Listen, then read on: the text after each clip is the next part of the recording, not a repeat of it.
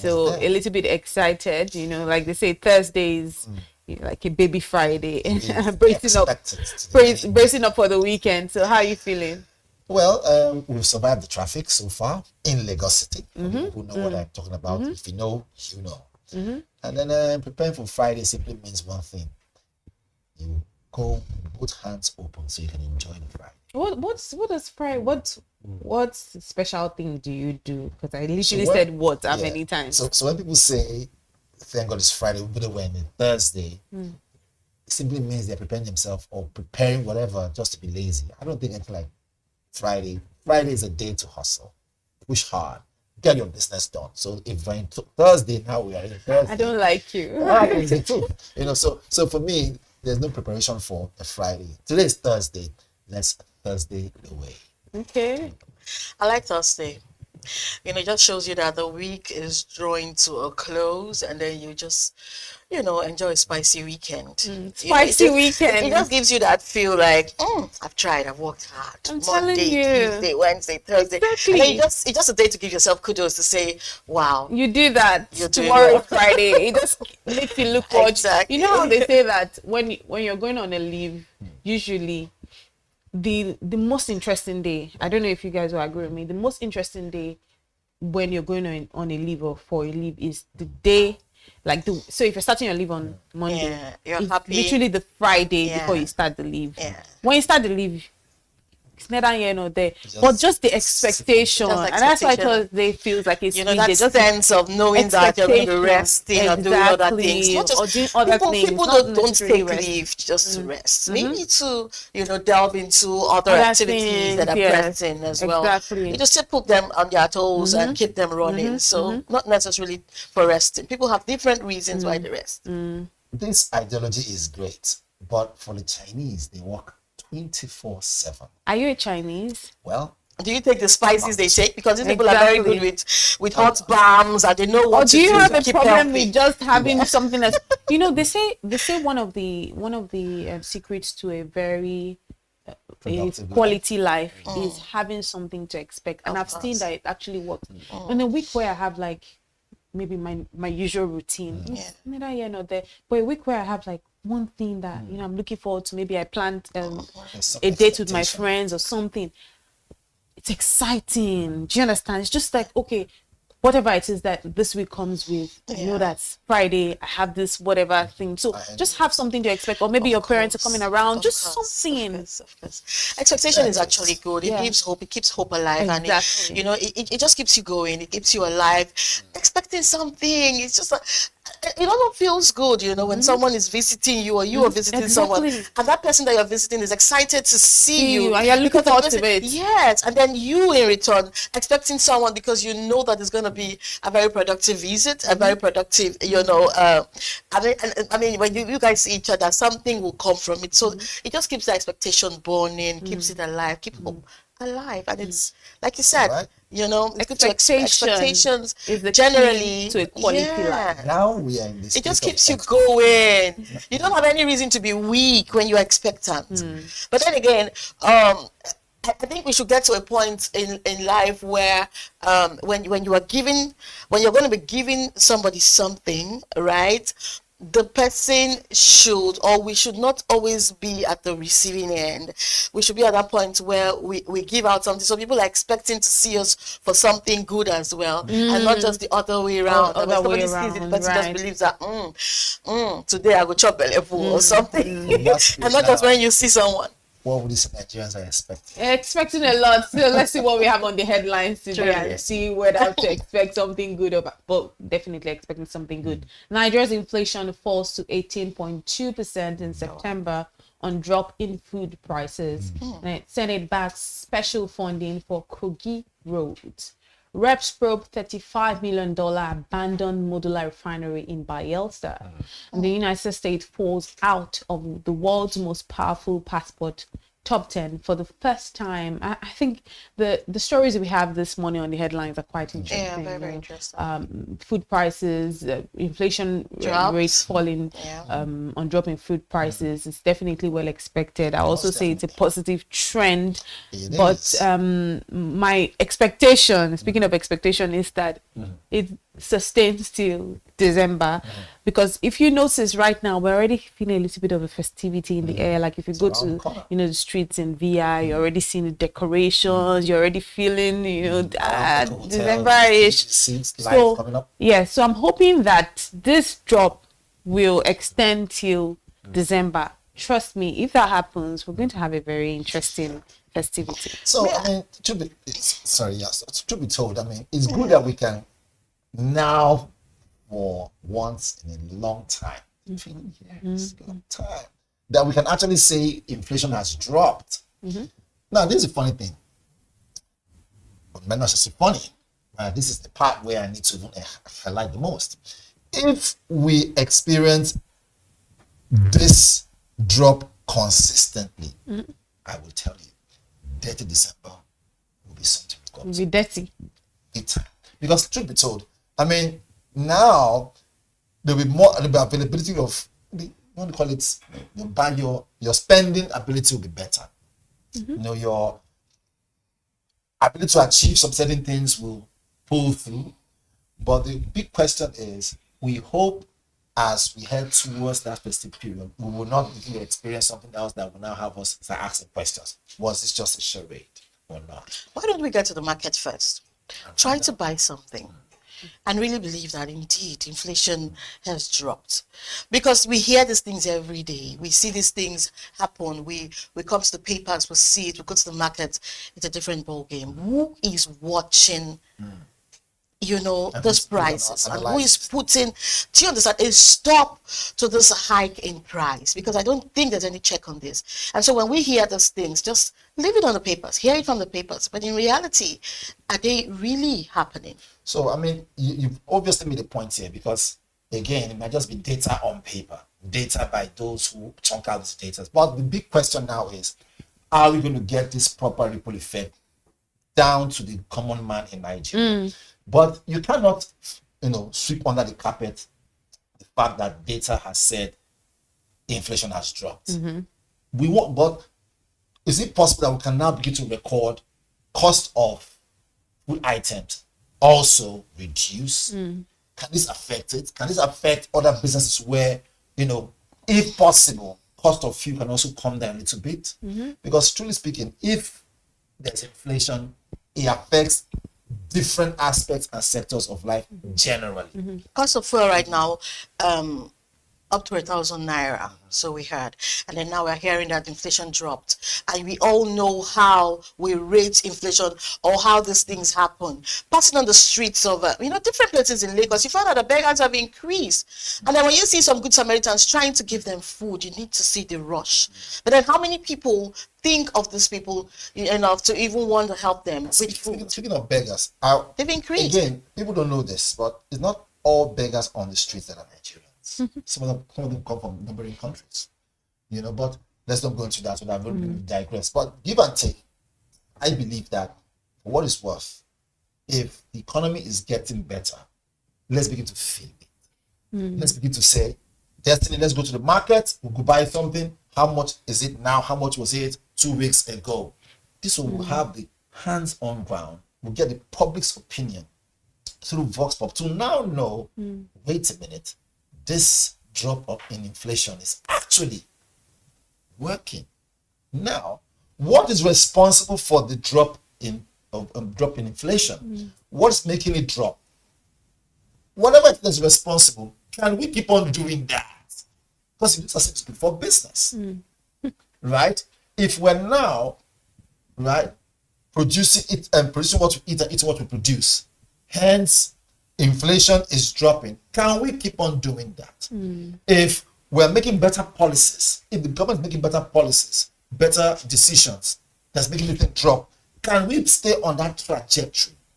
And this is what any economist will tell you. Now we say we've recorded this. It can't just happen like that. It's not something that happened without something not giving way. So what has created that room for it to happen? Can we document that also, so that we can stay with that? That's an action plan. And so if it is in the area of tackling insecurity, food insecurity, so give and take, now food is now becoming more available. Can we fire on that angle? deal with insecurity even more. So that way, more food comes in, less importation, inflation, give and take, right, keeps dropping. Or is it that the way we relate to international investors, is our president now making some strong decisions, making some strong marketing deals with some foreign countries? Is that why we are experiencing inflation drop? Can we stay on that trajectory? They certainly would definitely need to look at these policies and make sure that, like, just like you rightly said, review these policies, whatever policy seems to be working that has led us to this drop in inflation rate, which is profitable for everyone, you know, positive for everyone. Then they need to definitely look at it and fine tune it and see it so that it can extend till December and even beyond. But the truth is, you know, in economies, it's cyclical, so you definitely still expect at some point for inflation to go higher. But the key is having more of inflation drops, and then instead of it going higher, because what we're still seeing is that logistics, you know, fuel costs and all of that, just like Destiny had mentioned, it's still over the roof. You know, fuel costs are still high, logistics are still high. So then everything, if we want to completely be happy, you know, we have to see that across board, you know, as food prices are dropping, it's not just what then we fuel costs see on have to paper. drop, We right. want to see the reality of these. You know, those polls, when we go to the market ourselves and buy these things by ourselves, we will blow this trumpet to say, oh wow, the truth. You know, things have really dropped. It's really working. But then you see it on the paper, you go to the market, and then you frown away from the market. These are two different things we're hearing, and then the reality of it, and then just what we see on paper. There's something not even seen. Is it possible that the fact that we are now doing business directly with China based on the Naira and the yen, I don't know if it started already. I remember some months ago, about a month ago or so, we mentioned that we might at some point begin to do, you know, run business with China with the yen and the Naira. Is it possible that move? And if it works, if it works, it's going to be a good move. Now, the reason I'm saying this is because I saw something on social media yesterday from our self-acclaimed activist, very dark man, saying something like him doing business in China, seeing a lot of things, seeing how Nigerian traders are killing us, you know, trying to say that he's bringing a lot of things. You know, talking about phones, iPhones, I was amazed at the prices he called and what we're getting it for. And then he said something that, except they kill him, he has to bring out the real price. So but you know, if you're talking about the iPhone conversation, anyway, even digressing. Okay, yeah. A lot of things that he said he saw. You know, but you know, there's also the inferiority of the product. The inferiority of the product is as a result of the request of our Nigerian traders to bring down the quality so it can be affordable or see as cheap by Nigerians so they can afford it and pay more. But that not every Nigerian like quantity. A lot of Nigerians like quality. Exactly. Good topic for socialists. Exactly. But let's move on now, actually, because we've actually dwelled on this headline for a long time. Right. Our next headline this morning says Senate backs special funding for Kogi roads. Now, talking about special funding, it's good to see one of the, will I say, the reasons for this special funding is that they talk about the strategicness of, you know, Kogi State and how it's strategic for trade and whatnot. But there are also conversations about, okay, we know there are other states that also have this strategic positioning. So are they also going to receive the same funding? You know, we're happy. Firstly, let's establish that we're happy to see the funding, the special funding. But there are conversations about other states that also have this strategic positioning, and will they at some point receive this special funding? So again, maybe we should, that for me is speculation. What has Kogi done for them to be receiving this money? Which means if they have been deemed worthy to get this money, special funding, which means that other states should do their homework. I want to tell you something about Kogi State. Kogi State is not benefiting as much as other states. I don't know. I don't want to agree that they're not benefiting. I want to agree that the leaders in Kogi State are not actually utilizing whatever is coming to the state on the state. And Kogi is also a very strategic state that is close to the Federal Capital Territory. Do you understand? Believe it or not, when you pass through Kogi, you will never be happy. You see a lot of uncompleted buildings, especially the story buildings are always half baked or half structured and all of that.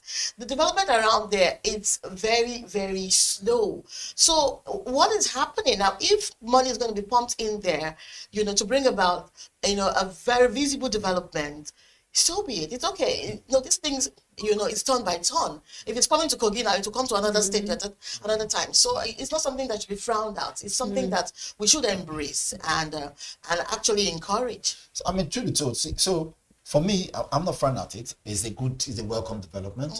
Fund Kogi, right? But as we fund Kogi, as Kogi is on the trajectory to get better, can we also say that most of that fund is put into security? Because don't forget, they had a lot of issues with, insecurity is certainly the order of the day, right? So if you are putting all that amount of money in the state and lives and livelihoods, businesses are not being secured, trust me, it's like you pouring that whole finance into the well. You just waste it. Yeah, so which is why which is why it's important that we put the first thing first. Put the horse for the cart and not the cart for the horse. To say, can we focus now that funding is coming? Kogi, can you focus, Kogi State government, can you focus on tackling insecurity? It's important. They also are within that zone of the middle belt, within, before them, Benue, all those areas. Can we tackle that insecurity area such a way that those doing business from other states where they have to pass through your state, like Mikey said, pass through your state, will be rest assured that the goods and services will travel without it being, hijacked on the way, without criminals and kidnappers, right, having all the field day to do what they need to do. Can we see a drop in insecurity now that funding is coming? I'm sure that it will happen. I'm sure they will definitely look into that. The good thing is if they say that because of a strategic location connecting you from with the north and the south, it's definitely a good one for the roads to be done. Don't forget that there will also be plans for lighting. Yes. For the street lights and all of that one. And now solar is doing a lot on our streets. So if money is entering there, they will take advantage of that solar light on the road to remove insecurity. Imagine you're in Lagos State, right? There are a lot of places you can go. Coming to Ikoyi in the night, you don't feel like you're walking at night or moving at night. Because you it's feel well secure lit. because everywhere is lighted up. So I'm sure that since development is going to that region, insecurity will definitely reduce because they will put a huge weight on this. On the road, lightening the road and making it smooth for people to pass so that crime will reduce. Absolutely. Finally, let's move out of Nigeria and go a little bit out of the country where US falls out of the world's most powerful passport top 10 list for the first time. I say no one saw that coming. Whenever you're trying to get passport, for people that have ever thought about getting a double passport, the other passport people would always want to get most times is the blue passport. So seeing for the first time them dropping out of the passport top 10 is certainly something unexpected, and it's a little bit tied to some will say it's tied a little bit to the immigration policies that have recently been introduced. So that also makes them, because if people are having issues with immigration, it's like what uses? So we're seeing France, we're seeing some of these Schengen countries gaining more momentum, especially when it comes to their passport. So I think this is the time to get a Schengen passport. Well, first and foremost, I'm happy that people can have other options. Whether or not the United States, passport is number one or the last, we have gone to a point where most people might not even care any longer. Do you know why? I will tell you. Let's be honest. You see, when you make trade and business in your country and moving in and out, very difficult. People will use other options because of one or two issues. Look, you only push someone to the wall, they're not going to pass through the wall, they will bounce back and find other ways to survive. It is a human nature to survive. Wow, very philosophical. We will see, and this is a prediction for you, we will see in the future more decline of the US passport. Because now people are beginning to understand that it's no longer business as usual. Where you think as soon as we land in the United States, you start picking money from the tree. People are very informed now. And let me even shock you. Yeah. Let me even shock you. Look, there are countries where you can travel to and your blood pressure will remain the same. In case you don't know. Look, just that they don't want to tell us the truth. Yeah. There are more killings on the streets of the United States than there are in Boko Haram camp and those areas. It will shock you. Why? Look, the amount of lone shooters without a cause. So there are a lot of things to worry about. Yeah, people travel not because they just want to go there. What about the tariffs? Look, already the world is experiencing tariff war with the United States. Exactly. China is loggerheads with them. You hear the foreign minister every now and then letting them know, look, that China is ready, come what may. Any kind of war, China is ready. And China is now opening its doors to those former allies of the United States. Saying, look, we will come in, we will develop your place, and at the same time, right, we'll give you favorable deals. Which nation wouldn't want to embrace that?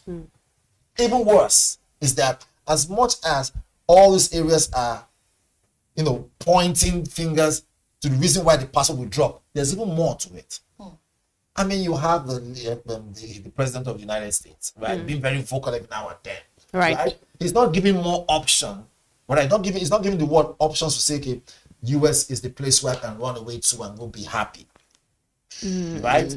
Right now, as we speak, he's deploying, the coastal guards and some military men to some certain states. But he doesn't really care. He just doesn't want so much dependence on them as much as it used to be. And I don't think he really cares about, if they drop or they do not drop. His focus is just on his country.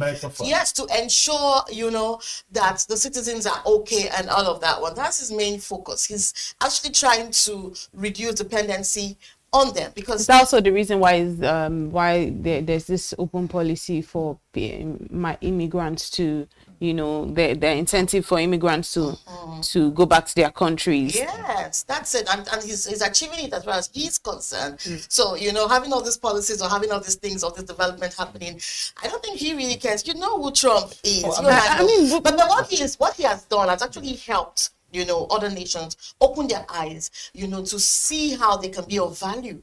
Do you understand? He has actually done that. And even most African countries have now realized that they've realized the benefits they have. And they've realized how that they should keep things to themselves rather than allow people to come, do you understand, parasite on them. Now we're beginning to understand our values, little by little, and I think it's all for everyone's good. And that's really all that matters. But we have to go on a quick break right now and be back for the newspaper review. So stay with us.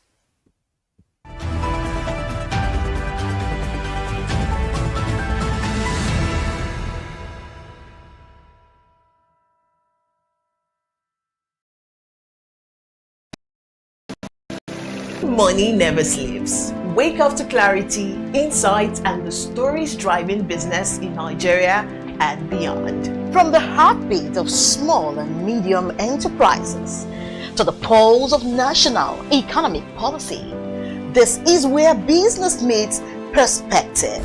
With expert guests, real-time analysis, and stories that matter to you, we go beyond headlines to bring you the full picture.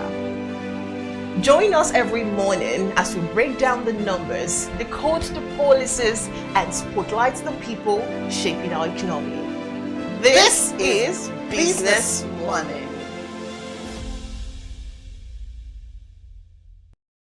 Welcome to the Triumph Against Odd podcast. Most people go through their lives without knowing what their superpower is, right? But if you're lucky enough and determined enough to find your superpower before you get to a certain stage of your life, you will be incredibly successful. Look, the first thing is you just decide not to look at the challenges, because if you do, it's going to end you. The closest thing I think is that I had a deeply military background, which is a bit of a never say die background. I saw an opportunity in non-interest banking,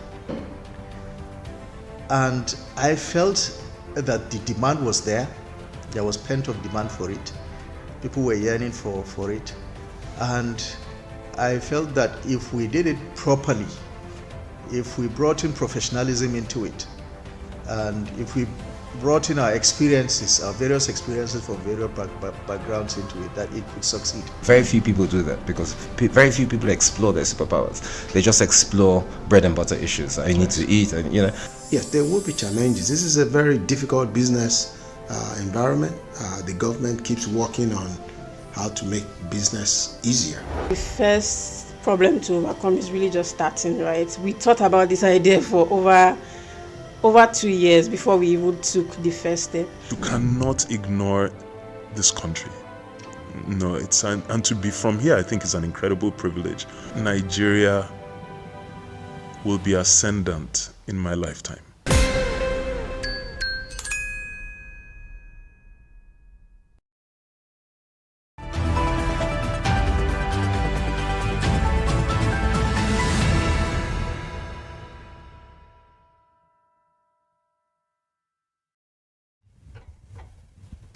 Welcome back, still the BDTV Breakfast Show right here on Business Day, and it's time for us to see what we have on the front page of the paper this morning, starting off with the Business Day paper. Let's see what we have this morning. Quite a number of stories on the headlines this morning. As always, I'm still in the studio with Valentine Onyeka as well as Destiny Mama. We'll be taking a look at the Business Day, Punch, Guardian, all the works. On the front page of Business Day paper this morning, it says markets eye bolder rate cuts as inflation cools. We spoke partly about that earlier on the headlines. MTN, Lafarge, Zenith outperform as premium stocks move market. That's another story on the front page of Business Day this morning. 5 reasons governors are flocking to APC. What's the story in there? That's another story on the front page of Business Day paper this morning. IMF sees Nigeria's debt to GDP easing to 35% in 2026. Those are some of our stories on the front page of the Business Day paper. I wonder if there's anyone you'd want to speak to. We know we still have one of our journalists from the newsroom joining us shortly. But before then, I think for me, it's MTN, Lafarge, Zenith outperforming as premium stocks move market. I think that's a good one for those who have their eyes on the stock market. You know, when you see some of the stocks that you probably invested in, you know, MTN, Lafarge, Zenith. It's exciting. When I see things like this, you know, I begin to pinch myself to say I've not taken advantage of the stocks and I want to do, you know, something about it, you know, like very fast. Because these things are actually very, very good investments. People should take advantage of it. Absolutely. Mr. Val? So I think that what is worth that more awareness has been poured regarding this. People need to know more exactly on the great benefits that you know having stocks can actually put to the table. Exactly. So what this means is that the more we have young people beginning to see the benefits of it, the better. Such a way that whether it's MTN, Lafarge, Zenith, you know, as they all perform so well, let them have a coalition where they can say, look, let's encourage young people to actually come buy stocks or whatever it is, you know, begin to believe that the stock exchange market can also create more room for growth in the future. All that is not being publicized properly. So I think I'm going to hold us to account. We in the media, right? Maybe we should send, maybe we should send 1 or 2 of our, you know, reps to go to them and ask them, what do you want the world to know? How can the Nigerian Stock Exchange, right, benefit youth? Are you guys doing a lot out there? Is your awareness really touching the you know, hitting the nail on the head? Are people really understanding the benefits along, you know, the road in the future? Is there light at the end of the tunnel? So the more we pour emphasis on that awareness, the better for us. Because from what I see right now, which means that look, okay, the stock market in the next 5 years is going to benefit those who make that decision today. Not just for today, you know. I came across a message that there are stocks. You know, when you have late relatives, that have invested in these things, you don't know the extent they've gone. Do you understand? So sometimes when you have relatives that have actually invested in these things, you can follow up on their behalf and try to get those benefits. Because my brother sends me something like that by my late mother, stocks that she had, and till today I've not done anything about it. And I'm thinking, I've not done anything about this late woman's stock, and I'm not even investing. Do you understand? So goes to show that stock has been very, very relevant, way past. People took advantage of it in the past and now. But then a selected few are taking advantage of it now. And just like you rightly said, the information on this is not enough. It's just real estate investment that people are on and about, right? People are not actually taking advantage of this. And people are not also taking advantage of the fact that they should invest in insurance. Most definitely. See, we cannot hit or overemphasize it. There's never a time when we say that we'll exhaust giving that information. However, this is what we call on the government. Say, government, come on. For what is worse, can we have sensitization program where everyone who is in the media, everyone who is, can we have partnership with NOA? If you know NOA very well, you know what they do. Yeah. National Orientation Agency. Yeah. Get out there, explain to people the benefit.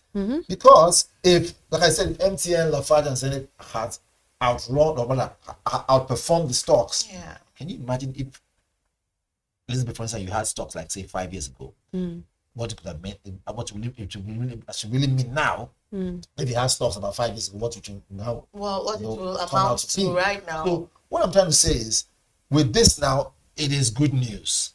It is good. Anyone who sees the future should step on it right now. Join the bandwagon and now say, look, I want to get. But I was also surprised seeing some young people really talk about stock, and then I was stunned and I was looking at them like, it will actually shock you to see how young people are really informed when it comes to stocks and investment these days. I think the younger people are even more informed. They're more informed. I want to disagree because most of them are not even done with their phones chasing forex, chasing Bitcoin. No, but that's also part of it. You'll be shocked. That's also part of it. And so I think they even have when it passes that they come crying to their family. No, but I think that's for the ones that cry. Many of them are also aware of the risk that comes with it. So for some of them that actually understand what investment, it's like every other investment. Right. They're high risk investment, they're lower risk investment. They're talking about higher and lower risk. So most of them know, right? Like this crypto and that the young people are actually really doing. They're losing a lot, but they're learning a lot. And don't forget that there's so much education in failure. And they're making a lot still. Yes. So it all depends on you. So it's about having an open mind, knowing that okay, this is a high risk investment. Depending on your risk appetite, I'm going for it. I make money, but I know that I can lose. So it's just what it is. Every rich person will tell you how some of the risk they've taken and some of the monies that they've lost. The failures that they've learned from. Absolutely. Now let's move on now to the second story on the front page of the Business Day paper this morning. It says 5 reasons governors are flocking to APC. Wow. And I'll just list some of them here. It says access to federal power and resources. Wow. Because one of the things we know is that alignment, smooth political and financial negotiations. Exactly. So if you're aligned with the right to the right source. But this is supposed to be election strategy as well. Governors are positioning early for 2027 elections. Internal crisis in opposition parties also pushing some leaders out. Like we've been seeing all of the defections here and there. Then influence preservation. Some want to stay close to what they call national decision making, right.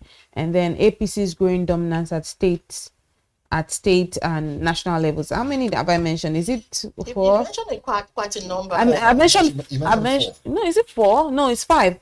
Access to federal power and resources, election strategy also being one of the reasons because governors are actually trying to position early for 2027 elections. Third, which is the main reason. Yeah, third being internal crisis in some of the opposition parties, LP, PDP and all of that. Then influence preservation being fourth. They want to stay close to national decision making. Sure that APC is growing dominance in state. Towards one party system because I would not understand. I know that it can't work. opposition is getting stronger but with the coalition, and if other parties can stand their ground also. But then how many states do you think have actually gone to APC? So there's something we're not seeing here. Just What are we not seeing? If I answer your question, something we're not seeing here. Out of that 5, I'll add another one to it. You see, you did know how much a man can hold on to power when truly he's given that power. Also, on the flip side, you really know what the man is made of when hunger strikes. Most politicians right now, They're working with they are moving to APC because they are hungry. They realize that, look, our spending power now is now more than our gaining power. So let's move to the what? To the sheep that can put food in their pocket. You know, I've said before on our sets here, times without number. In politics, no permanent friend, no permanent enemy, only what? Permanent interest. So we will see more governors move to APC. Most of them have moved, just that they don't have the courage yet to say that we have moved already. I want to know what has been promised these governors. What is it that they've been promised that is making them run to this particular party? There should be something, that is in there for them that is making them go there. So there's something else we're also saying. Look, let me tell Apart you. from what you've mentioned, there might be things that you don't even know about that is making them tilt towards this direction. One, federal government can actually say, look, we will delay your allocation for no good reason, just to frustrate. So why would they want to do that? Is that legal? Well, again, it's politics. It is what it is. They say, look, sometimes if you cannot physically and directly, right, face your adversary or your enemy, frustrate them and then bend their hands into yielding, to what you want. Just the way Donald Trump does with his tariff wars. Okay. Now, many ways can happen. You still can be experiencing some insecurity, and you need federal government, inputs in it. They'll just fold their hand and tell you you're your own.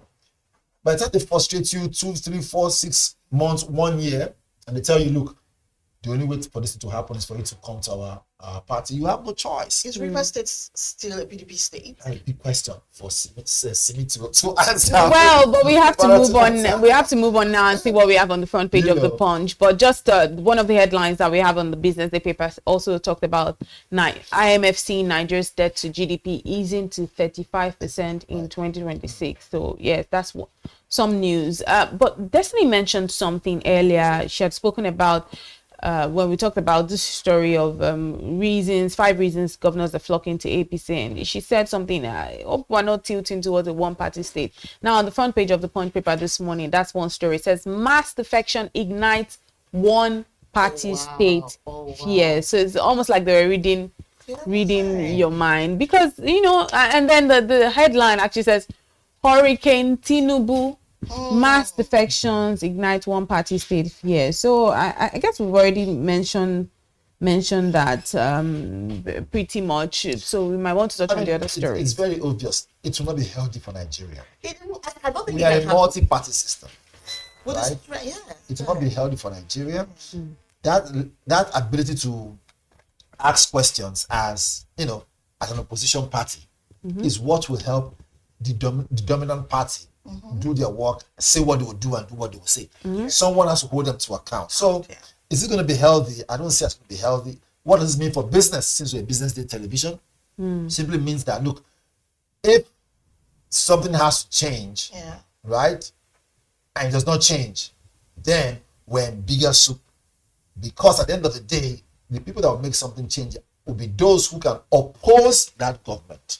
So if you don't have opposing party, strong opposition party, right, that's actually standing on its feet and not just wiggling, as the case may be, then we are bound to face a lot of economic challenges. It will almost look as if we run a monarchical system where what is said and is fine and is done. No one is out there to ask those questions. And which means that decisions can be made and it will not favor those who are into businesses. It will favor those who are entrepreneurs, right? It will trickle down to the common man. Anyone can wake up tomorrow morning and I'll tell you, look, what is now 5,000 and what are you going to do? Who's going to oppose that? Let me even shock all of us. We've forgotten so soon. It was just yesterday right? That someone said subsidy is what? It's gone. Without thinking about it twice. Who challenged that? Moving on. All right, some of the stories on the front page of the Punch paper this morning that we just came through on page 14 says Jonathan slams successor for abandoning Bielsa project. And on page 7 of the paper this morning it says presidential jet still unsold 4 months after listing. Who can buy? Page 24 says inflation drops to 18% in 6 months streak. And on page 6, Lagos rejects National Assembly's Central Gaming Bill. And on page 5 of the paper this morning, 4 arraigned over murder of Osun local government chairman.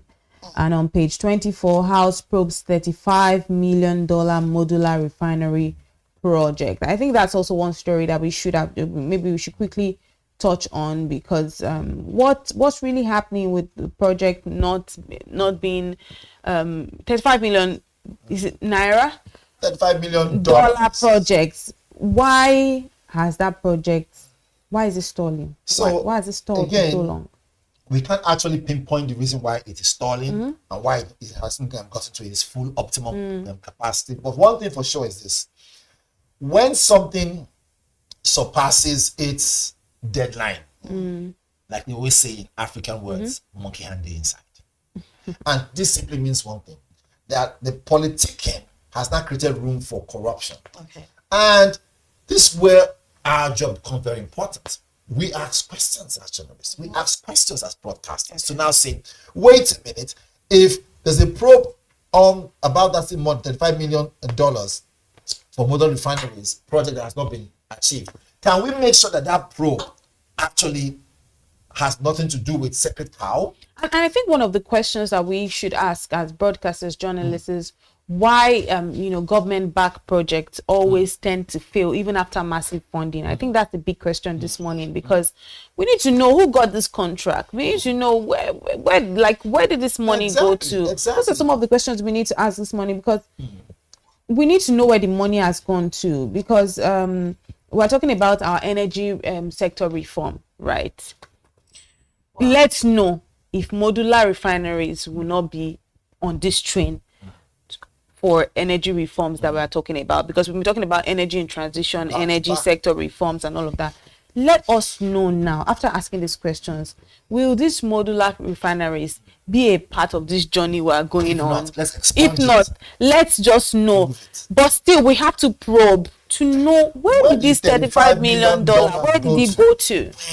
Answer that question. So if the House is probing this, can we see this probe to the very end? And if the money has changed corners and changed color, and it's good that they're bringing it up, but we need to see that lawmakers, the lawmakers that are bringing it up, who are the lawmakers bringing it up? Are they the leaders of the law of those firms? Because if not, you know that these things are just coming just to die away. It's not going to stand the test of time. On the contrary, I will tell you, this time around, this will not be supposed on the carpet. I will tell you why. Tell me why. See, for the House itself to say we are probing this, which means that they were not beneficiaries of it. Exactly. So they will find the root of it. I like the fact that you said that they are not beneficiaries of it. Definitely. Hence the probe.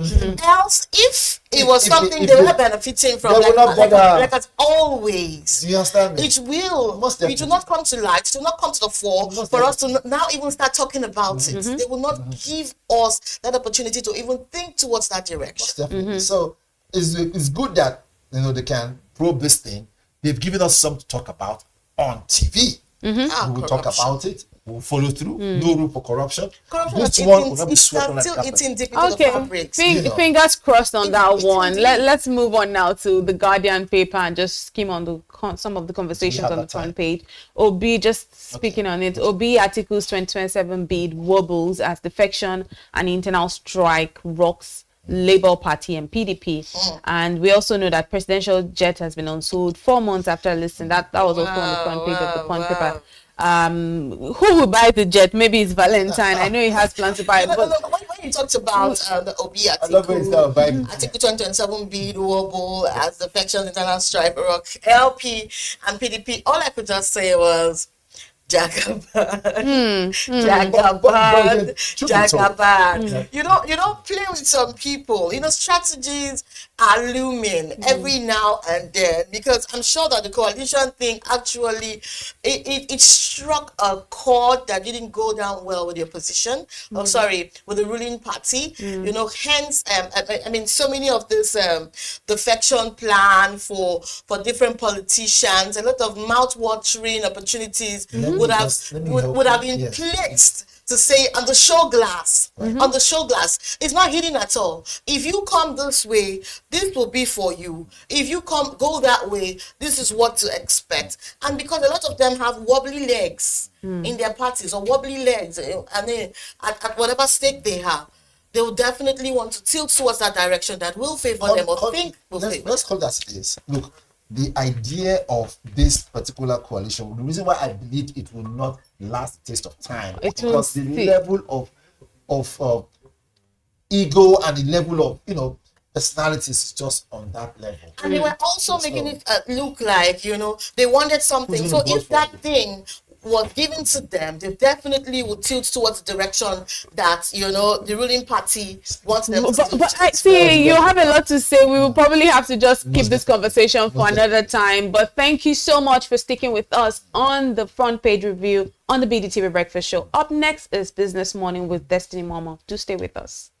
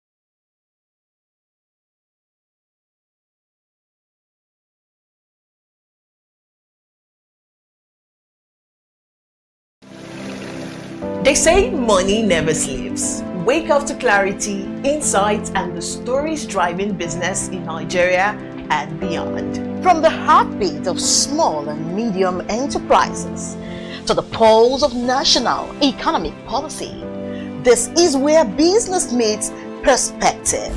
With expert guests, real-time analysis, and stories that matter to you, we go beyond headlines to bring you the full picture. Join us every morning as we break down the numbers, decode the policies, and spotlight the people shaping our economy. This is Business Money.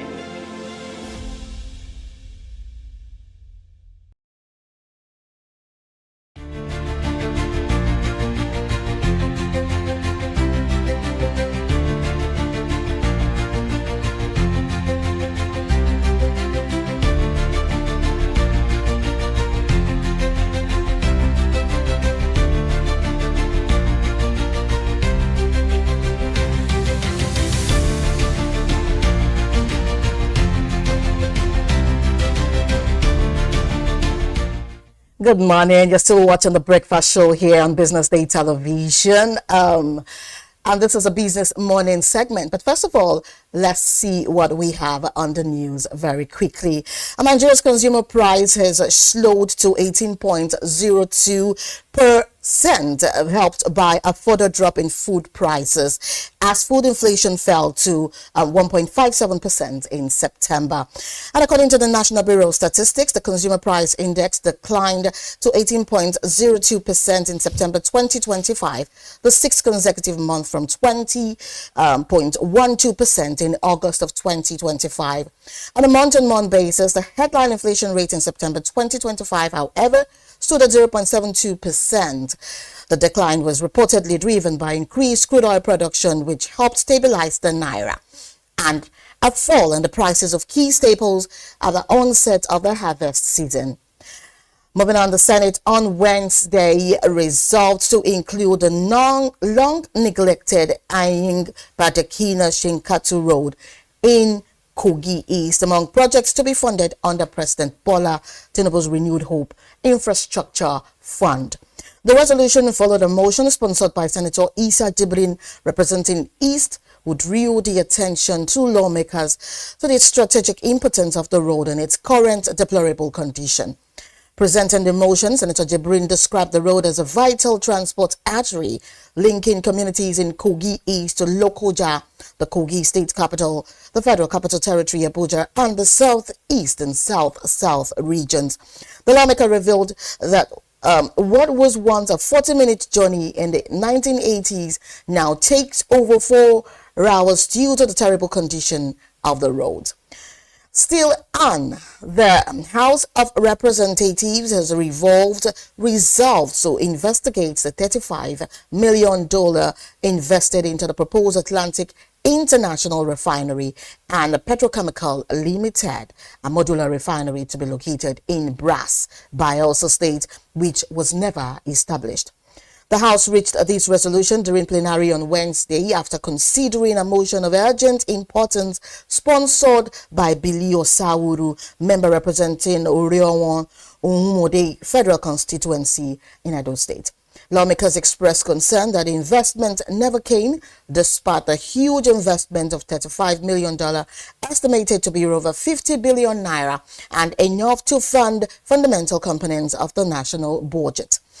And to end the news, the United States has dropped out of the world's top 10 most powerful passports for the first time. According to the latest Henley Passport Index, the ranking, which assesses global travel mobility, places the U.S. in 12th position and tied with Malaysia.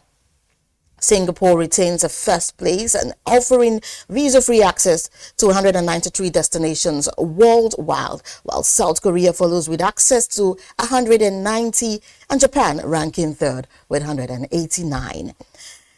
All right, now let's go on a quick break. When we come back, it will be the first story in Business Morning. We'll be right back.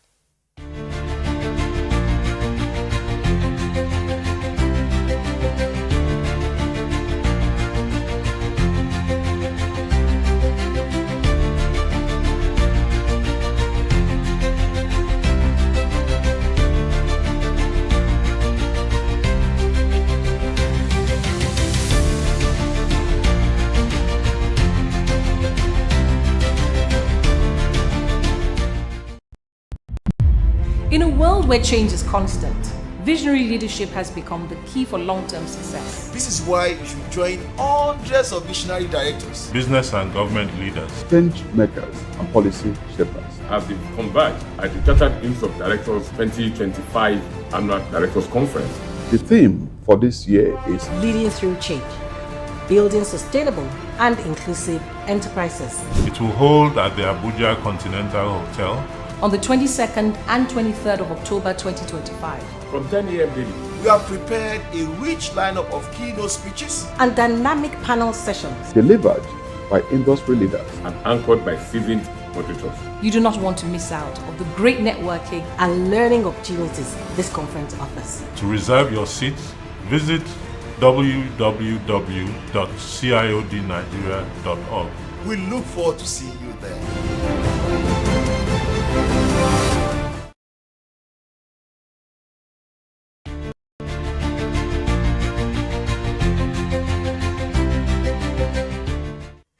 Welcome back to Business Morning. Let's move on to the first conversation for today. In Nigeria, fast-growing innovation landscape, artificial intelligence is emerging as a silent partner powering new possibilities. Now, from Lagos to Abuja, young entrepreneurs are increasingly integrating AI into their business models, which is transforming challenges into smart solutions. Analysts say artificial intelligence is not only helping startups cuts costs, but also enabling them scale faster. And tools powered by machine learning and data analytics now assist entrepreneurs in understanding market trends, predicting consumer behavior, and automating routine tasks. Now, government and private sector partnerships are also growing in this space. Initiatives supporting artificial intelligence research, digital skills training, and even local tech hubs are bridging the gap between ideas and implementation. Yet, experts warn that Nigeria must address infrastructure and ethical challenges to fully maximize artificial intelligence benefits. Reliable internet access, quality data, and clear regulatory frameworks remain critical to ensuring inclusive growth. And as Nigerians' digital economy expands, artificial intelligence is poised to become a cornerstone of its entrepreneurial ecosystem, empowering innovators to build smarter solutions for local and global markets. Now, joining us is Zusi Ine, an artificial intelligence expert and founder of Foundex AI. Good morning. Good morning. Thanks for having me. It's so good to have you, but I don't think I pronounced your surname very correctly. Please, can you help me? Oh, wow. So good. So now, very quickly, artificial intelligence and Nigeria's entrepreneurial ecosystem. How would you describe the current state of artificial intelligence adoption within Nigeria's entrepreneurial ecosystem? Yes, I think honestly adoption is great. And I think we're doing a good job. I think we need to remind ourselves of how old our country is sometimes when we benchmark ourselves to some of the larger nations. I think we're doing a great job. I think our national bodies are adopting. I think we have great events happening, great forums, great discussions. However, I think now we need to step past adoption. I mean, we're a tech-first country. We love technology. Look at fintech in Nigeria today. So I think adoption is not the problem. It's about leadership. It's about how we can, adopt an AI for ourselves, right? Wow. How we can adopt our own form of AI and not just adopting other people's. Wow. So that in what key areas do you see artificial intelligence actually, driving innovation among Nigerian startups and even small businesses alike? Yes, I think we're seeing a great deal of AI adoption within fintech, naturally. So I think fintech is receiving a lot of funding. And so we're seeing a lot of AI adoption because this is an expensive feat, Yeah. And we're also seeing AI adoption in healthcare. So we're seeing a lot of health tech companies. We're also seeing a lot of agricultural technology and AI adoption there too. And I think we're looking at AI to predict trends. And we're also looking at AI where data belongs, and where data is. Yeah. So I think that's why we're seeing this fintech, health tech, agri-tech adoption. But I do think there are other sectors that also need a light shone on them. Things like biz tech, human resources. I think there are other ways that we can adopt AI, and I'm excited to see how we continue to do so. Now, from BizTech, you just spoke about BizTech. Can you deviate, just Tell us a little bit about how BizTech works and how you think Nigerians can actually benefit from this trend, and maybe, metamorphose and run with it. Right. Honestly, I think BizTech is a term that is a new term. It's a term hardly used, but I think it's self-explanatory. It's the combination between business process and technology. It's something that I'm passionate about, and I think it's something that's important in emerging markets where businesses need to streamline for growth and where businesses need to adopt technology for growth. So I think BizTech, really what it is figuring out enterprise software or enterprise strategies of adopting technology to grow faster. And so that's what I think is really important. And I think entrepreneurial-minded people should leverage AI and leverage technology to build their businesses, whether that's through vibe coding or using AI to, funnel through the data that they have. I think really that's the new thing, that's the new wave, and what Nigeria needs to hop on. So then how can artificial intelligence help bridge gaps, in access to funding and access to markets or even infrastructure for local entrepreneurs? For local entrepreneurs, I think it's about time cutting, right? I think building a startup used to be hard. It used to be complex, and it used to be mystified. I think now with AI, you can go to any LLM and you can kind of ask, what do I need to set up a business? And it'll tell you, this is what you need to get a CSC, this is what you need, right? And a lot of the time, access to that information is reserved for a privileged few. And I think now with AI adoption, people are able to access information and people are able to cut the time it takes to start. And I think when you cut the time it takes to start, you're able to present something investor ready to those who hold the capital. And I think through that, growth happens. Okay, now what role does AI play in helping entrepreneurs turn ideas into viable products or services? You are the artificial intelligence expert for businesses. So how can you give us this advantage and make us run with it? I think there are tools out there. I think a great one is called Lovable, right? Where people can go and they can just type in a prompt and say, I want to build an app for XYZ. Or there are many others like it, where you can go in and create an MVP from scratch, right? And anyone can do this. You can do this for free almost. And when you do this, you can have something that, is a starting board for what you need to do next. It can frame the app, the idea, the website that you have in mind. And I think that is a tangible starting point for people too. And also generate AI business plans. I think now there are ways to generate decks that you can send investors through AI. There are ways to generate plans. And so when you have that plan, when you have that structure, and you have that inner drive that can't be, driven by AI, you have that inner drive, you can make something happen. Yeah, I like the fact that you're young. You're very young, and you know so much about this. Yes, thank God for the fact that you were able to get this this knowledge from Columbia University, and you took advantage of it. But then you learned political science. How can you now tilt it towards business the way you are doing, and the passion with which you are running with it? What brought about this, and what were your experiences? Sure. So I studied political science and business management at Columbia University.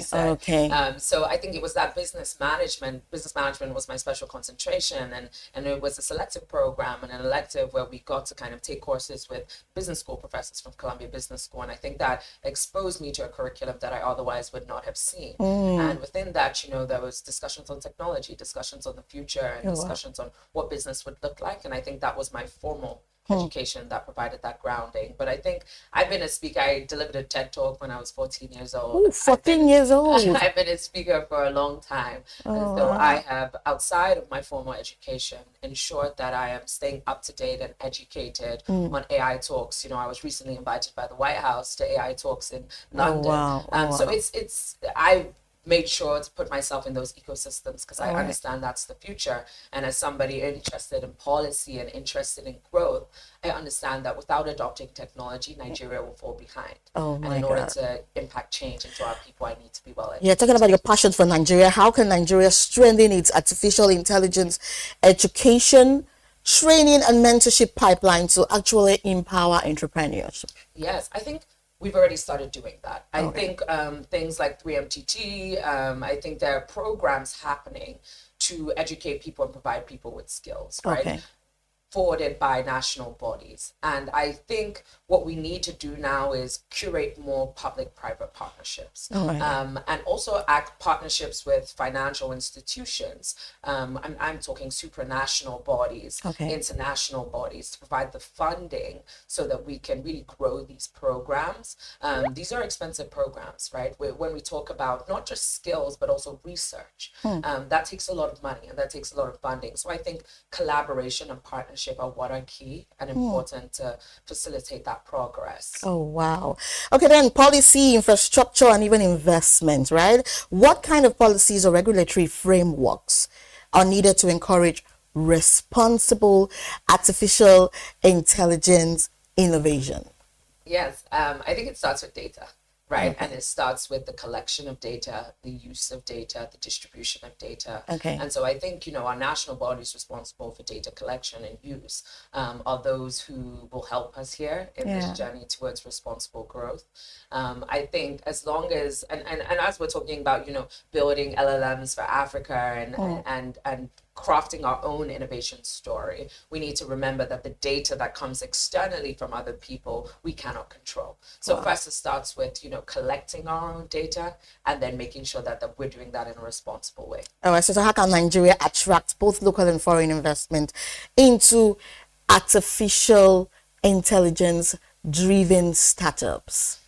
I think we just need to continue to prove our value. I think investors are listening. I think investors are attending events, are discussing with people, are present. But what we need to do is kind of show the real returns and the ability for this to be, fast growing. Like PwC had a stat that said by 2030, this will be a $20 billion economic input into, that's the potential that we're looking at. And so if we can actualize that potential, if we can, our national AI strategies can plan and articulate that potential, then I think we're fine. I think Nigeria is clearly a hub of innovation.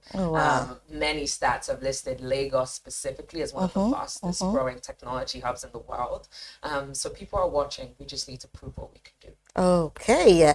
Now you talked about data, right? Now, how important is data accessibility and digital inclusion to Nigeria's artificial intelligence driven entrepreneurship growth?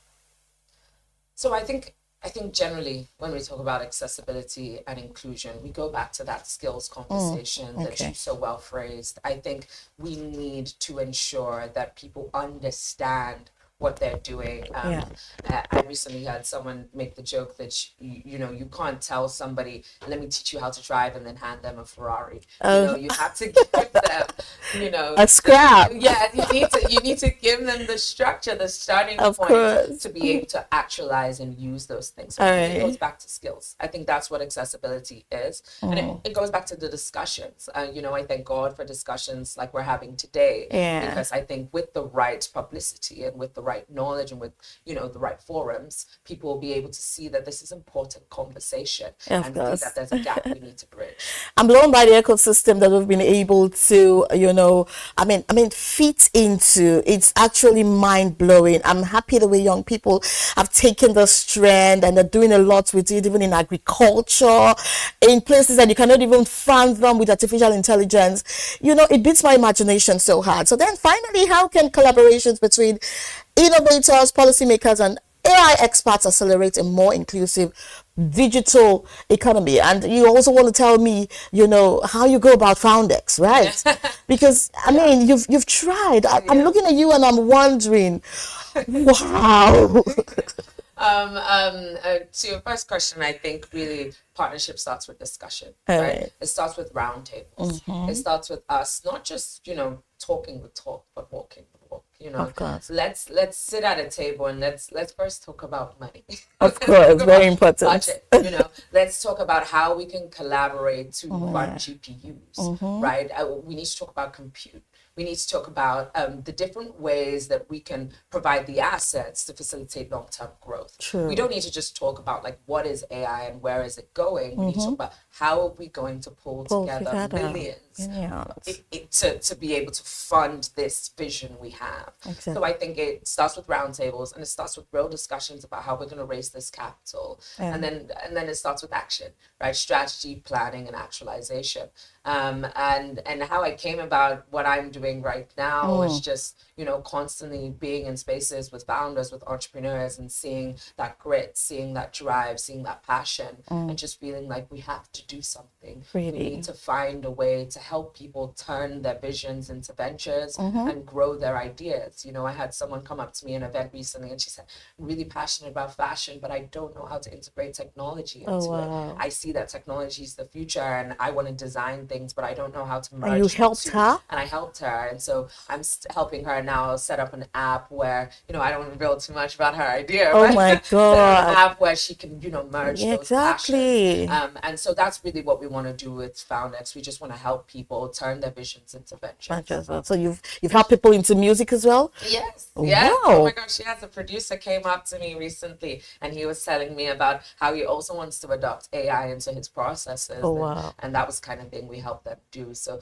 hopefully those are the kind of, workshops and forums that we can have with young entrepreneurs to be able to tell them this is the next step, this is what you need to do. And beyond that, we can give them the technology to keep doing that. Oh, wow. Oh, wow. And so we'll be talking to the founder of FoundX Artificial Intelligence, the INE, right? Yes. Your surname again? Inagbeniki. I'm so sorry.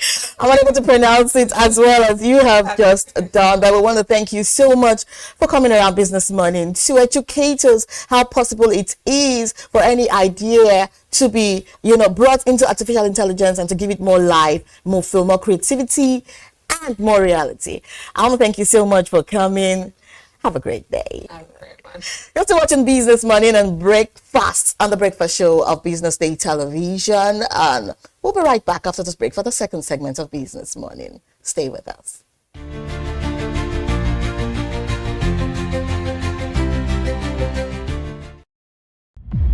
In a world where change is constant, visionary leadership has become the key for long-term success. This is why you should join hundreds of visionary directors, business and government leaders, change makers, and policy shapers have been converged at the Chartered Institute of Directors 2025 Annual Directors Conference.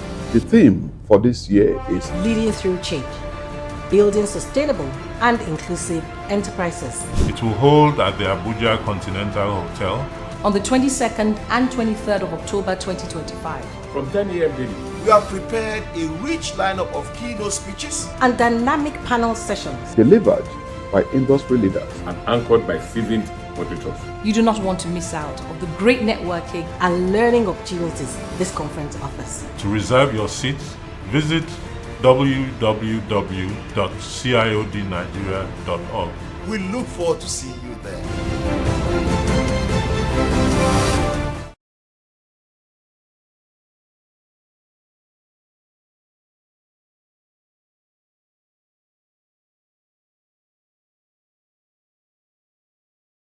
Okay now, dependable insurance. After God, you are the next insurance. See as the boys the Allah, all the ladies the Allah. Insure your car protection from accidents. Unforeseen loss, you can see them. Mistakes are meant to happen. If you don't jam the car, they'll jam yours. Will you beat them? Ah yes, you will get them arrested. Your plans for that day is affected. You waste your money, you waste energy. With AXA, you can be protected. Get the protection that pays today. Call 0700 AXA Mansa to get a motor insurance that pays. Stanbic IBTC, we are here to help you grow with financing that helps you expand, expert knowledge across 20 African markets, trade solutions that open doors to 195 countries globally, and an online banking platform that works hard because with us, there's possible, then there's more. Visit www.stanbicibtcbank.com/business for more. Stanbic IBTC.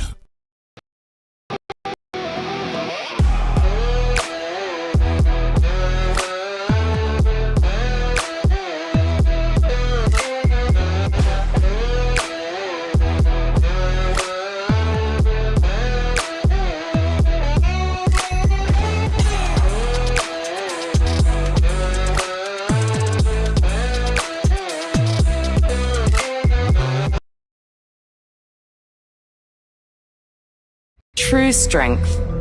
What defines it? The brilliance of a player? or when a team comes together to win. A solo beat or the rhythm of many. The flair of one dancer or the art of a troupe. One distinct voice or the beauty of the symphony. At FCMB Group, we build ecosystems, empower communities, and create the future. Because we believe it's not just one, but the power of the group that delivers the future we all desire. FCMB, the power of the group.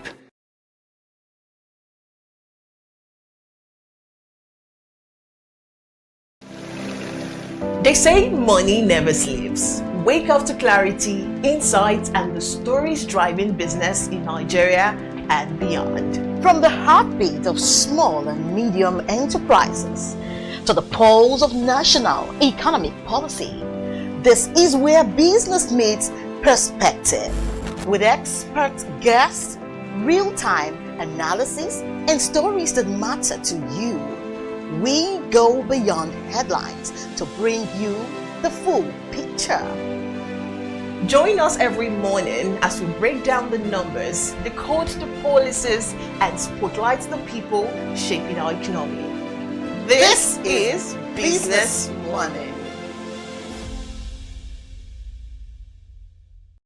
Welcome to the Triumph Against Odd podcast. Most people go through their lives without knowing what their superpower is, right? But if you're lucky enough and determined enough to find your superpower before you get to a certain stage of your life, you'll be incredibly successful. Look, the first thing is you just decide not to look at the challenges, because if you do, it's going to end you. The closest thing I think is that I had a deeply military background, which is a bit of a never say die background. I saw an opportunity in non-interest banking, and I felt that the demand was there. There was pent-up demand for it. People were yearning for it, and I felt that if we did it properly, if we brought in professionalism into it, and if we brought in our experiences, our various experiences from various backgrounds into it, that it could succeed. Very few people do that because very few people explore their superpowers.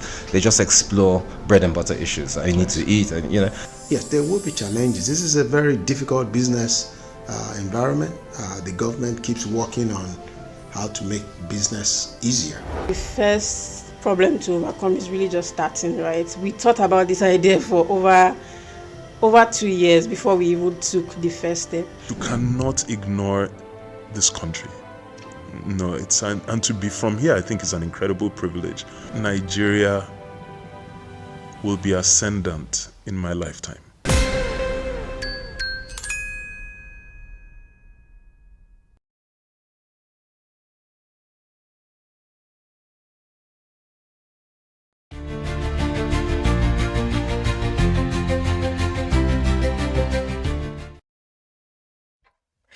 Welcome back to our second conversation on a Business Morning on the breakfast show of Business Day Television. And I'm moving on straight to the second conversation. In today's fast-paced digital world, businesses are discovering that success actually depends on a lot of business strategies. We'll be right back after this break.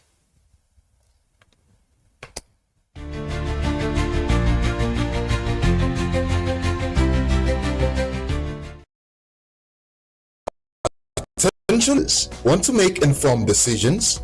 Join the ranks of the best with Premium Business Day. Access in-depth analysis and expert opinions to stay ahead. Subscribe now at premium.businessday.ng and unlock premium content. Plus, you get 50% off your first subscription. Don't miss out. Make smarter choices and seize new opportunities. Sign up now and elevate your business game. Visit premium.businessday.ng today.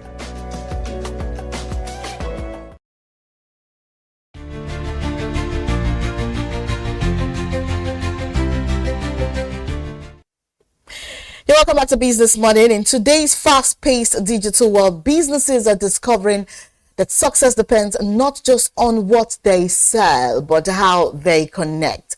Across Nigeria and beyond, digital marketing is helping companies reach wider audiences, boost sales, and build stronger brands in ways that traditional advertising never could.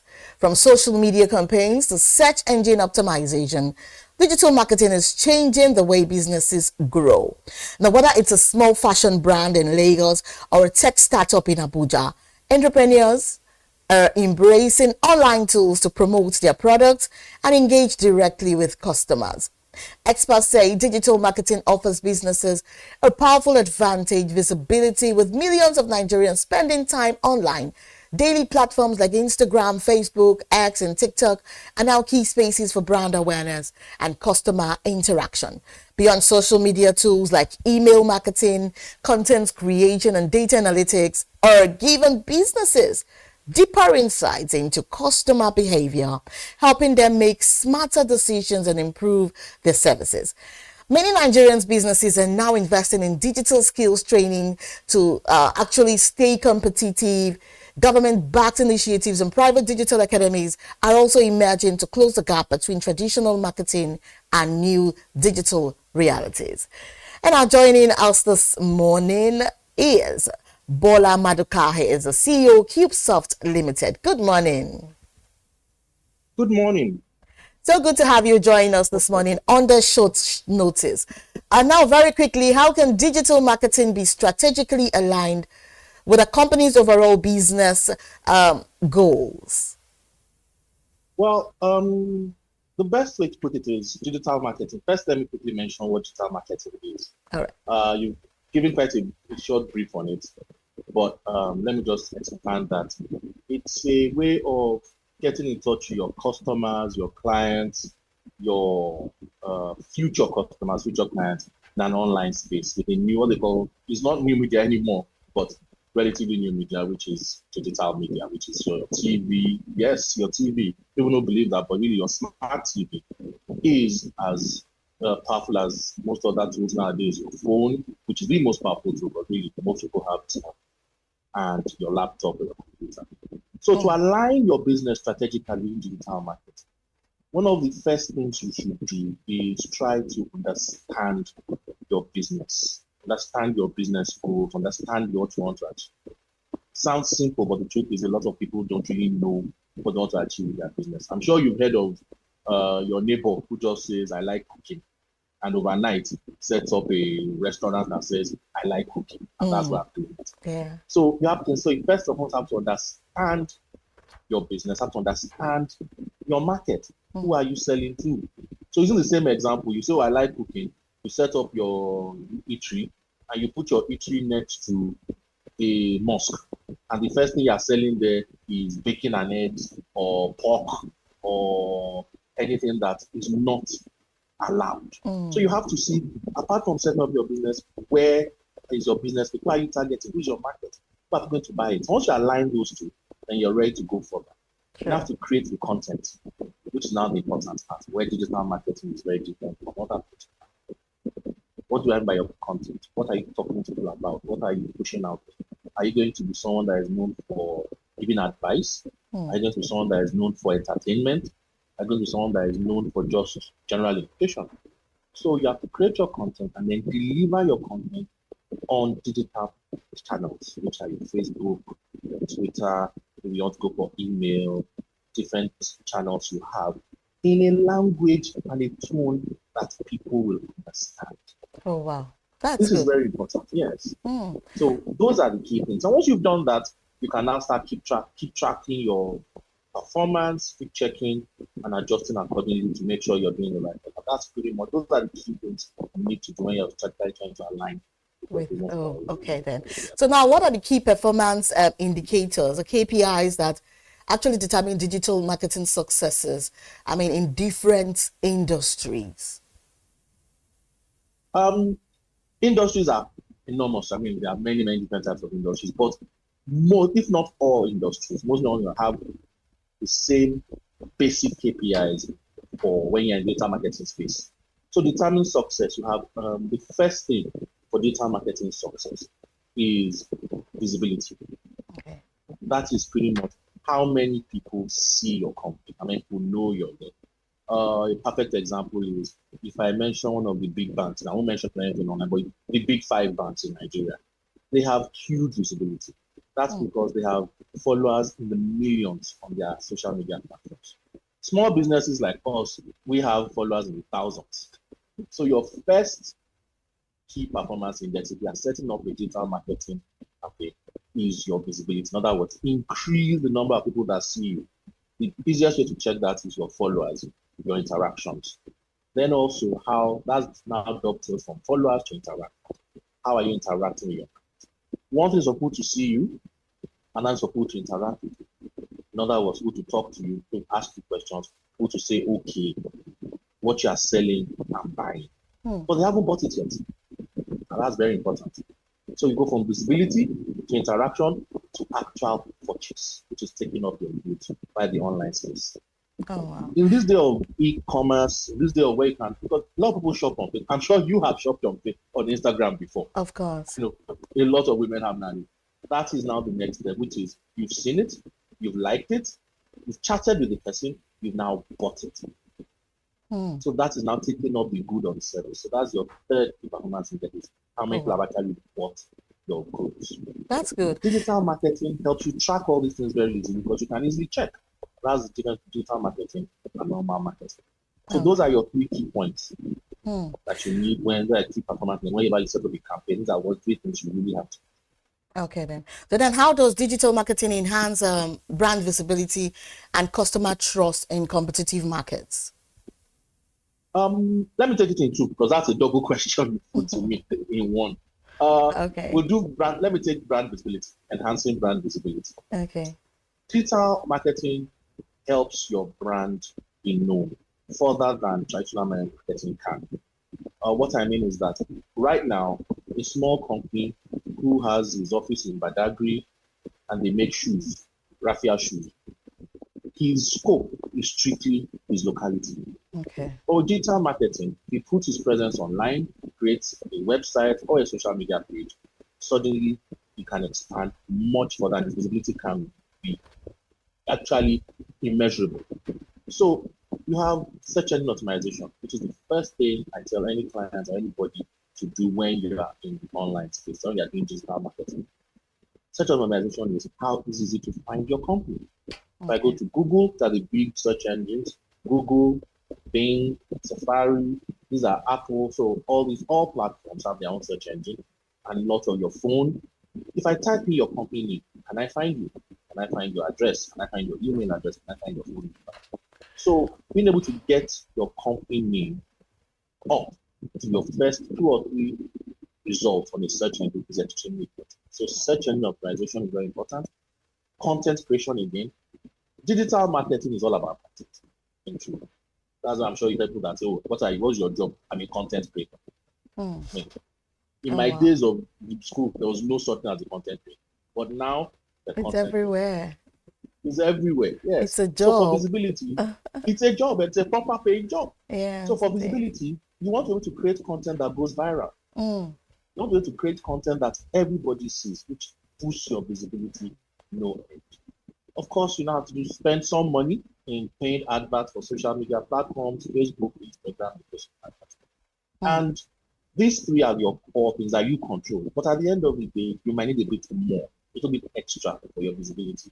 And that's where influencers and affiliated marketing comes in. It pretty much just means you pay someone that is very popular or pay someone that has a good followership to talk about your brand. It's very common in Nigeria and it does work. So that answers your brand visibility. So now building customer trust. Okay, yeah. That one.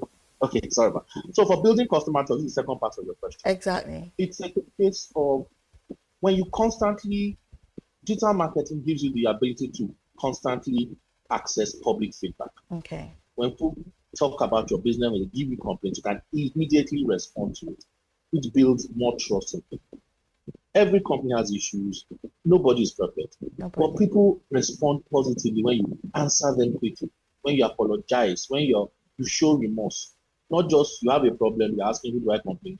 These are the old days. Now, you go on Twitter feed, you type in a question, you type in a complaint. Quickly, a good company responds, 30 minutes when they responded to you, you feel better. And that builds trust. So that's very important. Constant feedback from your customers. It's all very good at building trust. Yes. Oh, wow.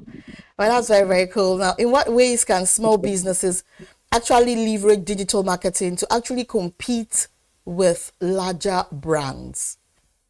Oh, back me to, well, that's a good question. That one is, it's doable. Okay. But it's difficult. Mainly because larger brands have a war chest of money. Okay. All small businesses, we don't have that. But what you can do is you can play a few tricks to leverage. So let me think. Okay, one of the best and quickest things to do is you have to, big brands, especially generic brands, tend to offer basically the same product. Okay. If I buy Milo today, I know exactly what I'm getting. Milo has not changed in 20, 30, 40 years. And when they change, they make a big deal out of it. They do campaigns. They knew an improved formula. But us small business, we can change quicker. So small businesses can offer niche targets, niche products. Okay. Specific to your customer. So instead of offering Milo, you can offer your chocolate drink with enhanced vitamin D into your targeted at your skin. So suddenly, you're not saying that you're better than the big brand, but you're saying that you're different. It's like what they call your unique seller. All right. You're different, and that gives that advantage.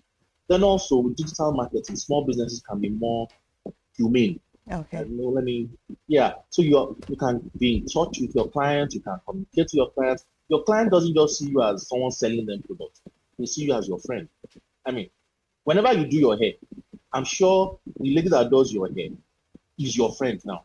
Okay. While you're doing your hair, you're gisting, you're talking, you're constantly communicating with her. She'll give you advice on her family.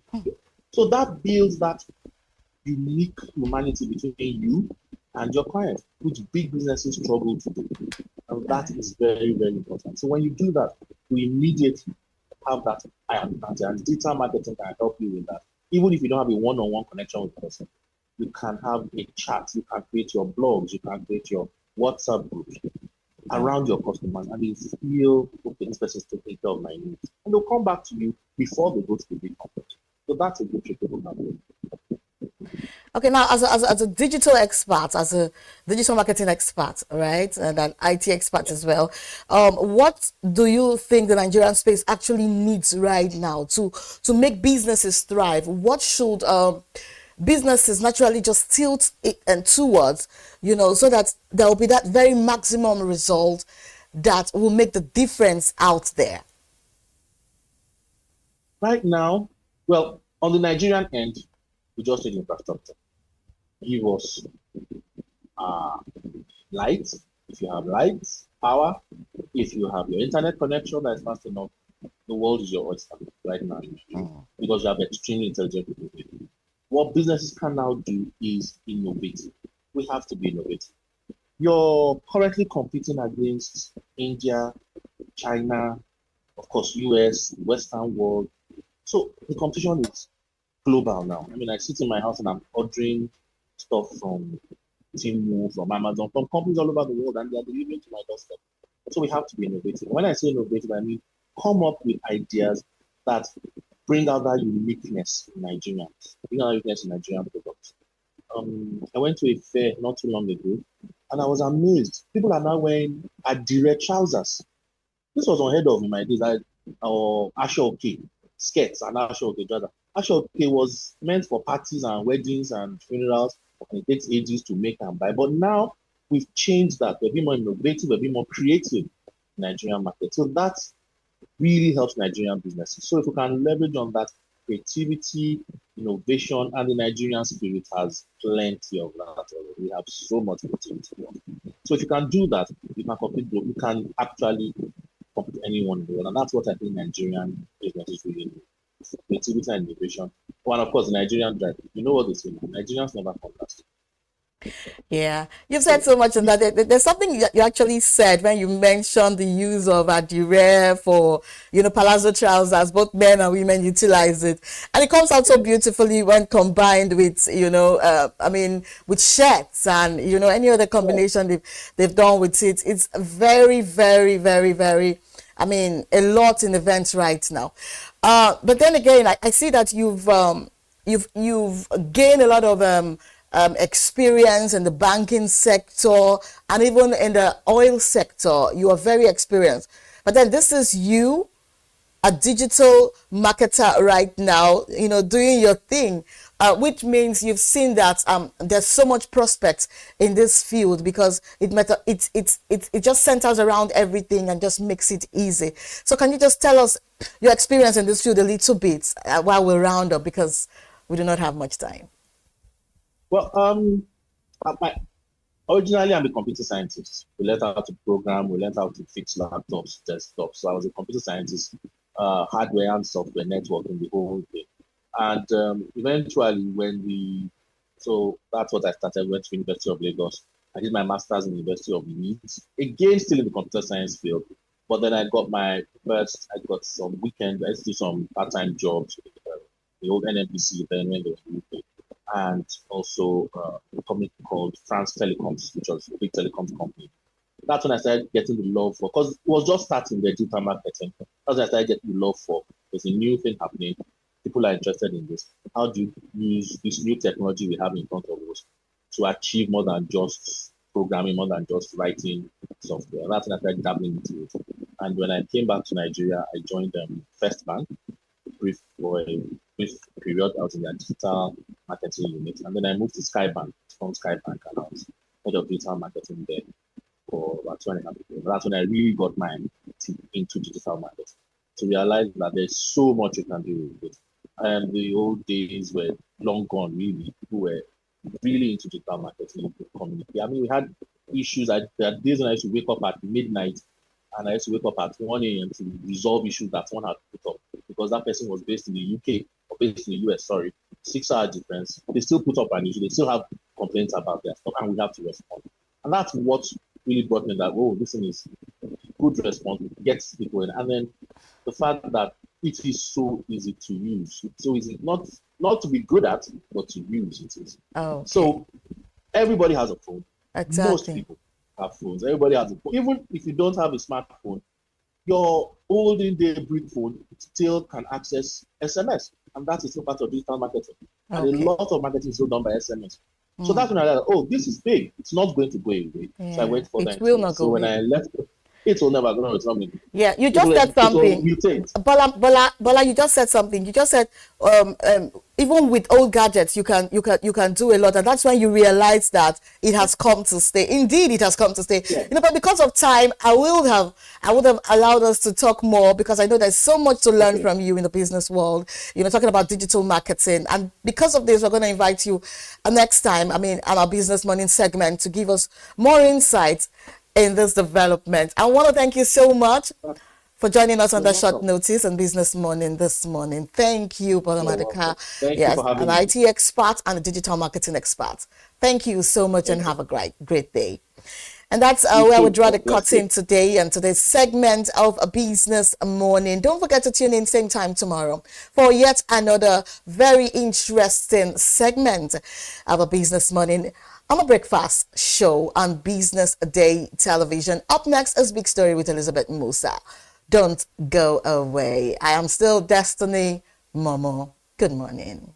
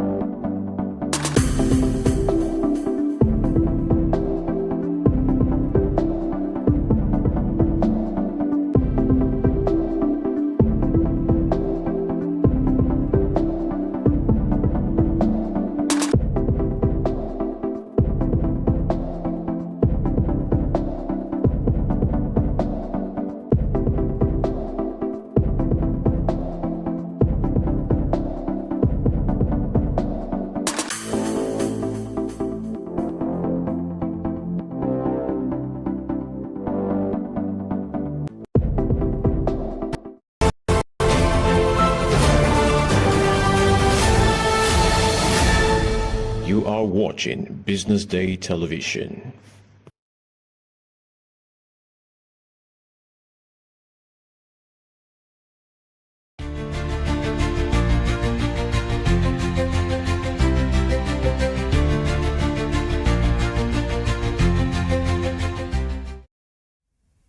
Good morning and welcome to the big story right here on the BDTV Breakfast Show. My name is Elizabeth Musa. As Nigeria's financial landscape continues to evolve, one of the biggest questions facing the industry is how to prepare young professionals for the future of work. Now, technology, innovation, and shifting markets realities are changing the way we do business, but without the right talent, even the best strategies fall short. This morning, we're looking at how graduate training programs are shaping Nigeria's future by equipping young people with the skills, the mindset, and leadership capacity needed to drive growth in the financial sector and beyond. Well, joining me to discuss it this morning is Jemima Itwen. She's the coordinator of the graduate training program at Coronation Group, and Coronation happens to be one of Nigeria's leading financial institutions. So thank you so much for all you do, especially investing in young talent. Welcome to the show, Jemima. Thank you, Elizabeth. Good to have you here this morning. Let's start from the big picture, really. Across Nigeria's financial services industry, one thing we see is that the conversation around talent keeps growing louder and louder. So why are these graduate training programs, why are they becoming such a crucial part of the solution? Okay, because right now with way everything is evolving, talent is a big driver of competitiveness across various companies, right? The financial services industry is always evolving, rapidly evolving, from fintechs to regulations, customers' expectations. And then we have, we need talent that will be able to immediately adapt, right? And what we have is we have young talent right out of school, just academic theory.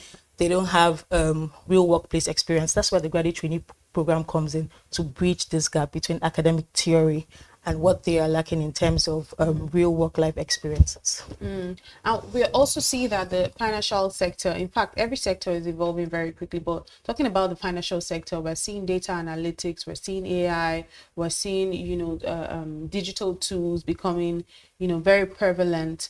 If you were to speak as a graduate trainee program coordinator, what are some of the competencies that you'd say that young people must have at this time? Oh, so for young people, right now, it goes beyond your technical capabilities. It goes beyond you doing the job. You also have, it needs to be a blend or a balance of the technical capabilities and soft skills. So beyond you being great at what you do, you need to also be able to communicate properly, emotional intelligence, empathy, collaborate effectively. That's what makes you a well-rounded professional. And beyond individual programs, are there some structural programs, graduate training programs that can help to strengthen Nigeria's overall financial sector? As opposed to just the graduate training programs, you can embed a couple of other things within.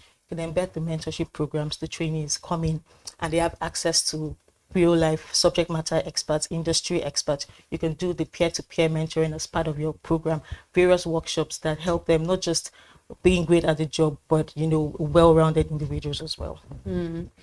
We've also seen that in the past, you'd see graduate training programs looking like onboarding experiences. I mean, I started out in corporate, and obviously I was a graduate trainee. It was beautiful.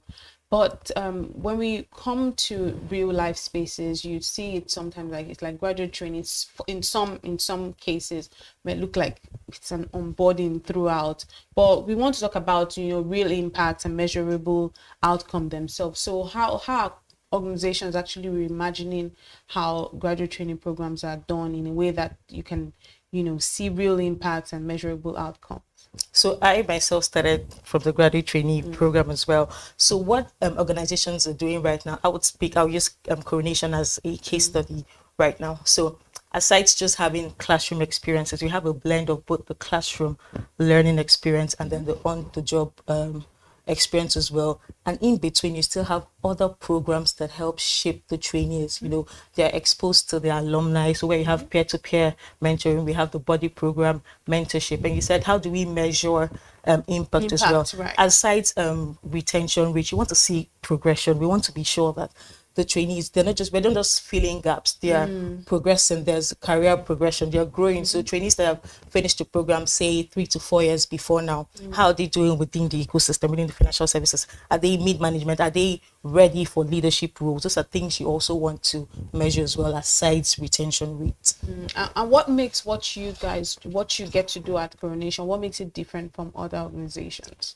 Honestly, at Coronation, we are intentional, right? The graduate training program feeds into the build pillar of the overall talent strategy. Here, we're looking to nurture generational leaders. It's not just about building a long pipeline. We want to train. So our graduate training program is anchored on 4 key pillars, where we nurture you as the trainee, we prioritize your well-being, we for professional growth, and we reward excellence. So these are the pillars that drives everything we do in our graduate training program. And thank you for mentioning that. How important is it for mentorship? How important is mentorship in nurturing future leaders? So you see, mentorship bridge that gap between raw potential and then materialization. So it feels good to see, as a trainee, you have someone to sort of like hold your hand, to guide you, to encourage you through challenges. Someone that has been there before, that can stand as a mirror, do you understand? Helps you to navigate the workplace, not just work also, but also the cultural dynamics in the workplace. So it's very, very important that you embed it into your graduate training program, which is what we are also doing. Let me digress a bit. We've seen cases where, in some corporates, thankfully, there is a proper mentorship program where there is like mentoring, and there's also in some cases reverse mentoring, where even the younger person can also. We see that, but in most cases, especially in Nigeria, we don't get to have officially structured mentoring. So there can be cases, I'm sure you understand what I'm saying, where you, as a senior person, you just assume the role of, I'm mentoring this person, I want to hold the person's hand. Personalities differ, and then you find that the person that you are thinking you are trying to mentor and hold their hand is thinking that you are like, can this person just leave me alone? And you are seeing them going in paths, or probably doing, like you mentioned something, raw potential and actual. There's something you called it different between raw potential and then materializing, right? And you're looking like, I see the raw potential, and that's why you think you want to hold their hand, but then they're seeing you as, especially how Gen Z can be like, you're disturbing me, like what's this one? And they're even going in corner saying maybe you're doing too much. Meanwhile, you're trying to guide them, and on the outside, like people are saying things like, didn't you tell this person XYZ thing? But you're thinking, because the last time you did. So how do you draw the balance between that? Okay, so first of all, you need to understand that it's a journey, right? You as the mentor, because of your experience, you have to be patient. So, but what you can do, like say as a graduate training program coordinator, during their classroom phase, right, even before the mentorship program starts officially, you need to start sensitizing them on what it is, why they need it. Give them real life experiences during their classroom phase. What we also do is we have senior leaders come to address the class, right? So they already sort of like have an idea, they already start forming opinions. That helps them to say, okay, this mentorship program helps them to see the value in the mentorship program. It's not just about, someone disturbing me. They see it, that, okay, yes, this would help for my growth beyond what I get to learn on the job. So you come in and just see that I'm not just here to just do my work and go, right? I'm also here to build my capabilities. I'm also here to build competences. I'm also here to grow as a well-rounded individual. So if I hear you correctly, that means organizations need to put that as part of their structure. But my question was really about organizations that don't have that as part of their structure. Yes. Should a mentor or a mentor figure just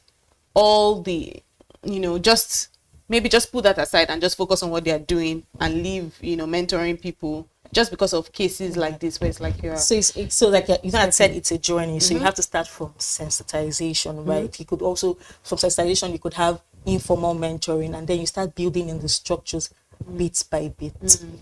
Okay, so back to Coronation and the financial industry itself. What we see is that there could be a lot of pressure in the financial industry. I know that for sure. So how can these companies ensure that their graduate trainees are not only performing well, but they are also maintaining, their well-being, their sense of self, balance, and all of that? Yes, so you see, we can't pour from an empty cup, and I understand that organizations are beginning to understand that. So, we have to start building balance little by little. So at Coronation, what we do is for the trainees, they have access to various wellness programs, employee assistance programs. There's flexible work environment, there's coaching and mentoring that we've also mentioned as well. There are also other activities, more like the team bonding sessions, entity bonding sessions, all these other activities. So at the end of the day, we're looking to not just build competent individuals on the job, we're building well-rounded individuals, confident, resilient, and balanced individuals. Right. We also know that recognition happens to play a big role in motivation. And that's something that some organizations use, that's something that some might not really be taking advantage of. So how can organizations make sure that high-performing individuals are actually, they feel valued and they see a clear path for their growth? Okay, so we need to look at recognition beyond grand gestures, right? It could be in the little things. I'll give you an example. The recently concluded customer service week, I came to the office to a little card on my table, personalized card from my line manager. So basically saying, we see the work you're doing, it's not going unnoticed. I mean, it's just a card, but it goes a long way to say, oh, they see the work I do, they appreciate what I'm doing. That's recognition. Recognition could be in form of good job, well done, this is great improvement. I mean, and this doesn't negate your proper performance reward structures, transparent performance system that rewards growth, and yes, basically. But also from the little things day to day. That's how you build employee loyalty, right? That's also how you do little bits of recognition before the grand. Talk about promotions, total reward packages as well. I like that you said that, because you literally just answered my next question, because I was going to ask you how, how there could be beyond pay and promotions, how we could make sure that employees are recognized. So thank you for mentioning that. Also looking at the big picture, how can developing homegrown talent through structured programs like this one help Nigeria build like a stronger, more resilient financial system? Okay, so the thing about homegrown talent is they're built here, right? They understand, they have context, they understand the issues, right? So it's very easy for them to, profess solutions. I mean, if you bring expatriates from outside, they can profess solutions, but they don't have first-hand experiences with the issues, whatever contextual issues that you might have. But homegrown talents, they already have the issues. It's easier for them to navigate and also carry a community along as well, like build a community of people as well. And this also translates into national development in the long run. And are there some mindset shifts that you would say it needs to happen across corporate Nigeria, for more organizations to actually treat graduate training as an investment and not just as a cost? Yes. So you need to see the graduate training program as a long-term investment, not just another training cost, not something you need to tick off the box or the checklist. You're training, you need to see that you're training this young graduate, these individuals, not just for you, not just for your company, but for the entire financial services industry, right? You're building competent individuals that will grow to shape the entire industry. So you need to look at that, and you need to look at it from a long-term perspective. So looking ahead, what are the kind of leaders that Nigeria's financial sector will actually need for the kind of innovation that we're looking for? The next decade of change is looking very technology centered. So what are the kind of leaders that we're looking out for? Honestly, we need leaders that can think on your feet, critical thinkers. You don't wait for a problem to materialize before you come up with solutions. So basically, innovative, critical thinkers, leaders, right? And also human. You have to be empathetic. You have to be able to influence your community, your people, your team positively. Those are the kind of leaders we're looking at. And speaking of those leaders, for perhaps a young person who might be watching the show and is thinking, oh, then how do I become a part of this team? You know, it looks like they're doing something interesting, something fantastic. What are some of the things that they must do to stand out during a recruitment? Honestly, be yourself, right? Allow your curiosity come into play. So for young talent, your recruitment process, you have various recruitment processes. You have where you would have to work as team members, teammates. You need to bring in collaboration, something that helps you stand out, because everybody there is technically sound. You have almost the same level of education. What makes you stand out stand out is your character, right? Able to think on your feet, your problem solving skills. Those are things that will make you stand out. Finally, just as I let you go, Jemima, this conversation has been quite interesting. If you were to talk to me just now about some of the mindset or habits that, you know, differentiate that person that is simply going through a program and that person that will truly rise to leadership, what are some of those mindset that you've noticed or habits? In one word, is ownership, right? You see it as an open book for you to write your story. Every task, every challenge is an opportunity for you to write your story. So see it as an opportunity to grow, not just to face. See it as a journey, a learning journey. Own it, own the process. It's your journey. It's your book. The organization will train you and do their best, right? But also take it as a learning curve. Take it as an investment in yourself and write your story. All right, thank you very much, Jemima Itwen, for joining us this morning on The Big Story and for sharing with us on how, graduate training programs are really making an impact and how graduate trainees can actually be different at whatever it is that they do. But thank you so much for the work that you're doing, and I hope you enjoy the rest of your day. All right, thank you. All right, this has been The Big Story right here on the BDTV Breakfast Show. Up next is Social Listening. Do stay with us.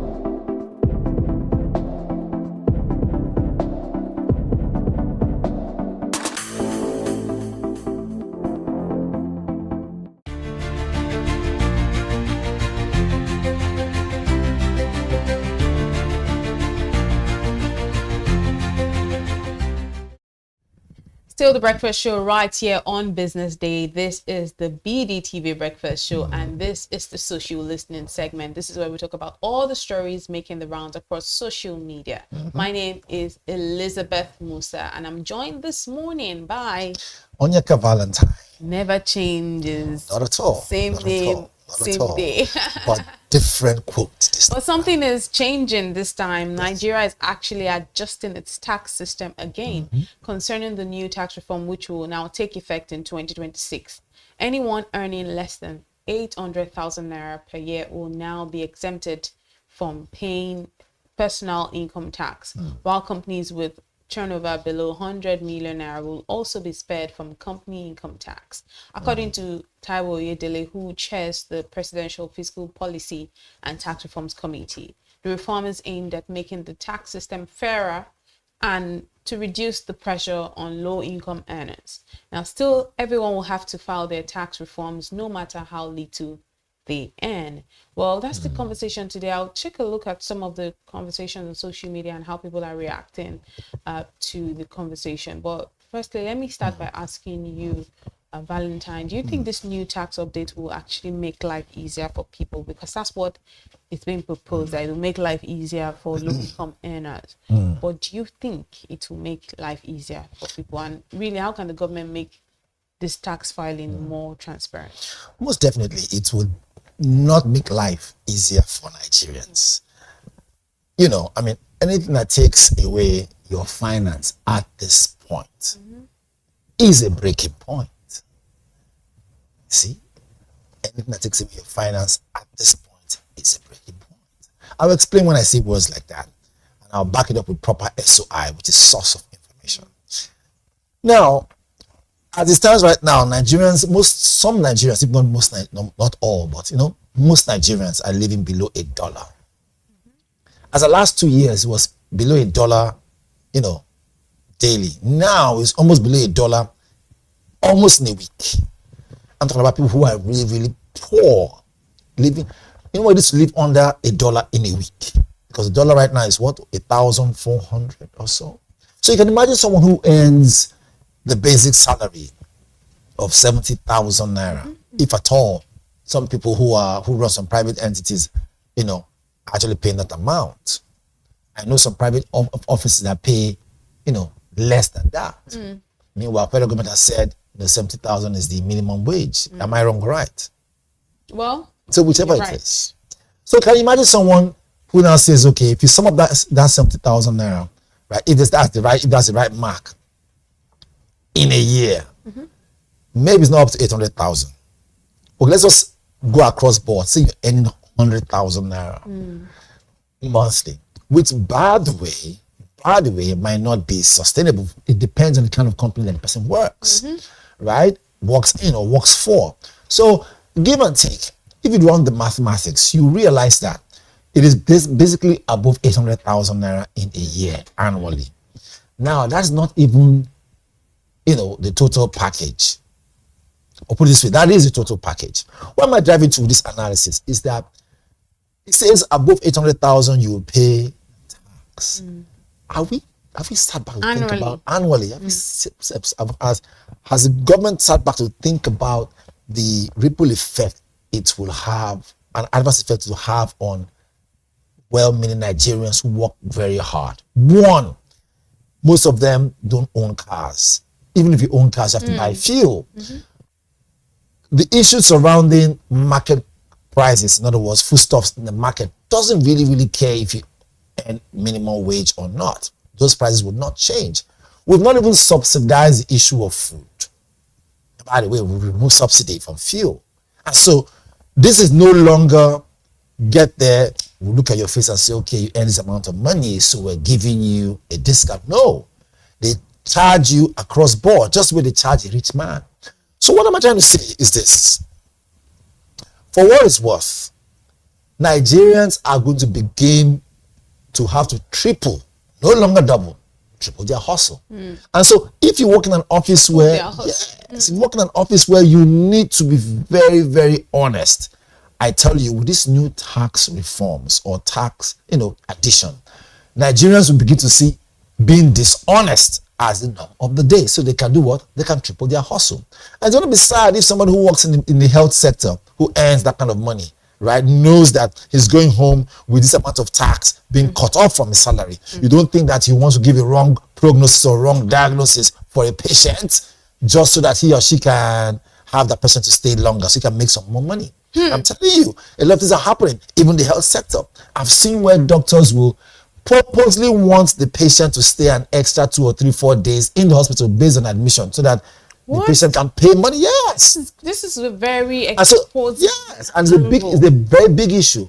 There are some private hospitals like that where you walk in and you probably have malaria, and they are telling you, okay, let's do malaria and typhoid test, and the person obviously say, look, I don't feel this is no, let us run it totally. So the idea of healthcare being sacrosanct, being, a thing of critical care will now become a thing of just care. What happened to the critical? You see, these are things that we should look at.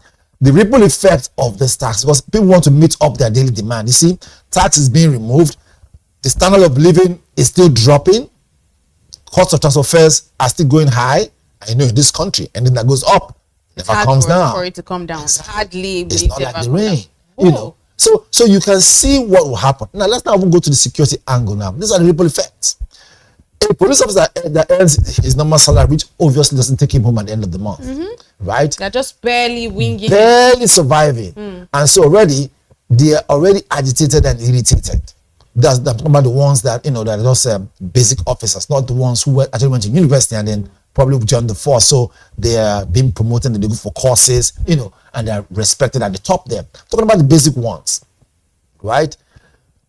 What will make them want to be honest when they know that their money is still being slashed, it's still coming down? You know what? Let's see some of the reactions on social media. Just see how more Nigerians are taking this development. They won't feel it about it. Yes. Are they indifferent? By January we will know. Or are they even clueless?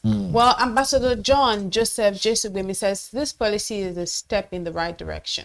It shows real concern for the struggles of low-income Nigerians trying to make ends meet. Well, Ocean Green King Z1 says, funny country. Anyone earning minimum wage of 70K, that's 70,000 naira, earns 840,000 naira. There we go. And it's within the bracket Most for definitely. the income tax. So are they expecting? No, the comment actually continues. It says, so are they expecting? I can't remember. So are they expecting that people are earning below the country's minimum wage? Expecting that people are earning below the Well, Ike Onafua says that sounds good until you remember that most people earning below 800,000 naira are already taxing directly through everything else. There's the land, what they call them, agberos on the street. There's all sort of taxing. Abona 1000 says, my problem is not with being taxed, but will taxpayers' money be used? That's how subsidies have been removed from over 250 million people and given to 36 people who don't use it, and nobody can ask them for explanations. Wow, that's food for thought right there. Food for thought. So any final words? The last person there said something very key, and it drives home. It says taking it from 200 and something million people and giving to 36 people. Is he saying 36 governors who don't use it? You see, we do not know what it is that we are faced with until January comes. Until you realize, wait a minute, what used to take you home no longer takes you home. 31st. Yeah. No longer takes you home. And even if it does take you home, can it sustain you at home? So we are now faced with one thing and one thing only. Key question. Which is to triple that hustle. No longer double the hustle. This is the sad part now. The sad part now is that, okay, if this money is not generated now, can we see transparency such a way that that money can be accounted for, and at least we'll have good roads, at least we'll have, security personnel will be paid well, at least we'll be able to say, let's enjoy street lights, at least we'll be able to say, for what it's worth, that some other things that are nationally inclined to be fixed are fixed so that we can enjoy the country moving forward. So we are paying premium now in tax. Can we say that? Question for another day. Can we say we're getting premium services? I think there's something key that you mentioned, triple your hustle. And wow, that's very scary for me. I think that's just the fact. And honestly, God will help us. You know, that's our mantra in Nigeria. It is well.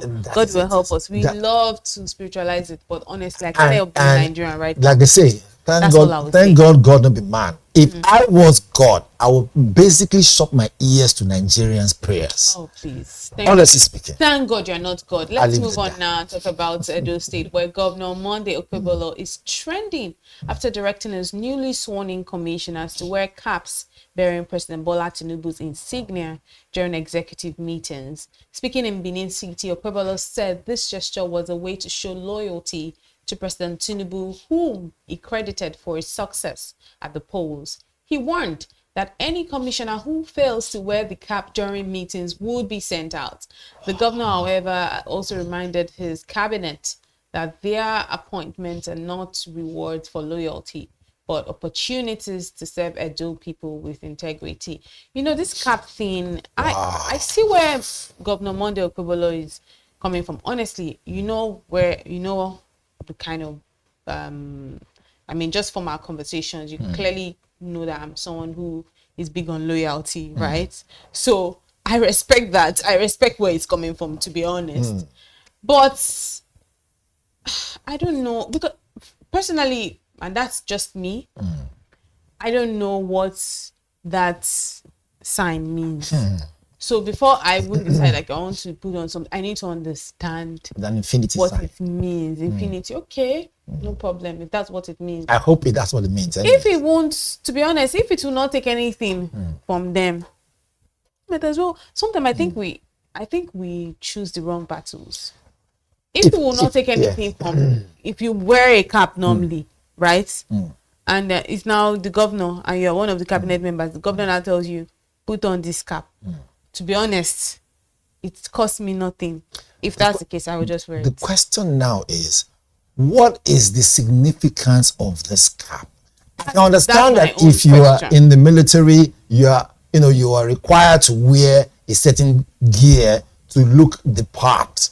But you see, I don't understand why we keep putting round pegs in round holes. We're talking about wearing the uniform cap. For crying out loud's sake, if the cap is predominantly worn by a certain cultural group or something like that, or certain worn by a particular tribe, what if I'm not from that tribe, and so I want to wear the one that I identify with? Are you now saying that I'm no longer honorable to be an honorable? At this point, the tribe you are. I'm just saying. I know. At this point, I'm just saying. The tribe that you're trying to associate with is the tribe of the president. So if you look at it now, the question is this: that we are pouring our energy into things that are irrelevant. For crying out loud's sake, if I don't want to wear a cap, it doesn't stop me from delivering my responsibility, so that the public will get their representative in the government. I see where you're coming from. So I'm wondering, you don't want to wear the unless maybe just maybe there is some business undertone there. No, look, I'm completely with you when you say, it's not stopping you from delivering if you want to identify with where you are from and blah blah blah. But because I'm just someone that likes continuity, let's do the work. Because I fear that because you don't want to wear the cap, we waste so much precious time now talking on about it. Shenanigans. That will be the next thing now. So for instance, they're supposed to have proceedings today now, and they were wasting time because this person did not wear the cap, I just like work being done. Let's just get it.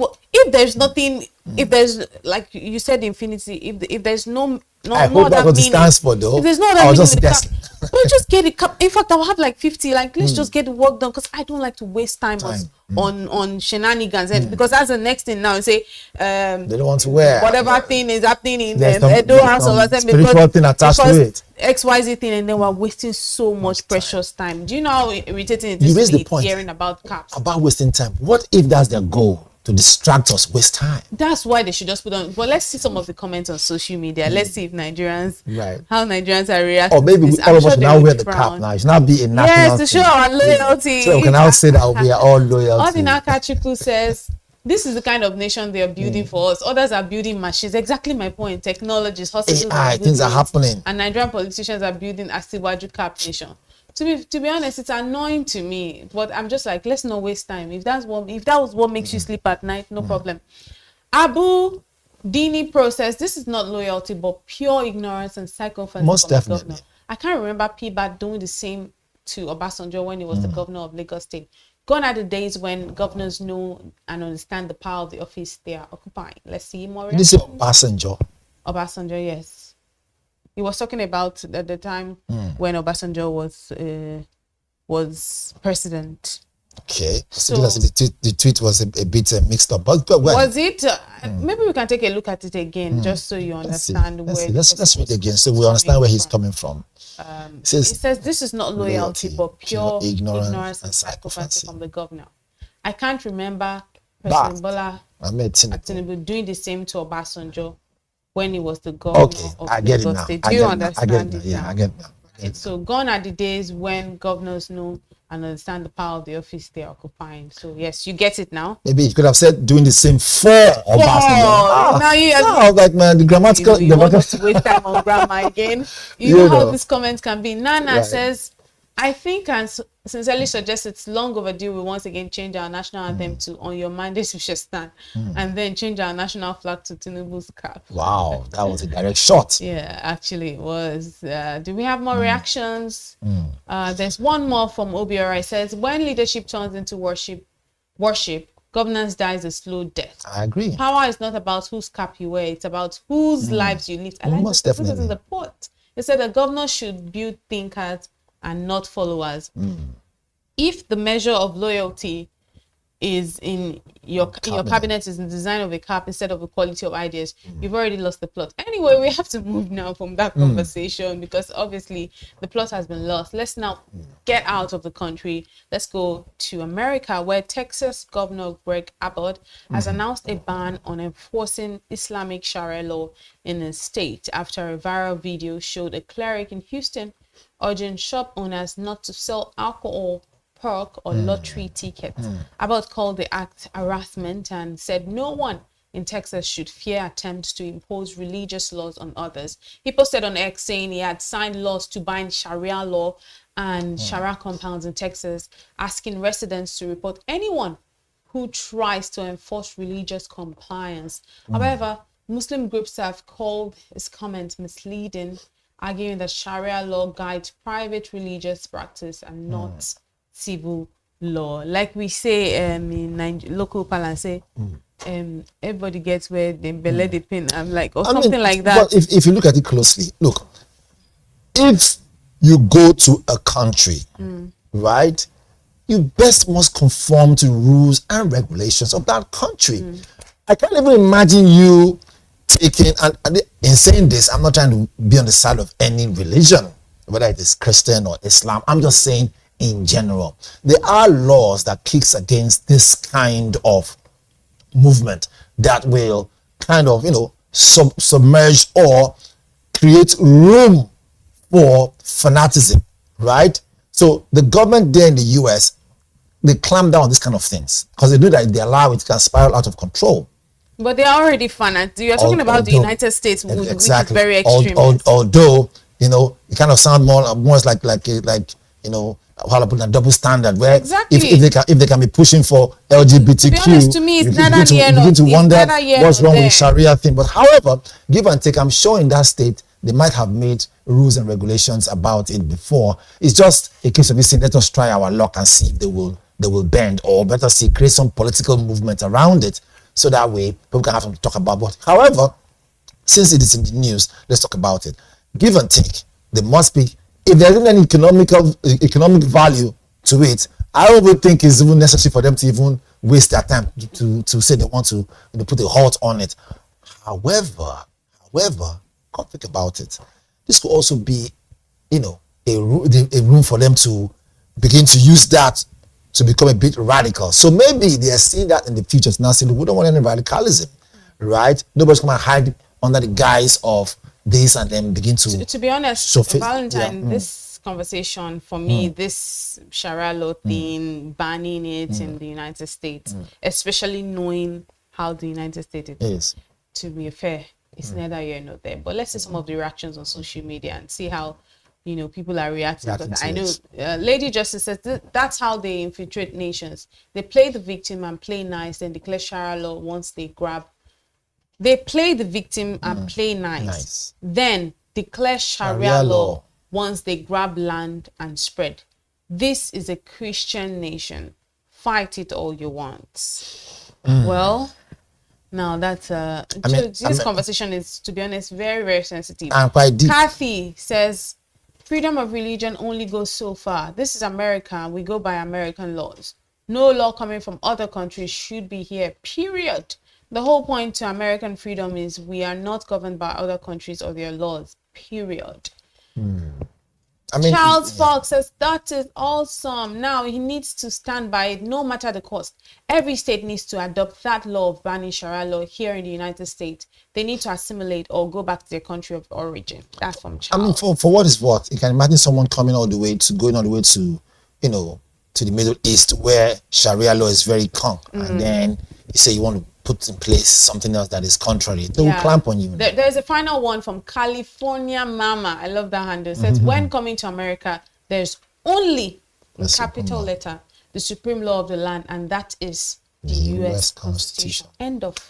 Look, good luck to all involved. Like we say here, good luck. I really, honestly, I don't have any words. Whatever it is that Texas governor has decided to do, I wish them the best with that. Sharia law, no Sharia law, U.S. Constitution, I wish them all the best. But that's where we wrap it up this morning on the social listening segment. We hope you enjoyed the show, from the breakfast headlines to, of course, the front page review, to business news with Destiny Momo, and then big story with myself, and the social listening again with Valentine Oyeka. We hope you've enjoyed the show, and we hope you enjoy the rest of your day. My name is Elizabeth Musa. I'm Onyeka Valentine. See you tomorrow.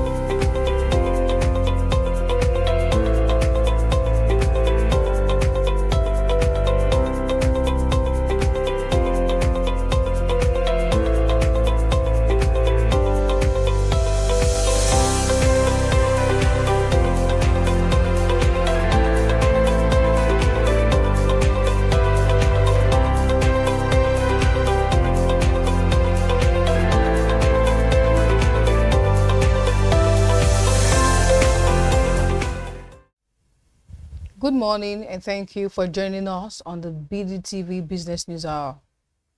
I'm Glory Brown, and here are today's top business headlines.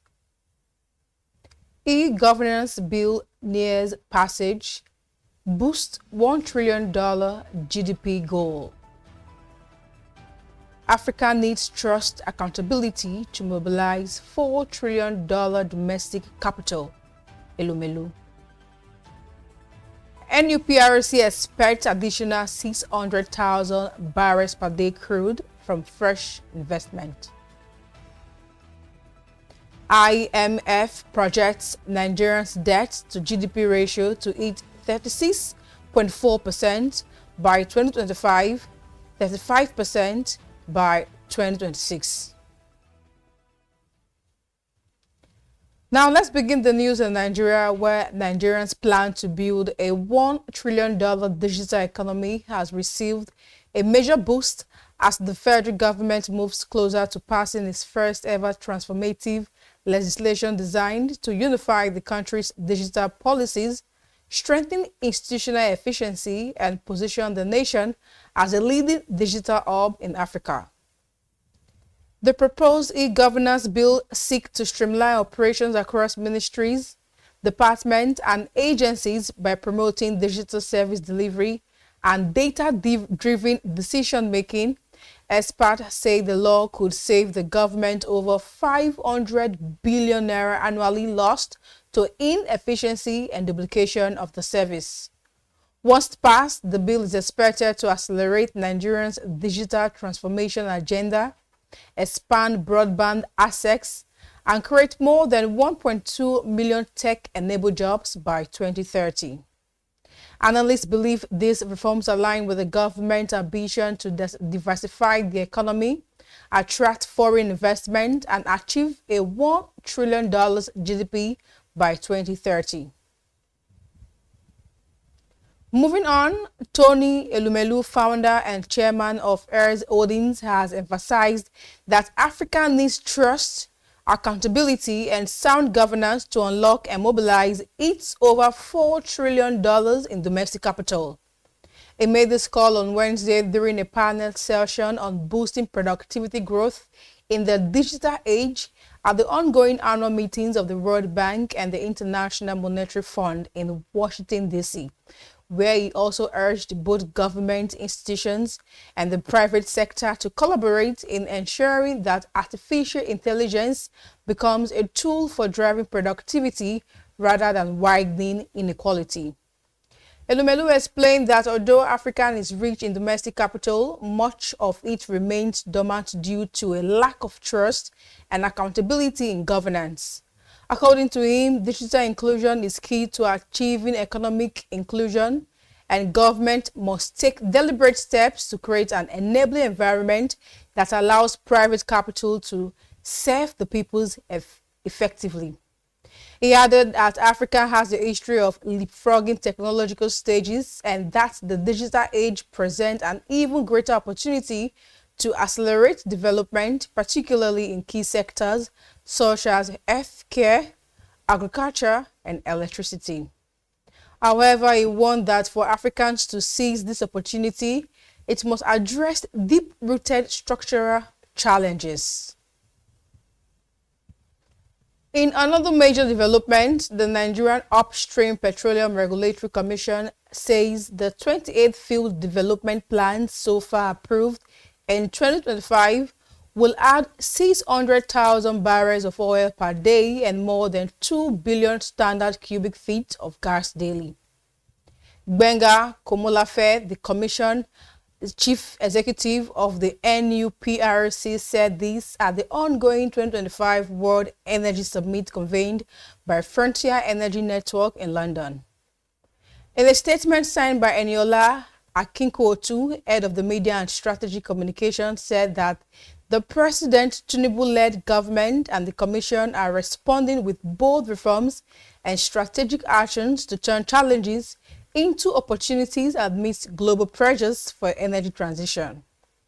In 2025 alone, 28 new field development plans have already been approved, unlocking an additional 1.4 billion barrels of oil and 5.4 trillion cubic feet of gas. These projects are expected to add nearly 600,000 barrels of oil per day and more than 2 billion standard cubic feet of gas per day, supported by $18.2 billion in committed capital expenditure. He added that these outcomes demonstrate that Nigerian upstream sector is not only on a growth trajectory, but is also attracting the scale of investment needed to sustain its role as a premier global energy hub. And still on, general government gross debt is projected to decline steadily over the next 2 years, according to the latest fiscal monitor report released by the International Monetary Fund at the ongoing annual meetings of the World Bank and IMF in Washington, D.C. The report indicates that Nigeria's debt to GDP ratio will fall from 39.3% in 2024 to 36.4% in 2025 and further to 35% in 2026, reflecting growing fiscal discipline and economic stability. According to the IMF, the figures include overdrafts from the Central Bank of Nigeria and liabilities of the Asset Management Corporation of Nigeria. The IMF's projection signals a gradual improvement in Nigeria's debt sustainability outlook, driven by expected fiscal conditions measures, improved revenue mobilization, and the positive effects of economic growth. A declining debt to GDP ratio implies that the country's debt burden is shrinking relative to the size of its economy, a development that underscores progress in public financial management and reduced dependence on borrowing. Now, away from that story, the NGX All Share Index closed in the green on Wednesday, October 15th, gaining 31.3 points to settle at 147.74 as expected. This represents a modest 0.02% increase from the recorded the previous day, despite a decline in market activities. Daily trading volume dropped to 388 million shares, down from 495 million in the previous section, with Fidelity Bank leading the day's activities by volume. Market capitalization, however, remained unchanged at 93.7 trillion naira, spread across 23,072 deals, the same level as the previous day. On the gainers chart, and they topped with increases of 9.88% and 7.37% respectively. On the flip side, the IMG led the losers chart, declining by 9.91% and 9.87% respectively.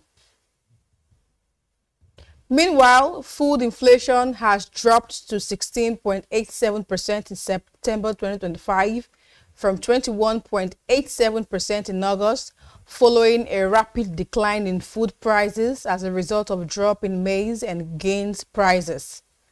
According to the National Bureau of Statistics, data released on Wednesday, food inflation contracted by 1.57% month on month. This means that food supply in September outpaced demand, leading to deflation. In the period, headline inflation fell to 18.02%, down from 20.12% in August 2025. The NBS reports that the average prices of maize, grains, gari, beans, millet, potatoes, eggs, fresh tomatoes, and pepper were major drivers of the decline in September.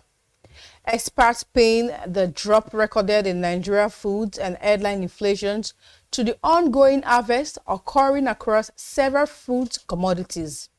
Analysis by the state shows that food inflation on a year-on-year basis was highest in Ekiti at 28.68%, Rivers at 24.18%, and Nasarawa at 22.74%. To end the business news hour, the International Monetary Fund has commended Nigeria for making notable progress in revenue collection and for improving transparency in its foreign exchange and reserves management. The fund made these remarks during a press briefing on the Global Financial Stability Report held as part of the ongoing World Bank annual meetings in Washington, D.C. on Tuesday. The briefing was moderated by Mara Lewis, Communications Officer at the IMF. During the discussion, the IMF officials highlighted that movement in exchange rate plays a critical role as a natural buffer that helps economics adjust to external shocks.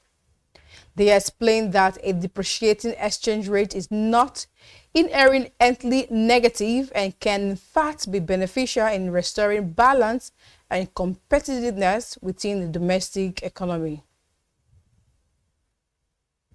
And this is where we wrap it up today on the Business News Hour. Thank you for staying with us. My name is Gloria Brown. Stay tuned and keep watching Business Day Television.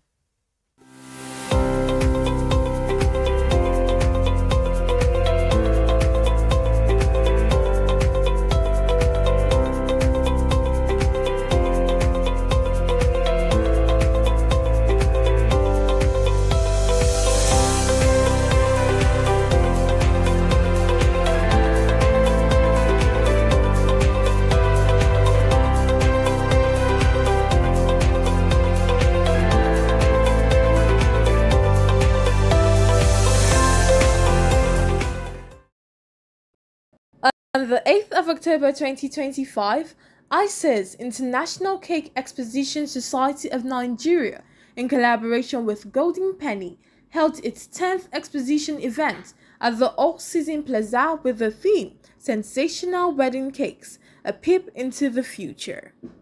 The event brought together cake vendors, government officials and partnering food brands to enjoy the warmth and beauty of the cake industry. The welcome address was given by Segun Alugba, Deputy Director, Ministry of Commerce, Cooperative Trade and Investment, representing the Commissioner for Commerce, Trade and Investment. My take is very simple. It's first and foremost, the welcome development, and I think it's a platform for MSMEs, particularly in Lagos, because I believe most of them are MSMEs. One of the visions of MCIC, the Ministry of Commerce, Cooperative and Investment, is to say that businesses thrive in Lagos and consumer satisfaction. So I believe this program will give our MSMEs a platform to showcase what they are doing and what they can do. First and foremost, the 10th edition, I want to say congratulations to them. It's been a long way over the years for them to be able to sustain the program for the past 10 years. I want to say once again, congratulations to them. But most importantly, it shows resilience. It shows people who are committed. People want to bring their vision to fruition. It shows that they're doing something right for them to be able to sustain it for 10 good years. It has not been easy despite the challenges here and there. I want to say congratulations, and I want to say again, they've contributed to the economy of Nigeria and particularly Lagos State. And I want to tell them that the Lagos State government is ready, most ready to support them. They've contributed to the GDP of Nigeria and by extension Lagos State. And I believe they've created even job opportunities a lot in the state. The Lagos is already contributing a lot. First and foremost to the MSA, like I said, most of them are MSMEs, small businesses, medium enterprises. Lagos State is doing a lot. It's just that some of them may not be aware. For instance, the LSCTF, Lagos Employment Trust Fund. This fund, Lagos State launched on the 9th of May 2025. It is called LASMECO. That's Lagos' access to finance through cooperatives.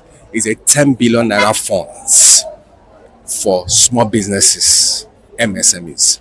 You can access it, and you can access as much as 10 million naira per person, which is good. It's just the beginning. In starting the International Cake Exploration Society in Nigeria, we envisage an organization that will bring together bakers from all walks of life, who will be able to share knowledge, who will be able to network, who will be able to help each other grow in the industry. ICES indeed has come a long way. We have been able to grow individual businesses and as a corporate body. And of course, in the next 5 years, we see us also growing in leaps and bounds, because now we're in the age of technology.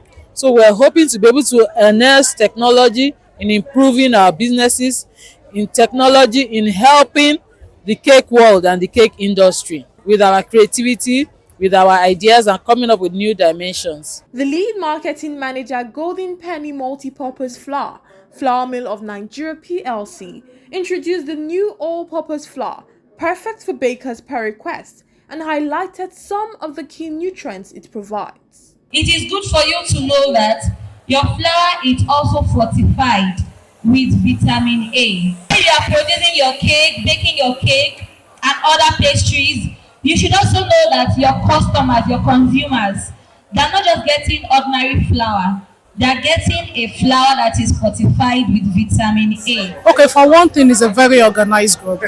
And you also see that it's a national body and they have centers all across different states in Nigeria. So for us, that gives us a platform where you can meet the target audience, people that really need our flour in one place. So they are the right people, they are the one using the flour, and they are very organized. And the event they put together, you will see that the content is very good, and they are bringing themselves together to be better. They want to be better bakers, and we as Golden Penny will see that fit, because we also want them to be better bakers, and we partner with them, to give them the kind of baking solutions that they need. And that's why we launched the Golden Penny Multipurpose Flour. It's a perfect flour for cakes and for all their pastry recipes. So it's a perfect fit for us. Organized group who wants to be better bakers, and we are Golden Penny, and we want to partner with them to make them better bakers with the use of our flour. ISIS is about cakes, about bakery, about baking stuff. So when we talk about a sensational wedding cakes, we want to showcase to the world what we can do. Beautiful, simple wedding cakes that you can put on your table, and it's beautiful. So it's a time when all of us gather together. But this is special because when you say wedding cakes, it's limitless. If you go to that table, you see a lot of ideas, people popping in and out with so many ideas. The event continues with a state parade by the 16 states ISIS is present.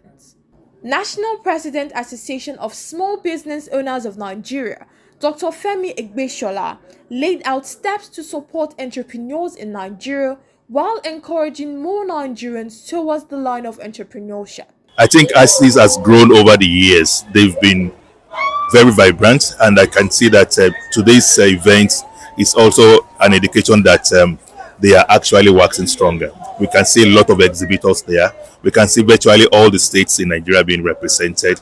We can see stakeholders in the different industry and the MSME ecosystem being represented here. We can also see government present. I can see a number of commissioners and ministries here being represented.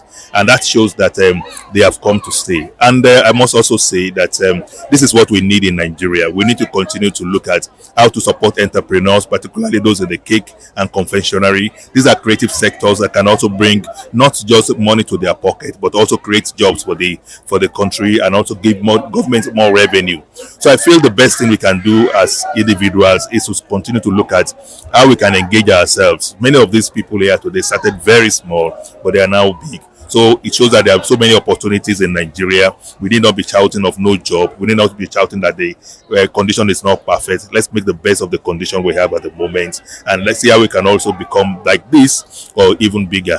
And with what I'm also seeing here, it means we have a lot of products that we can also export to the outside world. Africa, Nigeria has a lot of potentials. I'm so happy to be here. I really appreciate the leadership of ISIS for organizing this, and I want to see that our association has pledged to continue to support ISIS in whatever they do going forward. ISIS unites bakers from all over the world. I don't want to limit it tonight. That's why it's International Cake Exploration Society. Okay, we used to travel before outside once a year for a conference in the United States of America. In November, we're going for another, we call it Birmingham show in Birmingham. That's November. So it's a global thing. Now, talking about it adding to the economy, it creates employment, number one. It builds career for some people, okay? It gives people insight, and it broadens people's scope of business. it puts people into business, if I should say that. And ICIS for Nigeria, it brings other companies, our vendors, you know, and it builds companies. You could see Golden Penny, see Valido, see different companies. And while they are here, and get something clear, ICIS is not only for bakers. It's supposed to be for cake exploration. But any other thing that has to do with cake, the milk company, the flour producing company, the spice producing company, all of them, we connect with them. We have a relationship with them. People that are into events, people that are into into outfits, because we make our chef jackets, we make our outfits, we make our, you could see different colors, different states, and we're in about 16 states in Nigeria. So it's a world of economy building. While the exposition was going on, the event continued with the sugar beavers being taught various baking techniques. The International Cake Exposition Society was an event that highlighted the world of baking, translating thoughts into cakes and showcasing creativity on all sides. I'm very enthusiastic about the next 5 years. I am very optimistic about the next 5 years. I see expansion beyond Nigeria. I want to see us embrace Africa as a continent, held together by this love for sugar craft, sugar art, and how we can just build on that, create a bond, you know, that crosses borders based on that craft. Well, how does it aim to support? The Lagos State government is always in support of organizations who are people friendly, who are helping to groom more entrepreneurs, because Lagos State itself is at the forefront of grooming more entrepreneurs, more younger people. And I know that Lagos State government and the state itself has the largest population of entrepreneurs. Even if they move to other states of the federation, I'm sure they would have first started out and grown in Lagos. That's the truth, because the population of Lagos State itself is a unique selling proposition. Lagos State is a trailblazer when it comes to encouraging and supporting small and medium enterprises. And we have millions of such businesses who are also boosting the Lagos economy. So why not? Governor Babajide Sanwo-Olu is one of the governors who are in the forefront of encouraging and grooming more younger people, more entrepreneurs. I am Amanda Emasigbuwe for Business Day Television. On the 8th,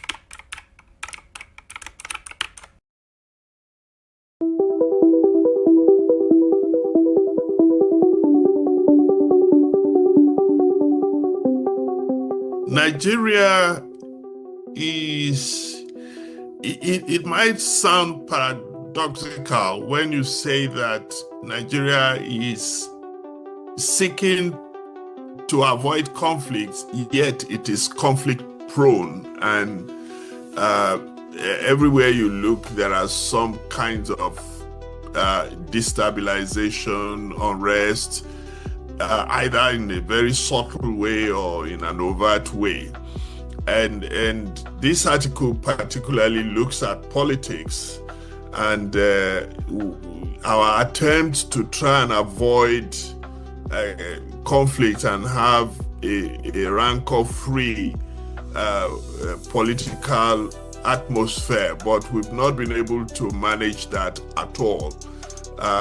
Because the more you refuse to acknowledge the fact that conflict is a very strong part of politics, you will probably be applying the wrong solution to a present problem.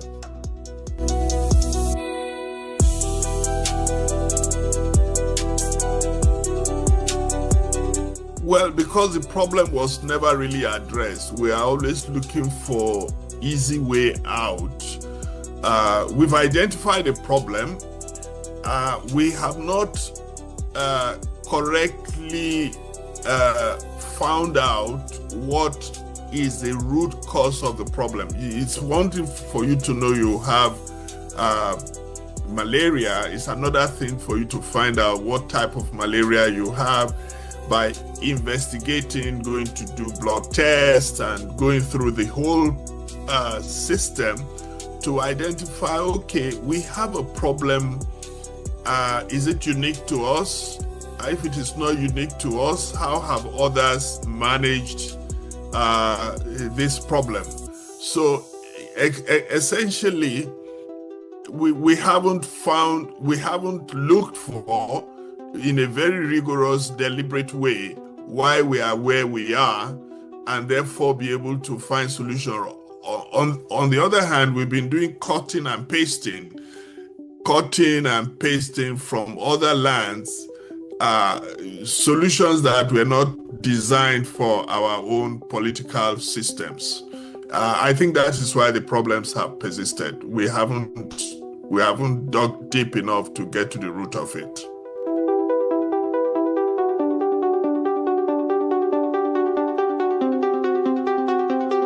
Again, is the same answer I would give you in the sense that we are more comfortable with quick and easy solutions.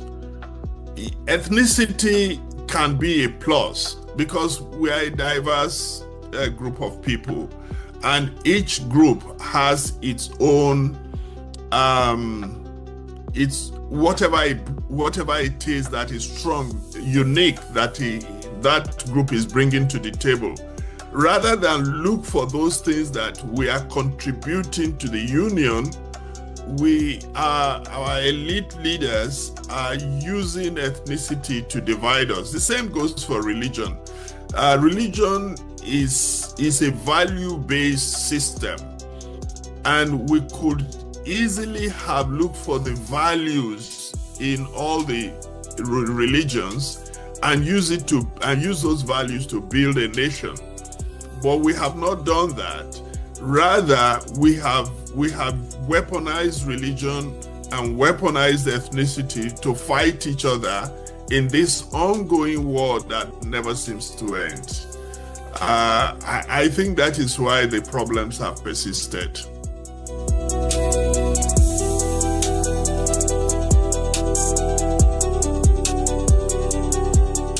Well, if you have thrown everything into winning, it's like the American football, what they call football, the American football, where your goal is to get the ball to the other side at all costs. If you do politics that way, getting a win, it becomes difficult to think of any other thing because you have invested so much energy, so much resources, and you have further divided the polity. Those who are for me and those who are against me are very clear, and therefore so it's a perpetuation of that mentality that politics is war. You know, the opposition is the enemy. And if you are going to remain in power, because you know that the opposition does not wish you well, or you think so, just as you didn't wish the old ruler well, it becomes an unending war. You know, everybody is fighting. It goes back to the point I made earlier, which is that conflict in politics is a reality, and we have not reconciled ourselves to that. Because when we reconcile ourselves to the fact that conflict is a political reality, then we will find way to manage conflict, manage opposition, and have a singular focus. And that singular focus is the nation, the nation, the nation, nothing else. How do we get the nation to be better?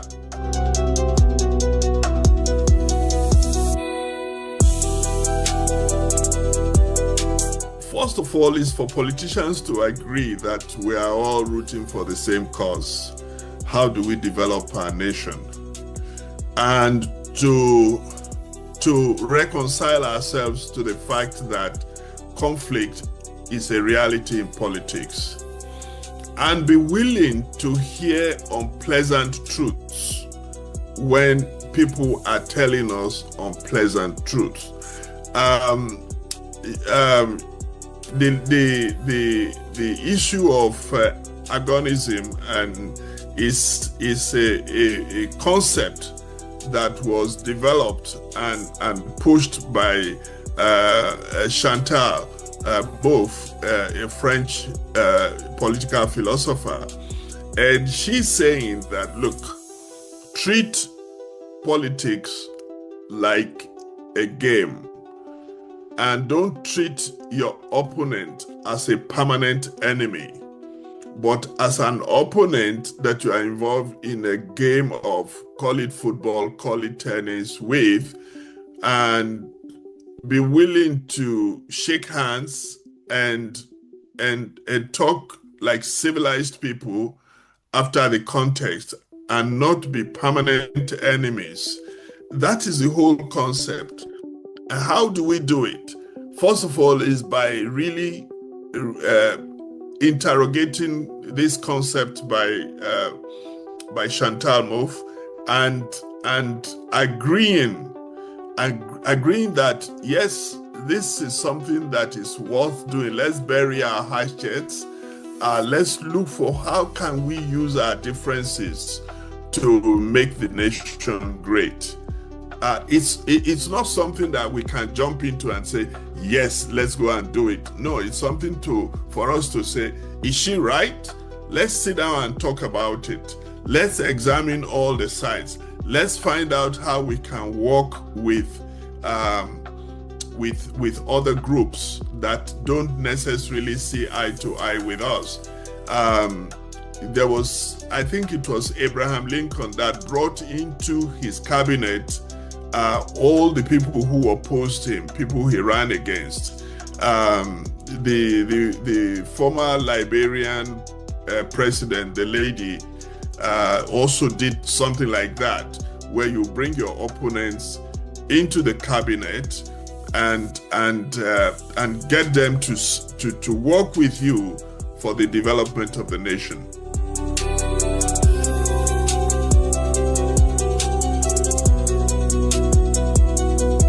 Well, I'm not sure whether June 12th was ever reconciled, other than the fact that in 1998-99, the country said, okay, let's move to the southwest and get a president to compensate the Yorubas.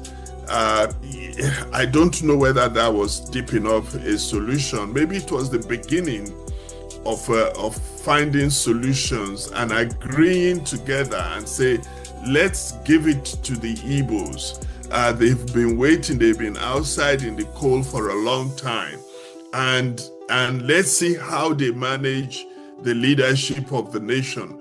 Yes, of course, to your question, nothing seemed to have changed. If we look at the years of the last regime under the President Buhari, how everyone accused him, or nearly everyone accused him, of giving all the important position and doing everything in a particular direction that favored not just his political party, but the part of the country that he came from. The same allegations have been levied against the current president. And we should move away from such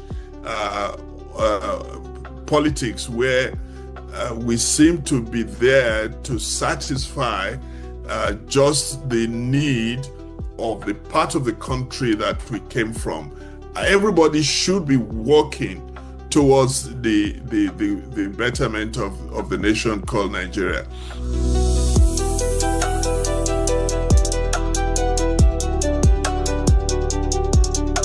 Most of what we have done, which is what we did with the presidential system, we went to America and borrow the presidential system without tweaking it, except in places where it favors some of us, where it makes us more powerful, as we are experiencing, as America themselves are now experiencing. What has happened is that most of the time when we borrow, so going to Switzerland or Sweden or the Scandinavian countries, it's itself not going to solve our problem until we take what they have, look at it, examine it, and say, how can we make this work for us because of our culture, because of our language differences, because of our climate even, you know. So we must domesticate anything we bring in from abroad. If we don't domesticate it, we will always continue to have a schizophrenic attitude to politics and life, where we are neither Scandinavian and we're neither Scandinavian, we're at the same time we're not Africans, you know, because we have concocted a hybrid between what we borrowed and what we truly are, and it doesn't allow us to function well in either space. So yes, we can go across the world. There's a lot. Look at the Chinese. The Chinese borrowed versions of capitalism, but they remain true to their communism. You know, they've been able to prove that it is possible to have two ideologies work together, because they accepted that, yes, we are communist, but there's something good that the capitalists are doing and we like it. And they took it and they modified it and it suited them, and they're up and running. The Japanese did the same thing. They did not let go of their culture, but they took everything they could find from the West, and they made it completely Japanese. So people now go to Japan to learn the same principles that they themselves had learned from the West. So the world is always borrowing and tweaking and adapting and making them work for them. Africans, unfortunately, we basically borrow, and now people say that Africans have what they call pseudo-democracy, or some people call it electoral democracy, where you just basically keep the authoritarian in check, and you go to the polls, give the impression that you are democratic, and then come back and you are back in your natural element. Yes, there's a lot to borrow. There is a lot that we can learn from, but there's a lot of work that we must do with whatever we borrow to make it authentically ours.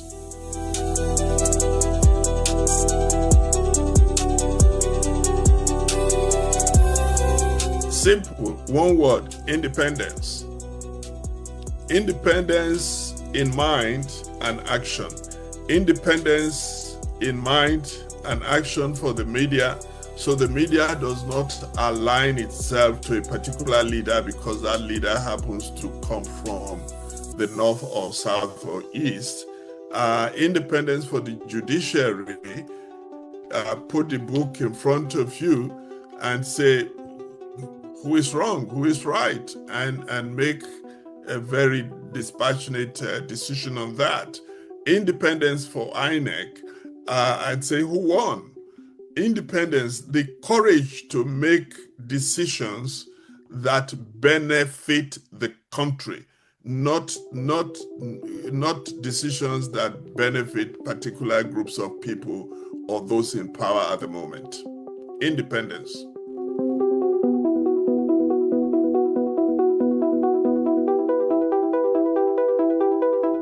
Well, yes, it may look as if we are stuck, but voices, we need more voices like the Yaba School of Thought and with the slogan of "Who is thinking for Nigeria?" We need more people to call attention that nations are built by ideas. Nations are built on ideas. Nations are not built on cut and paste solutions borrowed from other lands that have not been examined or tested. So we need to begin this dialogue. It may look a longer, some people are calling for revolution, do this, do that. Revolutions don't solve problems. Ideas do. We're still talking about Marxism today or liberal ideas because those were ideas that some people put on the table and they were so powerful, not many people have been able to contest them. We can, Africans are very brilliant people, Nigerians particularly, and we can rethink the direction of our nation. We can rethink the direction of our nation. And we have rooms full of past thoughts from conferences, ideas from Vision 2010, and now we're talking about Vision 2050, whatever it's called. We need to now harness all those ideas, past, present, future, and put them together and work out an action plan, and therefore say, yes, this is who we are, this is who we want to be, this is how we are going to go about it. Right now, if I ask you, who is a Nigerian? What is the Nigerian project? What are we about? What are our values? What is the ideology that keeps Nigeria together? What are the sectoral ideology of the various political parties? We have no answer because we've never sat down to consider such basic, very, very deep, necessary ideas that can help us shape our own identity, shape who we are, and chart a direction for the people that we claim we are. I think that's where to start from. We can't make progress until we have fundamentally examined the question of who we are and how do we go about getting to where we think we are going.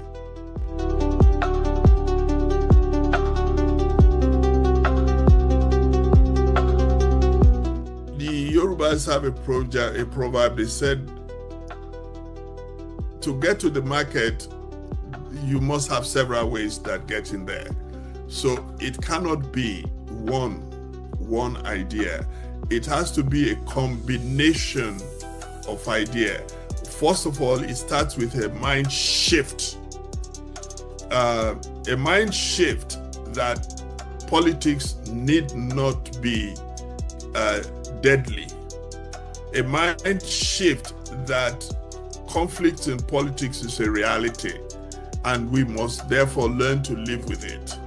A mind shift that the nation is bigger than the sub-nations, and therefore we must put everything we have to make the nation do what nations do for the sub-nations, and make the sub-nations do what the sub-nations do for the success of the grand nation. So it's a combination of ideas, not one idea.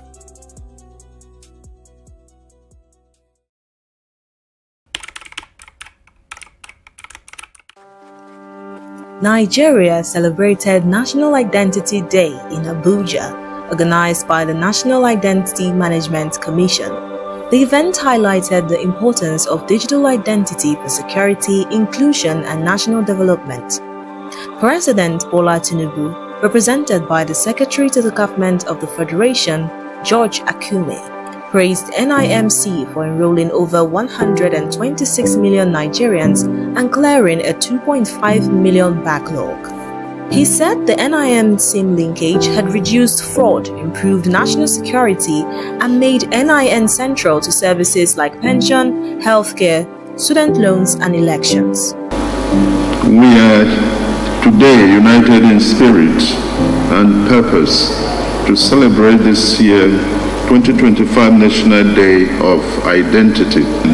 I'm supposed to recognize the exceptional leadership of Engineer Dr. Abishoye Koka Odushote, the Director General and Chief Executive Officer of the National Identity Management Commission. In just over 1 year, she has transformed NIMSI into a world-class institution through innovation, discipline, and vision. From clearing backlogs that once frustrated citizens to expanding enrollment nationwide and in the diaspora to safeguarding our systems with global security standards, our impact has been both profound and enduring. NIMC Director General Abisoye Koka Odusote spoke about reforms under her leadership. She mentioned mobile enrollment devices, stronger partnerships, and better staff conditions. As an institution mandated by the National Identity Management Commission Act 23 of 2007 to establish, maintain, and regulate Nigeria's national identity database and ensure the issuance of legal identification to all citizens and legal residents. The NIMC is dedicated to expanding its national identity database and enhancing inclusivity through innovative technology. At the heart of this effort is the integration of PKI, which ensures the security, privacy, and accessibility of personal data, laying the foundation for a digital economy that benefits all Nigerians. Minister of Interior Olubunmi Tunji Ojo said digital identity is key to national security and economic independence.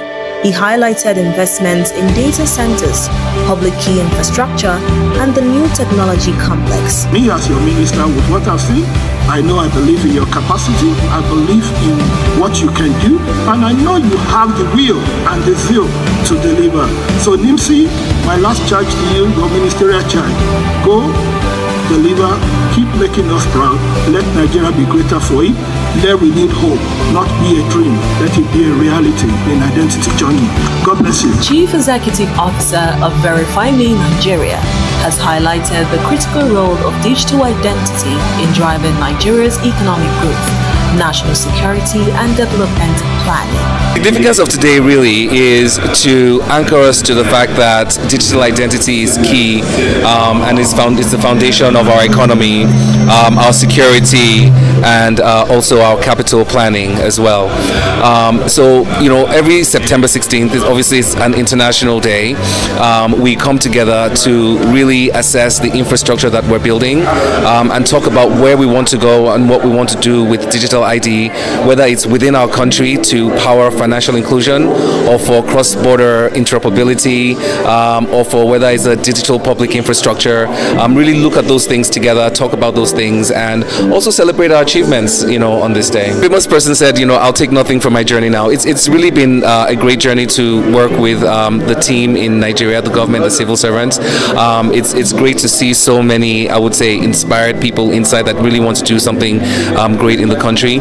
Particularly this time, in this, tenure of NIMSI, I do see a significant tightening in terms of security and seriousness in terms of lack of proliferation of identity data and bringing in experts. So this is a very welcome change, and we obviously continue to support and promote that. There's always room for improvement, and they have an implementation plan for that improvement. So as you can see, there's NIN-auth repositories for more security. They have a more intelligent framework than the last time to allow for industry growth and allow for industry, private sector players like us to build products. So the advice I would say is just continue to do what you're doing to work with private sector. We're a real partner, and I think that I can say that we're seeing that, so I'm very encouraged.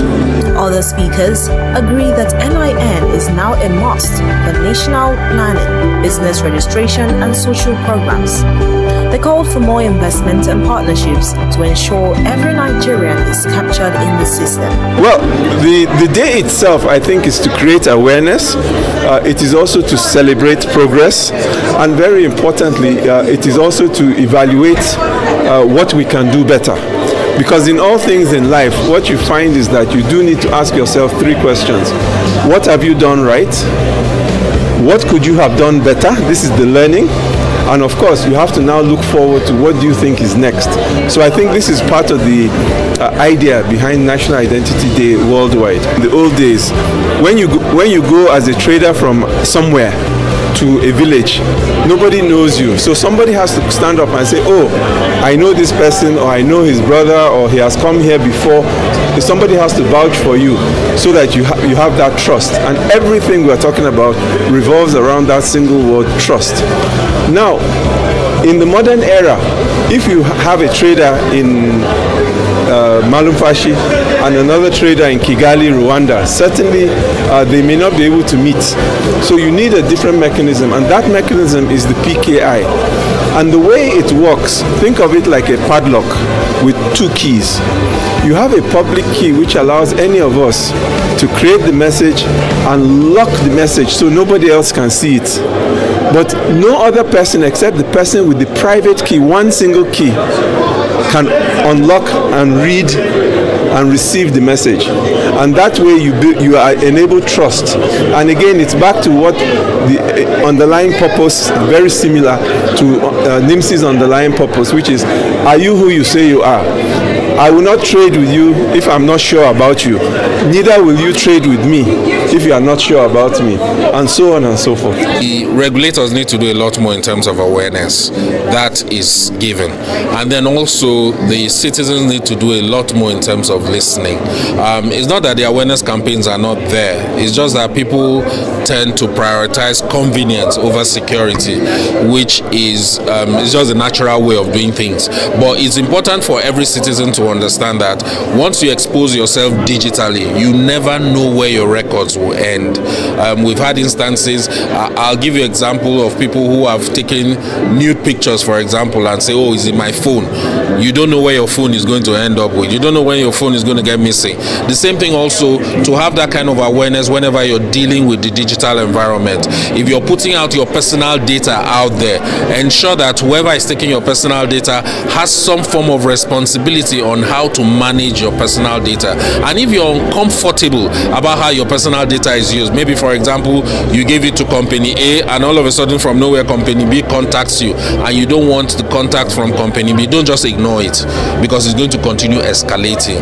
Complain about it to company B, and where you find out that company B has done nothing about it, complain to the appropriate authorities, and in this instance the Data Protection Commission. So it's important for us to understand that your footprint on the internet hardly ever goes away, so you have to be careful where you put that your footprint and who manages that identity for you. By the close of National Identity Day 2025, the takeaway was: a secure and trusted identity system is Nigeria's pathway to opportunity, development, and stronger governance. Norma Obona for Business Day Television.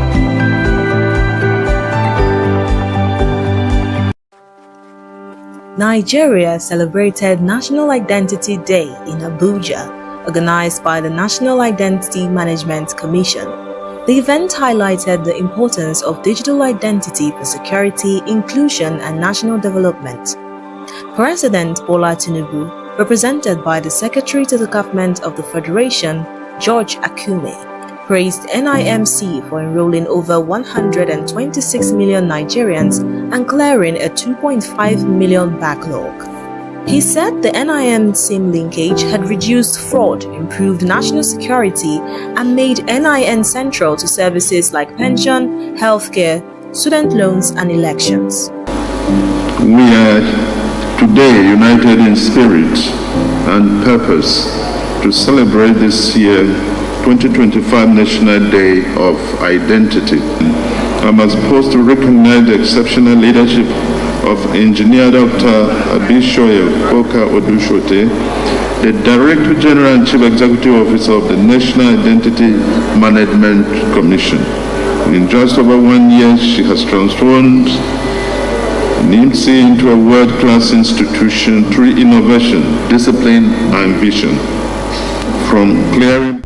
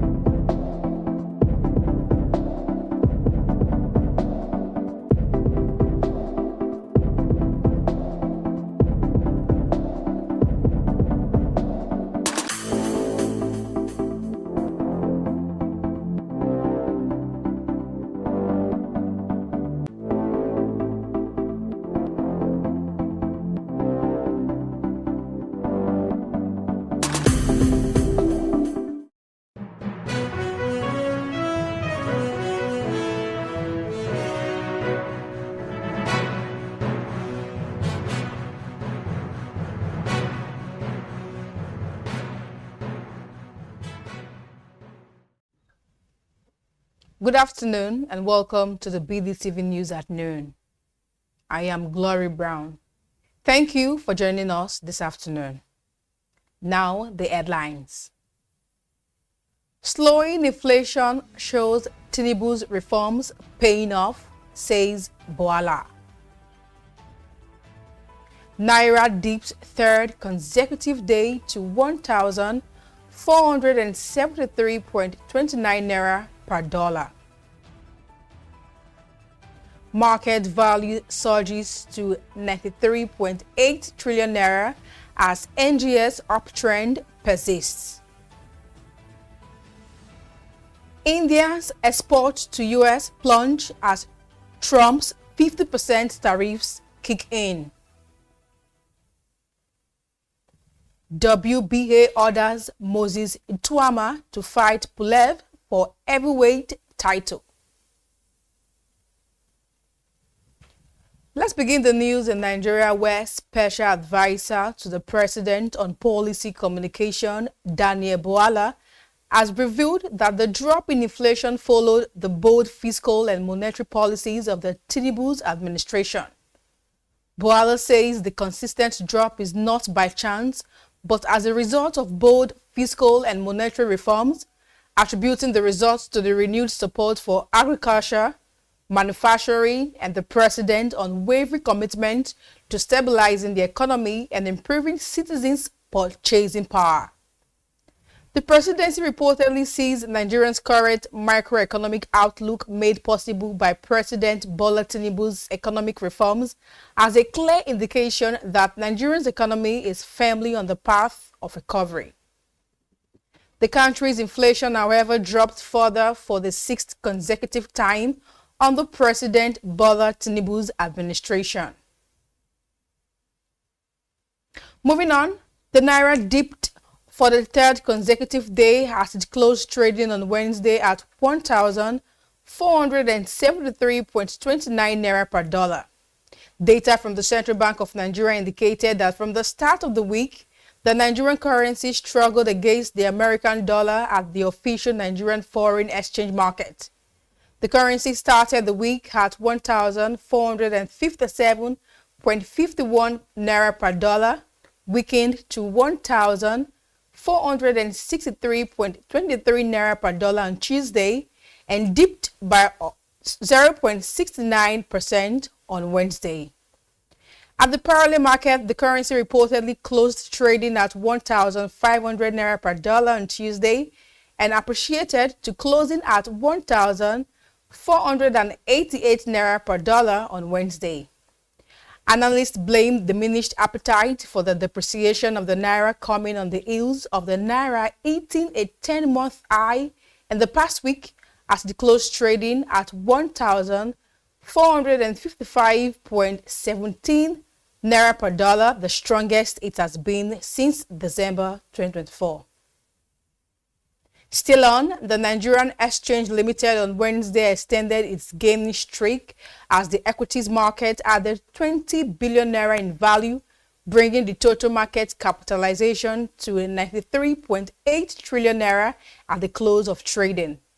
The benchmark all shares index advanced by 31.24 points to settle at 1,474.20 points, reflecting sustained investors' interest across key sectors despite a slowdown in market activities.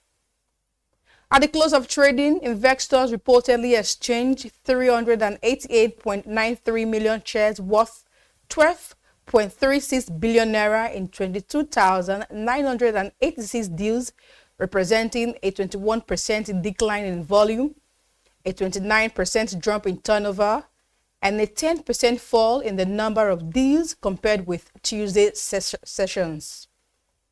A total of 127 listed equities participated in the trading, ending with 33 gainers and 28 losers, with Sky Shatter Fund leading the gainers chart with a 9.88% rise to the close at 418.75% per shares.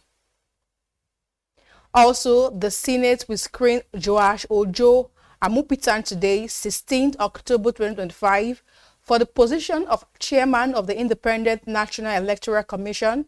This announcement was contained in a circular issued on Wednesday by the Director of Information for the Senate, Bula Audu Bayala, and made available to newsmen in Abuja. The development comes barely 24 hours after President Bola Tinubu's letter seeking the speedy confirmation of Amupitan was read on the Senate floor by the President of the Senate, Godswin Akpabio.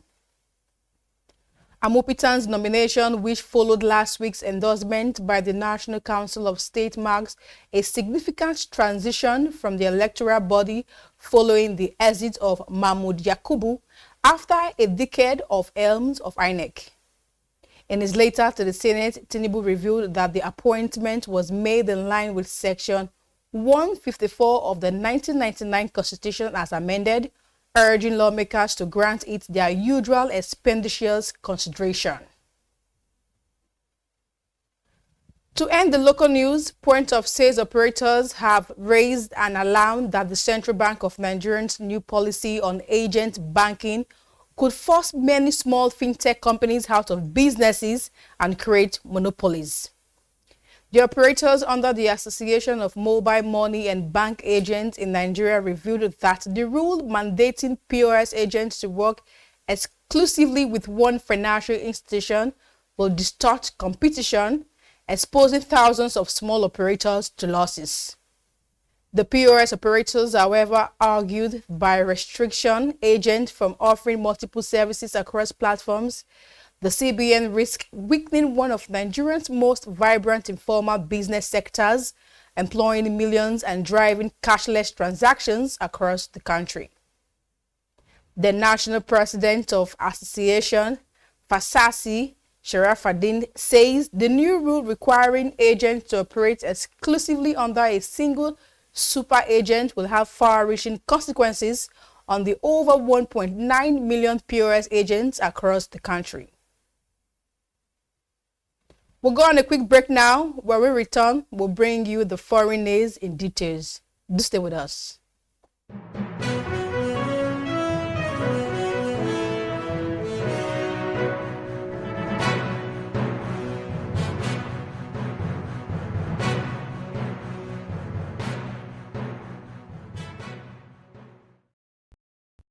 Meet your actual solution. Convert crypto to Naira at juicy rates anytime, anywhere. Enjoy fast withdrawals straight to your bank. Buy airtime, data, and pay bills in seconds. No stress, no delays, just seamless transactions. Monica, the smarter way to move your money. Download now.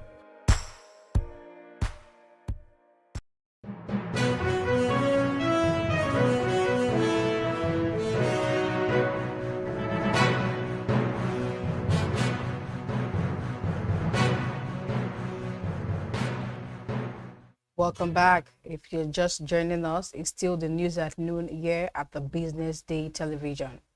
Now on the foreign scene, India's goods exports to the US, its largest foreign market, dropped sharply by 20% in September and nearly 40% in the last 4 months as Trump's steep tariffs took effect. September marked the full first month of Washington 50% tariffs on India goods, which kicked in on 27th August, including a 25% penalty for Delhi's refusal to stop buying oil from Russia.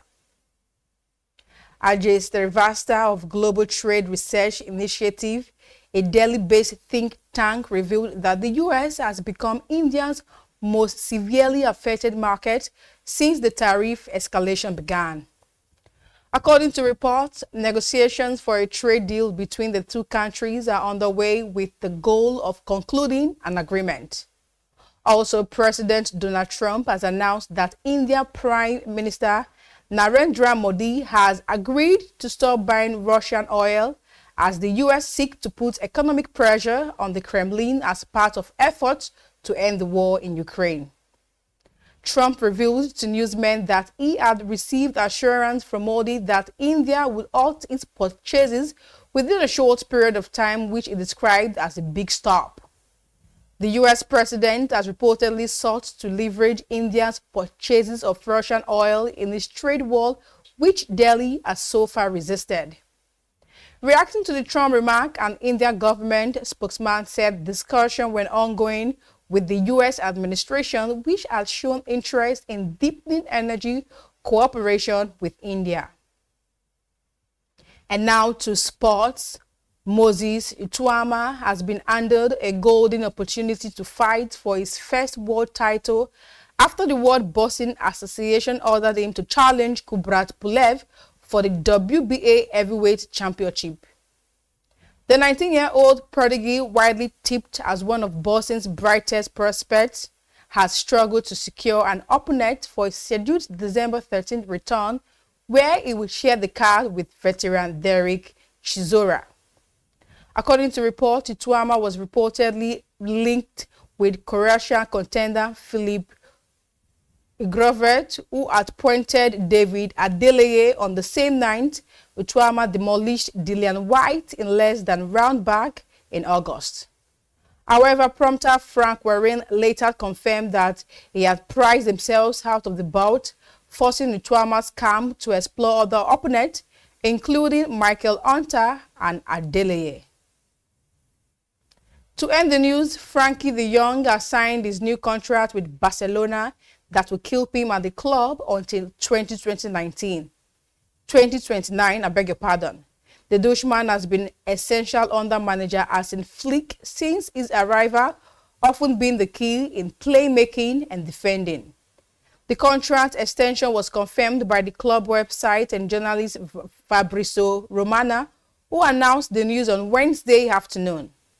De Jong has so far lifted the La Liga title and the Copa del Rey twice, as well as the Spanish Super Cup during his time at the club, where he is now locked down for another 4 years. And this is where we wrap it up this afternoon on the Business Day Television News at Noon. I am Glory Brown. Thank you for staying with us. Stay tuned for more updates.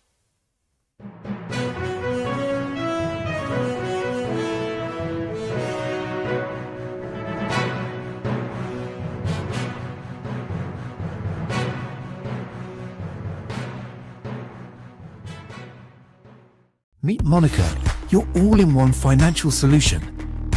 Convert crypto to Naira at juicy rates anytime, anywhere. Enjoy fast withdrawals straight to your bank.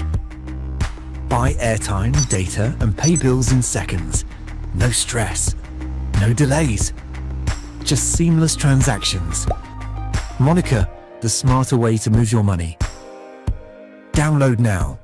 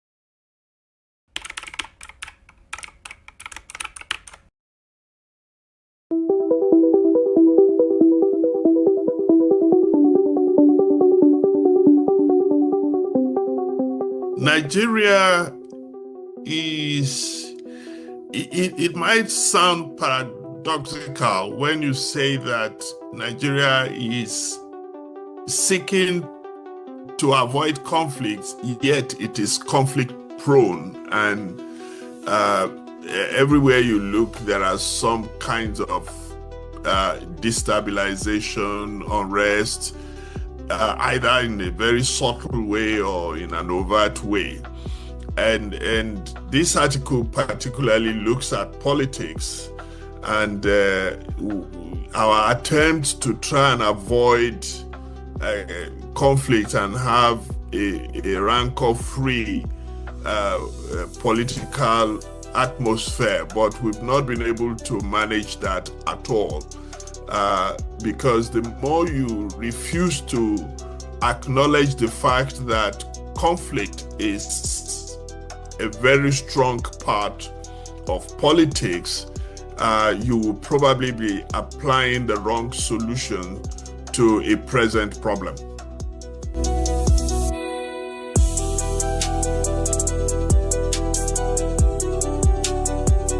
Well, because the problem was never really addressed, we are always looking for easy way out. We've identified a problem.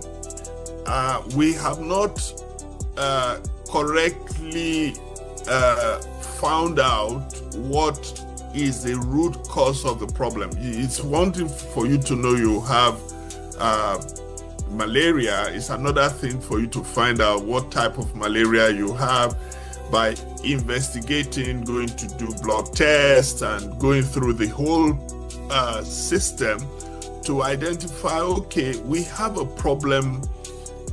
Is it unique to us? If it is not unique to us, how have others managed this problem? So essentially, we haven't looked for, in a very rigorous, deliberate way, why we are where we are, and therefore be able to find solution. On the other hand, we've been doing cutting and pasting from other lands, solutions that were not designed for our own political systems. I think that is why the problems have persisted. We haven't dug deep enough to get to the root of it.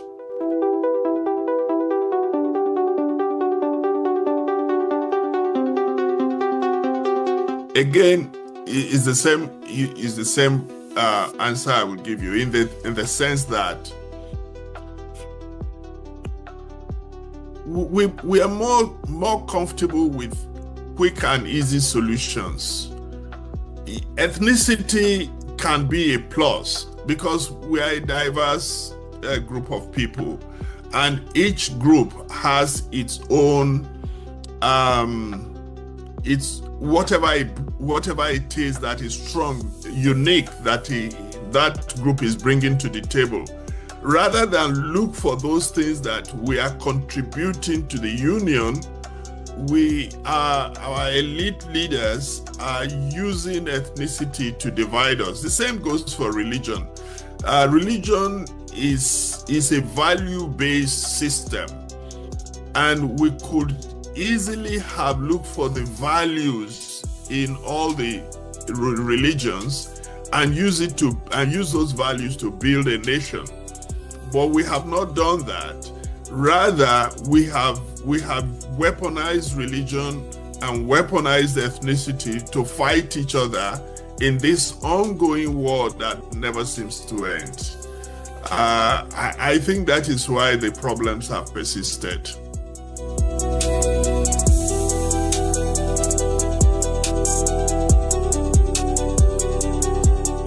Well, if you have thrown everything into winning, it's like the American football, what they call football, the American football, where your goal is to get the ball to the other side at all costs. If you do politics that way, getting a win it becomes difficult to think of any other thing because you have invested so much energy, so much resources, and you have further divided the polity. Those who are for me and those who are against me are very clear. And therefore, so it's a perpetuation of that mentality that politics is war. You know, the opposition is the enemy.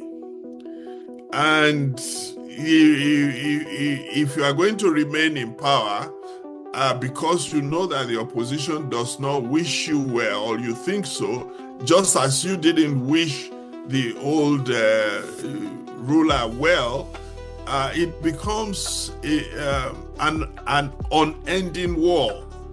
You know, everybody is fighting. It goes back to the point I made earlier, which is that conflict in politics is a reality, and we have not reconciled ourselves to that.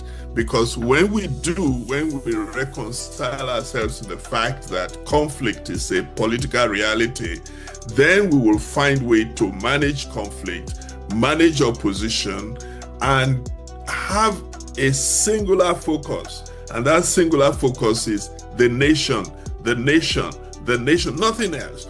How do we get the nation to be better?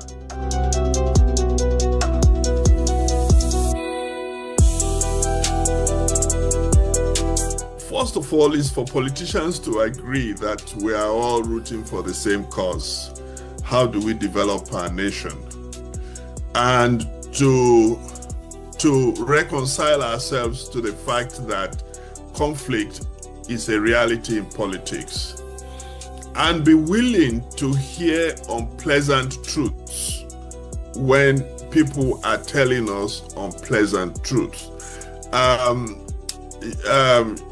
The issue of agonism and is a concept that was developed and pushed by Chantal, both a French political philosopher, and she's saying that, look, treat politics like a game, and don't treat your opponent as a permanent enemy, but as an opponent that you are involved in a game of, call it football, call it tennis, with, and be willing to shake hands and talk like civilized people after the context, and not be permanent enemies. That is the whole concept. And how do we do it? First of all, is by really interrogating this concept by Chantal Mouffe and agreeing that yes, this is something that is worth doing. Let's bury our hatchets. Let's look for how can we use our differences to make the nation great. It's not something that we can jump into and say, yes, let's go and do it. No, it's something for us to say, is she right? Let's sit down and talk about it. Let's examine all the sides. Let's find out how we can work with other groups that don't necessarily see eye to eye with us. There was, I think it was Abraham Lincoln that brought into his cabinet all the people who opposed him, people he ran against.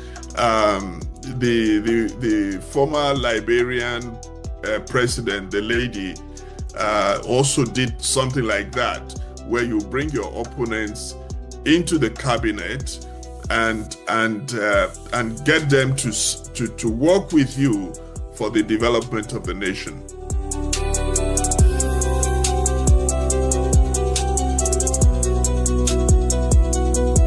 Well, I'm not sure whether June 12th was ever reconciled, other than the fact that in 1998-99, the country said, okay, let's move to the southwest and get a president to compensate the Yorubas. I don't know whether that was deep enough a solution. Maybe it was the beginning of finding solutions and agreeing together and say, let's give it to the Igbos. They've been waiting, they've been outside in the cold for a long time. And let's see how they manage the leadership of the nation. Yes, of course, to your question, nothing seemed to have changed. If we look at the years of the last regime under the President Buhari, how everyone accused him, or nearly everyone accused him, of giving all the important position and doing everything in a particular direction that favored not just his political party, but the part of the country that he came from. The same allegations have been levied against the current president. And we should move away from such politics where we seem to be there to satisfy just the need of the part of the country that we came from. Everybody should be working towards the betterment of the nation called Nigeria.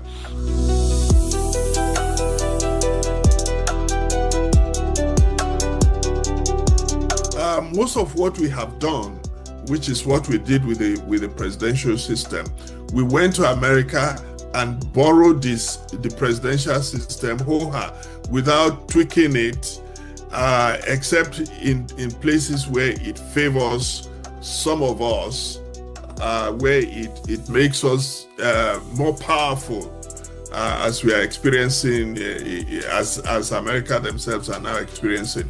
What has happened is that most of the time when we borrow, so going to Switzerland or Sweden or the Scandinavian countries, it's itself not going to solve our problem until we take what they have, look at it, examine it, and say, how can we make this work for us because of our culture, because of our language differences, because of our climate even, you know. So we must domesticate anything we bring in from abroad. If we don't domesticate it, we will always continue to have a schizophrenic attitude to politics and life, where we are neither Scandinavian and we're neither Scandinavian, we are at the same time we're not Africans, you know, because we have concocted a hybrid between what we borrowed and what we truly are, and it doesn't allow us to function well in either space. So yes, we can go across the world. There's a lot. Look at the Chinese. The Chinese borrowed versions of capitalism, but they remain true to their communism. You know, they've been able to prove that it is possible to have two ideologies work together, because they accepted that, yes, we are communist, but there's something good that the capitalists are doing and we like it. And they took it and they modified it and it suited them, and they're up and running. The Japanese did the same thing. They did not let go of their culture, but they took everything they could find from the West, and they made it completely Japanese. So people now go to Japan to learn the same principles that they themselves had learned from the West. So the world is always borrowing and tweaking and adapting and making them work for them. Africans, unfortunately, we basically borrow, and now people say that Africans have what they call pseudo-democracy, or some people call it electoral democracy, where you just basically keep the authoritarian in check, and you go to the polls, give the impression that you are democratic, and then come back and you are back in your natural element. Yes, there's a lot to borrow. There is a lot that we can learn from, but there's a lot of work that we must do with whatever we borrow to make it authentically ours.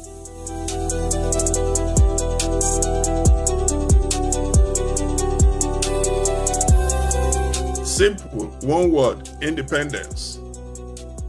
Independence in mind and action. Independence in mind and action for the media, so the media does not align itself to a particular leader because that leader happens to come from the north or south or east. Independence for the judiciary.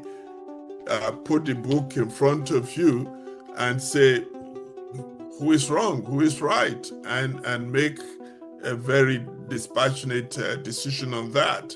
Independence for INEC, I'd say who won? Independence, the courage to make decisions that benefit the country, not decisions that benefit particular groups of people or those in power at the moment. Independence.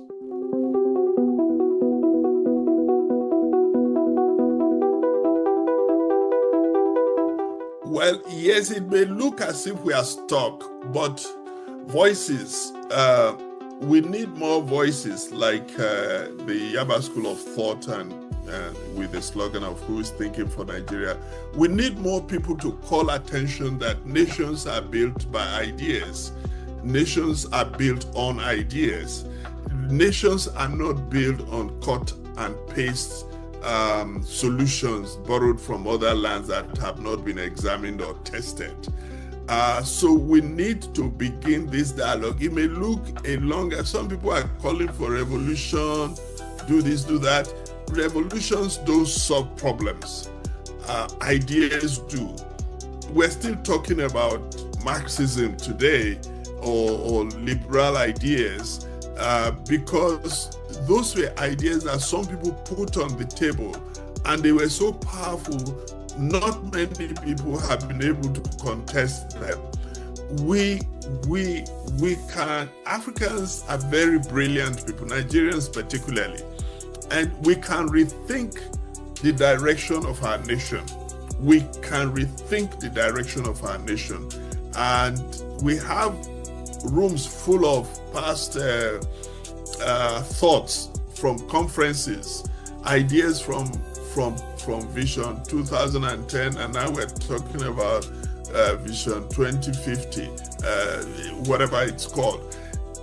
We need to now harness all those ideas, past, present, future, and put them together and work out an action plan, and therefore say, yes, this is who we are, this is who we want to be, this is how we are going to go about it. Right now, if I ask you, who is a Nigerian? What is the Nigerian project? What are we about? What are our values? What is the ideology that keeps Nigeria together? What are the sectoral ideology of the various political parties? We have no answer because we've never sat down to consider such basic, very, very deep, necessary ideas that can help us shape our own identity, shape who we are, and chart a direction for the people that we claim we are. I think that's where to start from. We can't make progress until we have fundamentally examined the question of who we are and how do we go about getting to where we think we are going.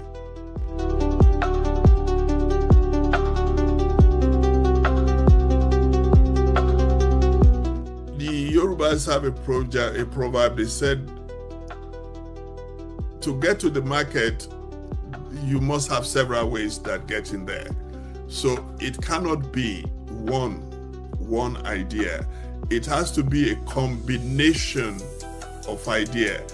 first of all, it starts with a mind shift. A mind shift that politics need not be deadly. A mind shift that conflict in politics is a reality, and we must therefore learn to live with it. A mind shift that the nation is bigger than the sub-nations, and therefore we must put everything we have to make the nation do what nations do for the sub-nations, and make the sub-nations do what the sub-nations do for the success of the grand nation. So it's a combination of ideas, not one idea.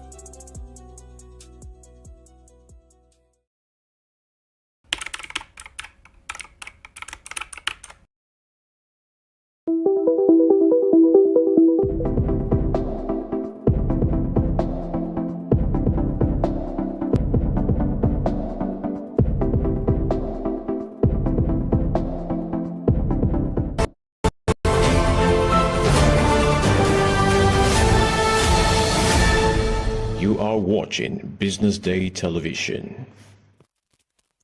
Hi everyone, and welcome to this special edition of the Business Day Millennial Hangout. My name is Ethel Adorno, a social media strategist here at Business Day, and I'm honored to be your moderator for what I believe will be one of the most relatable conversations yet. Our topic for today is passion for profit, balancing work and entrepreneurship. I'll take that again. Passion to profit, balancing work and entrepreneurship. They often say do what you love and the money will follow. But for most millennials, it's just not that simple. You are passionate about something and somehow you're passionate about your side hustle, but somehow you still need that 9 to 5 job just to maintain a stable paycheck. So the big question is, how do you manage your time and avoid burnout when trying to balance the both of them? And most importantly, how do you turn that passion into real, sustainable, and profitable business without jeopardizing your work and also your side hustle? That's what we are here to unpack today. And as you all know, I am not here alone. I have got with me 5 incredible business experts who are living proof that balancing work and passion is possible and doable. So permit me to introduce them to you all. First, we have Damola Richard Salvador Adebayo, a seasoned marketing professional with over 14 years of experience and a firm believer in disruptive thinking. He is the CEO and lead strategist at DigiSplash, an award-winning content-led marketing and advertising agency, and also he is the founder of Polar Reef Studio, a modern photography and video production company. Welcome, and it's great to have you, Damola. Thank you for joining us. Next, we have Temitope Okesenyi, a distinguished HR and tech specialist, AI strategist, and global talent consultant. She is the founder and CEO of Outnovately, where she leads groundbreaking HR and tech innovation. Also, she is the visionary behind the University of Freelancing, where she has trained thousands of professionals across the globe.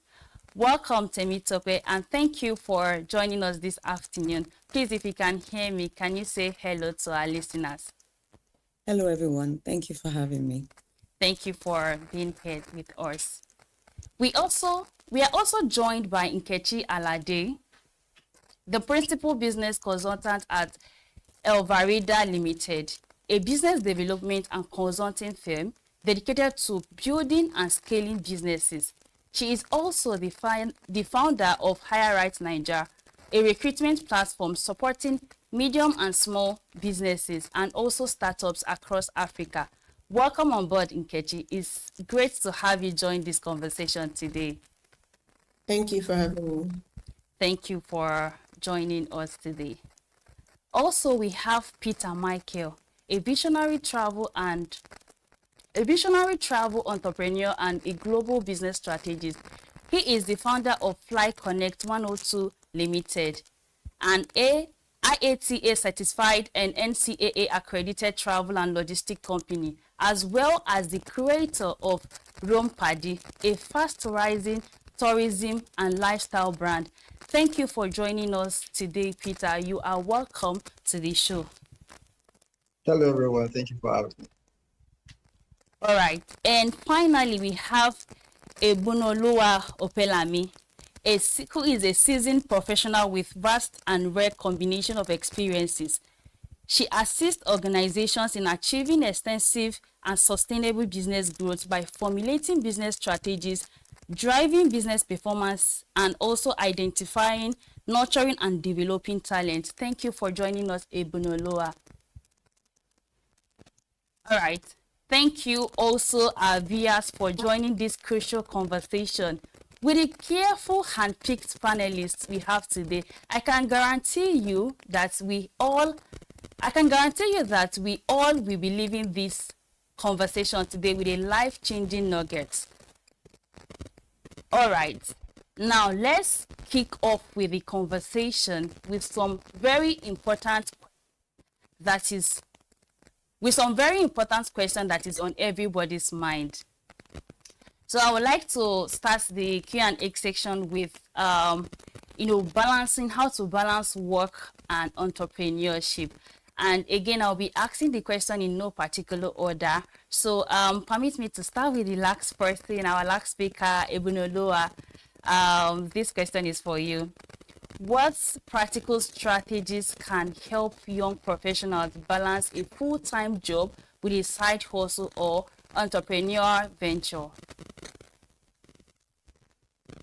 Okay, thank you very much for that question, and thank you for having me on the session. Thank you for joining us. Okay, and good morning and good afternoon to all the speakers. Okay, so I want to start by saying every entrepreneur, it starts with you. It starts with you in the sense that you must know yourself. What are your strengths? What are your weaknesses? What are your goals? How are you wired? And by that I mean, are you a morning person? Are you an evening person? Do you function better at night? All of these questions you need to answer clearly so that you can understand what works for you in terms of how you want to structure your daytime job with your moonlighting or your entrepreneurial journey. Because without this clarity, it will be a struggle. For instance, if you're an early morning person, you may decide to wake up very early in the morning, get some things done before going to work, and then you can work well and come back at night to rest or do some less intensive things can still get done later in the evening. But if, on the other hand, you're an evening person, you know that you have to work during the day, close early enough so that you can be back at home to carry out your entrepreneurial work by the side in the evening as well. So understanding yourself very, very well. What are your strengths as well? What are the things you do so well that you need to focus on? What are the other ones that you need to get help with? And sometimes when we say get help, depending on what stage you are on your business journey, you don't always have all the resources you require. But the thing is, we don't always need resources in terms of capital or revenue or money. Sometimes it's resources of people. What sort of network do you have? And when we talk about network also, I always like to lead with value. What am I bringing to the table?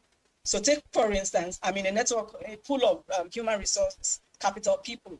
What do I do well that can offer the other person so that if I need the other person to do something for me too, I can get it done through them.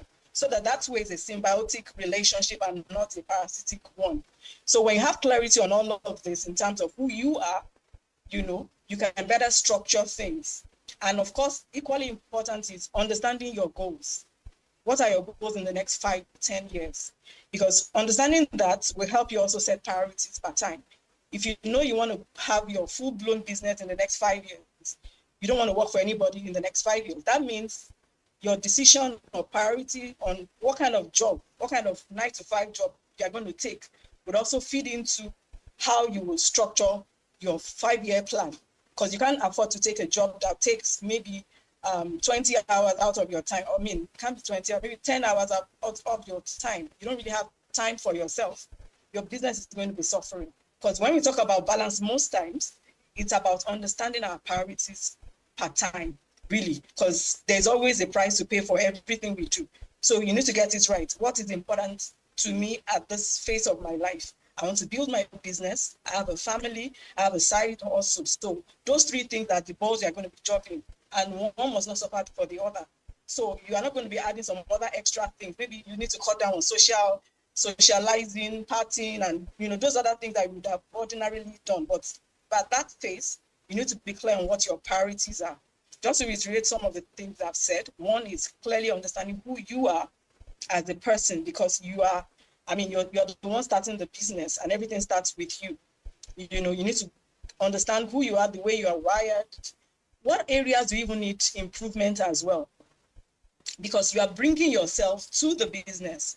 In terms of when we talk about organizational culture, I always say that it is the character of the owner of the business we are actually speaking to, because it is you are the one that is going to transcend throughout the organization. Your behavior, your character is what people are going to pick on, that will then inform or form the culture of the business. So you have a lot to do on yourself in terms of your personal growth. That is if you're just starting up. And even if you've started after a while, there's always room for improvement. So know who you are, know how you are wired, what are your strengths, what are your weaknesses, what kind of network do you have in terms of people, and what value do you bring to the table? Then what are your goals? Clearly set goals. And what are those things you are prioritizing per time? So these are the key things I would say anybody who wants to juggle these 2 fits, which is possible, must first of all put into consideration. And I'll stop here so that I can allow other people to talk. Thank you. Thank you so much, Ibunolu. That was amazing. Thank you for setting the tone for our conversation today. So I would like to ask our next speaker, Peter. From your experience having to run 2 companies side by side, what are the biggest challenges in balancing work and entrepreneurship, and how can they be overcome? Thank you so much, BusinessDay, for having me once again. We know that 9-to-5 and side also are both sophisticated, right? But what I tell people is you are the software, and you must learn to manage the software. How do you do that? First, your 9-to-5 is like what I tell people is your job is funding your future, and not the other way around. So once you know that your job is funding your future, it is then easy to know how to structure yourself. And so you learn everything on your job, every skill acquired on your job in your 9-to-5 to help create, a micro system that runs your business. So you're given the leverage on your 9-to-5 to understand how to run your own business effectively. And so what you need to structure your time, like, Ebolu said, know when you function. Some are morning people, some are night people. Know when, your energy is, higher, when you're more productive. Channel your hustle into that. So you do your 9-to-5, that is, non-negotiable. But once you do your 9-to-5, at least 3 hours a day or 2, depending on how fast you want to go, how far you want to go, structure yourself in that way, and then begin to build little by little. And so when you build, you have the leverage, to test run. And it's almost risk-free, right? You have a backup system, which is your 9-to-5. You can begin to test run things. If they work out fine, you don't work out, you learn, and then you move again. And so that's how to balance it. There is no particular system or structure assigned to how to balance what you understanding your 9 to 5 perfectly well, understand the system and the software that runs your 9 to 5, then find a way to replicate that in your hustle, and then it's easy.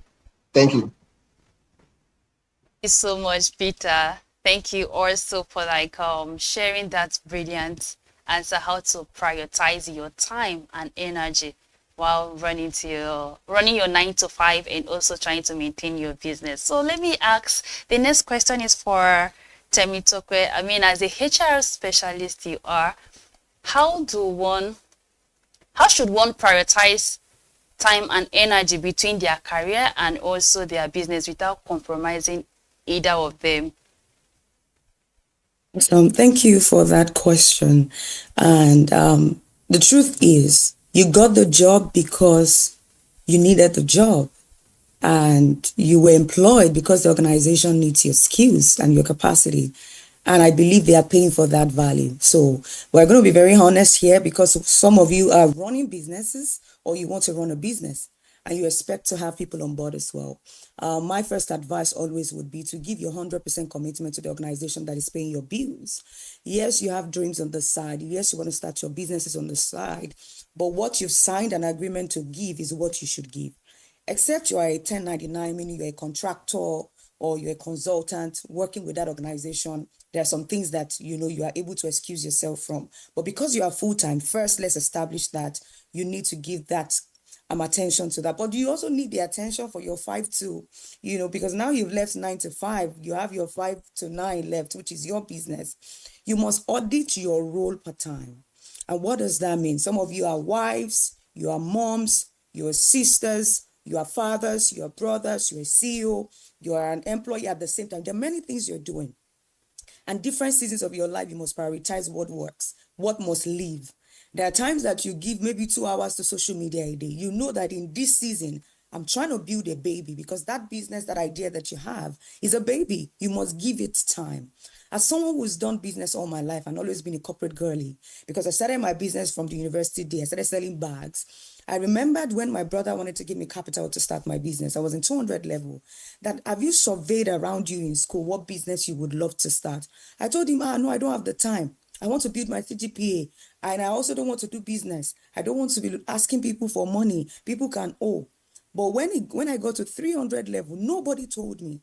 I myself knew that, okay, I have built what I needed to build. Of course, I've lost access to the capital they wanted to give me, because they were willing to give me. They were asking me. I wasn't ready mentally. But by 300 level, I knew that I was ready mentally, but I was also ready physically to accommodate that. And by myself, I started the bag business. And I did that with schooling, came out with good scores, came out of school, started working the first year that I came out, running a fashion business. From there, I moved to freelancing online, running my own digital agency. I have 2 startups now, have a company. I still work at the same time. And I realized that the same attention that you give to someone else, you must be willing to give it to your work. So audit your role. What sacrifices can I make, in this season? And another thing that can help you is believing in yourself, because one of the privileges we have as adults and millennials is the audacity to believe in ourselves. Because if you don't believe in yourself, nobody will. That attention you give to yourself, that belief will wake you up at night even when you're tired. Sometimes I'm getting back 6 p.m. Nigerian time. It's probably 12, just like it is right now, like 12 p.m. for my clients in another country. I need to get up to work. I'm tired, but I know that is what I needed in that season. So you must believe in yourself enough. The conviction must be enough to drive you through that process. So that's what I think every millennial or every entrepreneur who is trying to balance both and trying to give their commitment, that's what I think they need to do, right? That's what I think they need to do. Thank you. Oh, thank you so much, Temitope. Thank you for, quickly sharing your moments with us, and also for spotlighting for us that, you have to believe in yourself first if you want to find a way to balance your passion and also your career goal. You have to find a way to believe in yourself and also audit your work properly, just so you are able to balance the both of them. So now let's look at how to manage productivity and also how to manage your time. So this question is for Damola. as a seasoned marketing professionals, I know you deal a lot with, marketing tools and all of that. So what tools, habits, or systems have you found most effective in staying organized and also productive? I mean, having to have over 14 years of experience, work experience, and also building your company, DigiSplash. Okay, thank you for having me. I hope you can hear me. Hi, Damola. Okay, yes, I can't said I hear hope you. you can hear me. All right. Can anybody else hear me? Oh yes, she says she can. Hi, Damola. I think you're muted. I can't hear you. No, I'm not muted. Okay. Everybody else can hear. Okay, I can hear you now. Thank you. Okay, great. Okay, I think your question was on productivity. And Yes, tips how for to manage productivity, to tools and habits that help you to stay organized. Okay, I think the major thing is to, like some people have already mentioned, identify your, what I call it, identify your majors and your minors. And I think prioritization is very important. So you need to prioritize what is important. You can use tools like Slack. For me, I'll say for work, Slack helps. Simple tools like just managing your time, your calendar, reminders, things like that help a lot. For me, since I do digital marketing, a lot of the tools that we use are more inclined with managing an agency and managing people. So I'll say the major thing is there are a lot of tools now, and it's not really about the tools, it's majorly about the person. Some people have tools, but they don't really use the tools that they have available. But in terms of tools, I think Slack is a good one. I think Slack is one that I've used over the years and has really helped in prioritizing times, setting reminders. And I'll say set reminders. I think these are the major things. Set reminders, set goals would be major things to do. Yeah, I hope that helps. Thank you. Thank you so much, Damola. Thank you for, listening some of the habits that help you to stay organized, setting reminders, getting yourself, your space organized and all of that. And also for mentioning some of the tools that help you to, stay focused and balance your work. So my next question is for Nkechi Alade. How can entrepreneurs identify and focus on high leverage activities that move the needle? As a business consultant, I believe you should be able to give us some tips on how entrepreneurs can identify and focus high level activities, and also, how to leverage them. Okay, thank you very much for having me today. Thank you. And I do hope, glad you can hear me. Okay, so in terms of being an entrepreneur, so having worked with business owners and entrepreneurs, for quite a number of years, I've seen that it is very easy for people to do a lot of things in terms of just being busy, activity driven, but then they're actually not being productive. And that is because very few people are goal oriented. Lots of people are activity driven. So they just want to see that they're busy. But my first question to a lot of business owners is, what exactly is the outcome? What exactly is the reason why I'm doing what I'm doing? So one question I usually would ask is, does this task actually help you to bring revenue? Does it help you with growth? What does it help you with, some form of scalability or sustainability? Or are you just looking to do something? And I'll tell you why these things happen. Now, lots of people go into business without having any formal knowledge about business or knowing how to work. Now, you think, working might just be waking up and going on social media and saying, come and buy from me. But if you don't understand the things you need to actually do behind the scenes to actually build a business that generates revenue, then it just becomes actually activity. So why I like the idea of this topic in terms of having a full-time job and then, being able to build a side business is that there are certain things that a business would task you with that you can only learn when you have worked in a formal environment. So when we speak about things like structure, things like systems, if you haven't experienced it before, you might not necessarily understand how to put it in your business. So my charge is this: in terms of being a corporate person, in terms of having a 9 to 5, ensure that you focus on what you're doing. It might look like, oh, what I'm doing 9 to 5 does not affect my business, but it does. Everything you're learning, it might be customer service, it might be operational, it might be administrative. You're able to see how it's done and then take those learnings into your business. And it helps you to see, okay, how do I prioritize these tasks? What do I need to do here? How do I ensure that the outcome is clear? So when I say don't just be busy, be clear on what these tasks are. I like to do things called deep work. When your high productivity hours are during the day, and make the most out of them. I always work with pen, and I'm a book and pen kind of person. So I always list out those things I need to do every day. So at the end of the day, it might be 2 or 3 very, very important things, but I ensure that I finish them. Because we live in a generation now where attention is very, very limited. It's difficult for you to just do one thing because there's so many distractions. You pick up your phone, you want to be on a call, you want to do something else, but you need to learn to focus. You need to learn to narrow in so that you're able to ensure that you get out the results that you want as a business owner. So it is very important. We don't have the leverage of time. Time is one thing that we all have. It's 24 hours every day. You can't have 36, I can't have 40, you can't have 2. And you can't take back the time of yesterday. So you have to ensure that you're doing the most you can every given point in time with the time that you have. Thank you. Thank you so much, Nkechi. Thank you for, thank you for sharing your knowledge with us and also reminding us how to manage our time effectively. So let's just take the last question on time management. This would be for you, Temitope. As someone who has juggled many hats, running your business on the side and also being a corporate girly, like you said, what are the common time management mistakes? Like, do you think young entrepreneurs make, and how can they avoid it? Thank you for that question. First, I think it's trying to overestimate what you can achieve within a time limit and also underestimate what you can achieve. And just like Nkechi highlighted, I'm also a pen and a note kind of person. But of course, we have digital notepads now. One of the mistakes that I see is, we want to do a lot of things, right? But you end up doing nothing. There's a lot of distraction. A lot of things are looking for your attention. And we also want to perfect almost everything as we're starting. But the idea is you must start from where you are.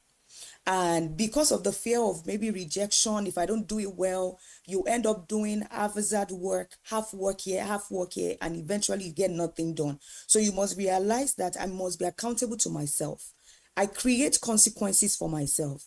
That if I don't do this at the time I need to do it, this is the consequence. You must have release dates or deadlines for your work. And these are the things you also learn in 9 to 5, that you've learned the structure, time of resumption, consequences if you don't come early or if you come late. You must apply that to your business. That this is the same thing. If I'm not able to do this, this is the consequence. So maybe I'm not going to get this for myself, this that I plan to do for myself, or this that I plan to do in the business, I'm not able to do it. The bigger picture must always be in front of you at all time. There's a word I call people like us who are, running businesses and also being in corporate is youpreneurship. So there is entrepreneurship, but there is youpreneurship. It's the business of you. So it is you that needs to be accountable. With that, you are able to create automations, you're able to create systems. But if you yourself personally, you're not efficient, trust me, it will show in the things that you're doing and in the businesses that you're running, because balls will begin to drop somewhere. And be open-minded to outsourcing.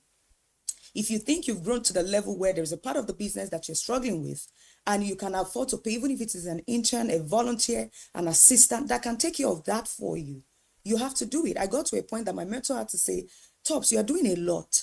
And this needs your priority this year. You need to get it done. Get an assistant. That was like 4 or 5 years. I'm like, assistant. Even me, I'm an assistant to some people. But I had to. I got someone who could work with me with the budget that I had so that she can focus on some of the administrative things I needed to do. And I was able to deliver that project that year.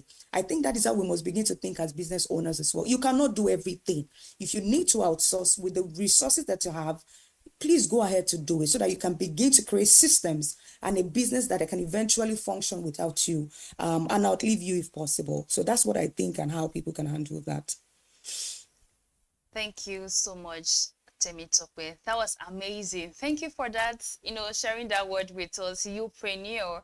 It reminds me that if I want to actually focus on pursuing my passion while maintaining my corporate life, I have to also, always know that this is about me, this is about my passion, and, try to do things that would get the both of them aligned. Thank you. Now let's look at the financial strategy and stability. So this question will be for you, Ebunoloa. How can one fund a business without sacrificing financial stability from their job? Assuming someone is passionate about a side hustle, how can they fund it without sacrificing their financial stability from their job? Okay, thank you for that question. I think I mentioned earlier that sometimes when you're starting up a business, you need to have clarity on the kind of resources you need per time. Most people think it's financial resources that is the biggest issue they have, whereas it may actually be resources in people. And I cited an example earlier to say that you're starting up, you also have value you bring to the table. Do you have people in your own network that can do what you need for you without you paying for it? Which means that when they also need your services, you are able to pay back, right? With your own skills and strength or whatever it may be. That is one. But that doesn't still negate the fact that finance is required in the business. And at every point in time, you must know where you're at in your business journey, the maturity level of your business, and what is really required. I will go back to requirements again. So take, for instance, you are a startup. You want to go into the market. You know the value you are adding to your customers. But you can't start competing at some certain levels because you don't have what it takes to be there yet. So you need to be able to identify who are my target audience that I can meet their needs at this point in time. For instance, you can't say you are into consulting and from day one you want to compete with a KPMG, for instance. You can't meet, from where to where, on any level at all. But if what you are focusing on, for instance, is that you want to hire for people, you are going into hiring, make sure you are sound at what it takes to hire. You are leading with value so that when you pitch to your customers, your target audience, you are able to add value. They're able to pay you, right? The kind of resources they can at that time and even refer you. And gradually you are growing the business. Of course, when it comes to funding, there are various sources of funds, right, that are available now. But you must demonstrate value to those kind of places for you to even have access to those kind of funds. So I always say lead with value. What value are you bringing to the table? Don't go into the market to say, I want to make money. I need more money. I'm not earning enough. That's why I want. No. What are you bringing to? What value? What need are you meeting? And who are your target audience per time? Who are those you can effectively serve per time? Because having a clear understanding of the persona of your target audience really helps. You can't be aiming for people in blue chip companies from day one, right? And I'll just quickly share a story with you just to buttress this point. So there is one of these mentors of mine, right? He was telling us about when he just started his business. And from day one, he went into business strategy. And then they went to pitch to one man who owned a multi-million naira company at the time. And then they kept telling him about the business strategy and everything. And then the guy just kept looking at them like, okay, if you had those strategies and you've applied it to yourself, you won't be looking this way. Do you understand? Of course, they didn't get the business. But guess what? It was a lesson to him because they actually gave him the feedback to say, hey, look at your car. Look at how you look at this time. And you're preaching business strategy to us. Go apply that strategy to yourself first, and then we can listen to you. But he went back to the drawing board. And I can say for free today that is number one in his line of business. I don't want to mention names, but if I do, I'm sure most of us would know him. Today, he's running a multi-million-dollar business. What am I trying to say? Come with value, lead with value. Value always attracts resources. So when you lead with value, when people can perceive or even they've tested what you have to offer, then they can pay you.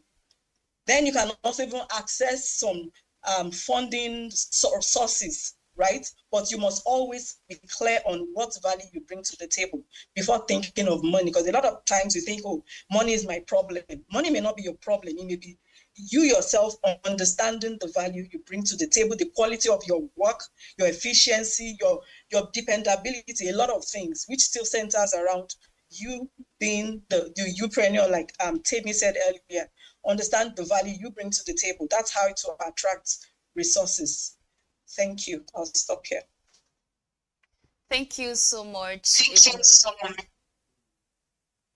Thank you so much, Ebunoloa. Thank you for sharing that beautiful stories. It's funny how a lot of millennials are in this table because they first think of how to fund a business without really focusing on the value they want to deliver.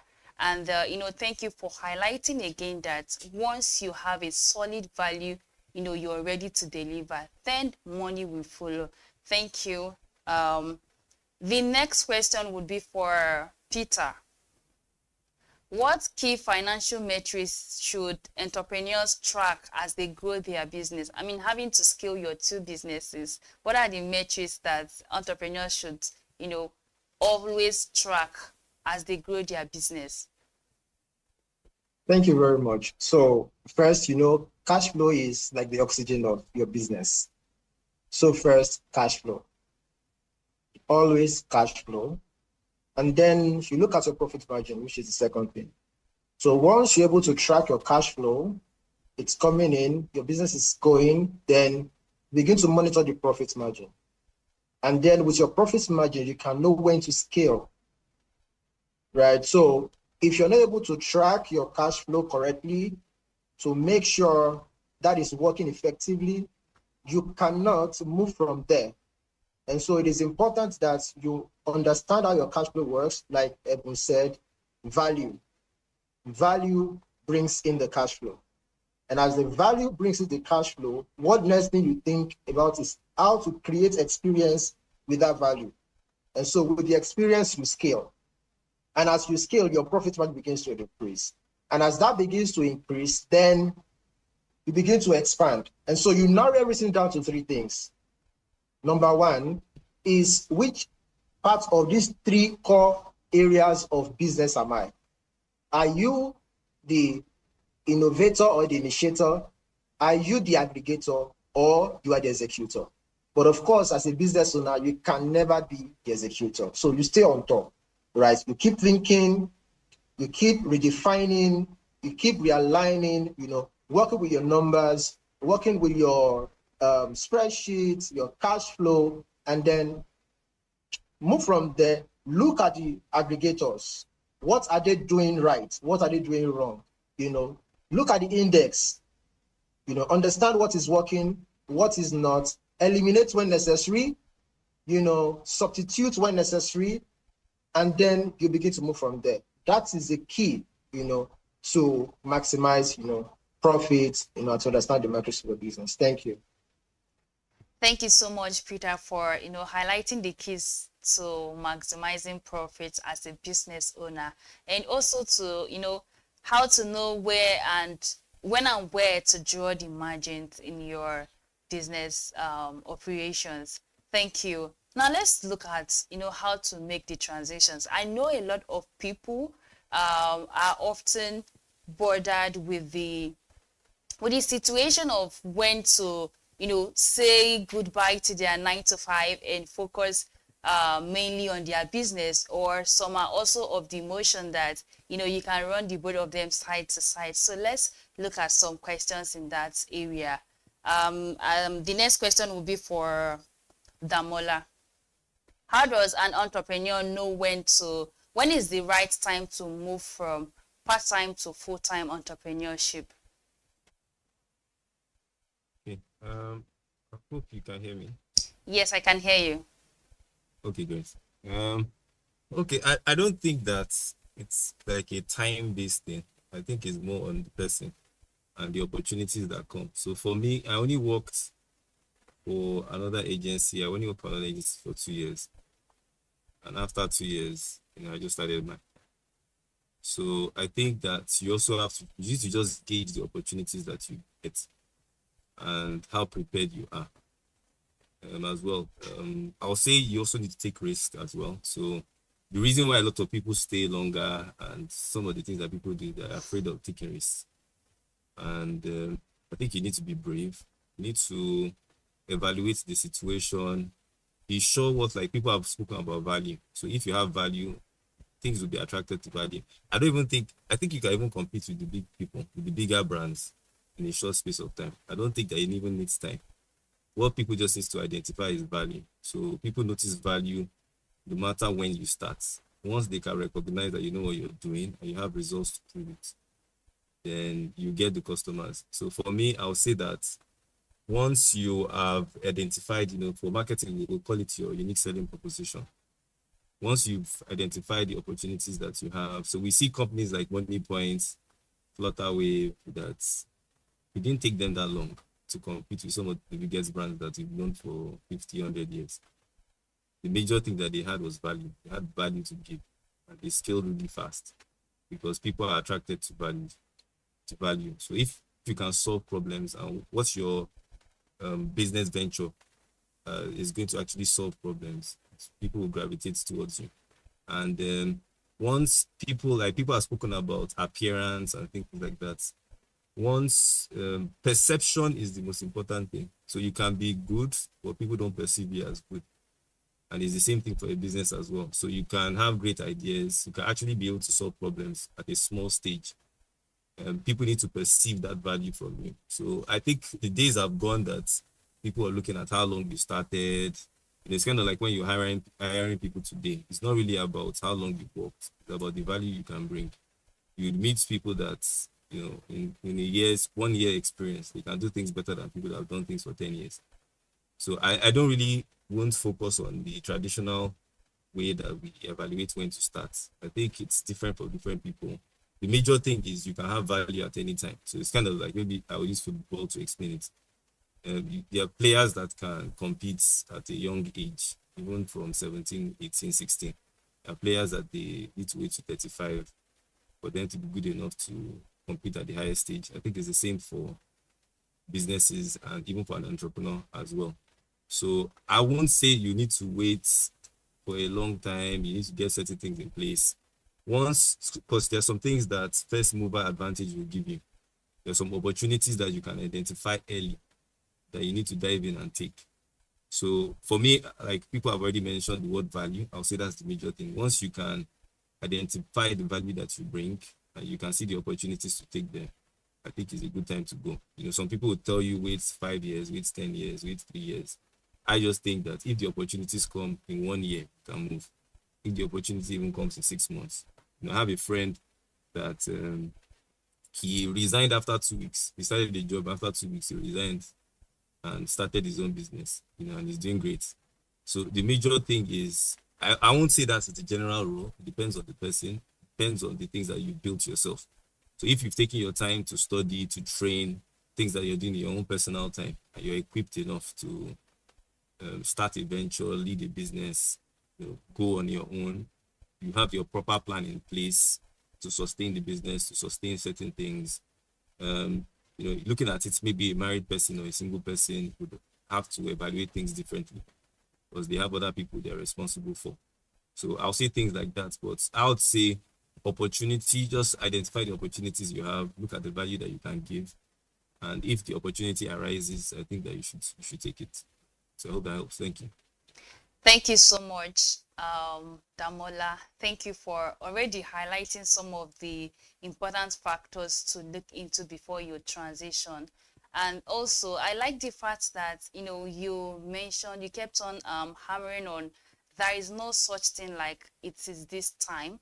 You can't just say, oh, it's 5 years or 10 years before you can transition to pursue your side hustle, your passion. Just understand your time and be confident with your value, the value you bring to the table. Then you're good to go. Thank you. Let's still look more deeply into some of the factors to consider. So over to you, Nkechi. What are the most important factors to consider before making that transition?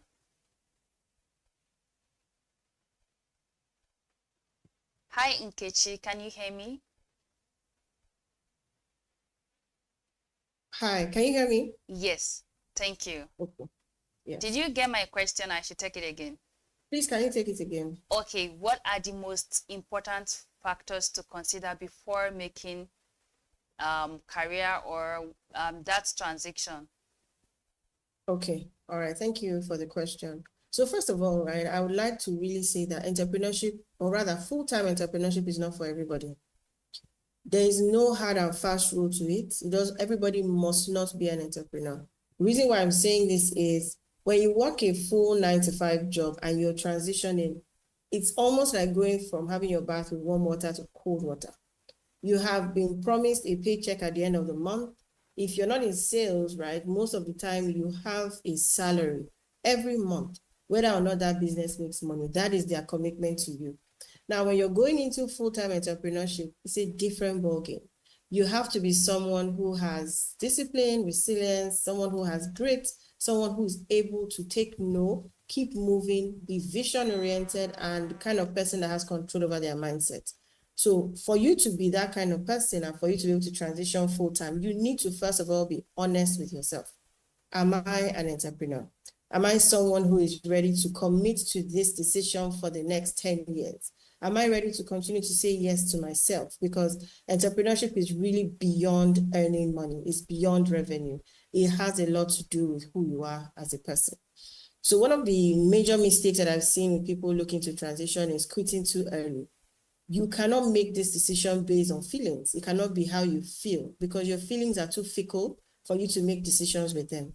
You have to be quite objective. You need to be able to see that, okay, this is where I am now. This is my plan for the next 60, 90, 120 days. This is how I'm going about it.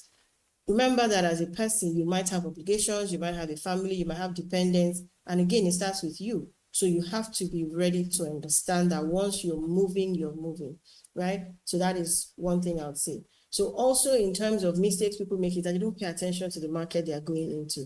You can't go into business blinded. You have to be sure, okay, this is what the market currently is saying. This is how people are doing things. Imagine being in the business today of maybe entertainment, and then you start selling your own CDs or something. I mean, you're really competing with the past. So you need to know what exactly the market is saying. You need to be sure how much people are charging. What do you charge? What kind of people do you need on board? So there are certain questions you need to be asking yourself. You need to also understand how to do business. When you're running a business, you have to, of course, register it. You have to ensure your tax is in place. You need to ensure, your legal, any other paperwork that you need to have. You can't just go into it and just sort of start to wing it. We are in an age where you click of a button, find out what is required for you to start to render these services within a particular environment. So don't just rush in and close your eyes and say, oh, you know what, I'm going to do it right now. Yes, I believe you should take risks. I believe you should do it while you can. I believe you should have momentum, but it doesn't mean you should do it without, putting in the right things in place, without doing your research. And of course, someone had also mentioned value. You need to ensure, what am I bringing into the market?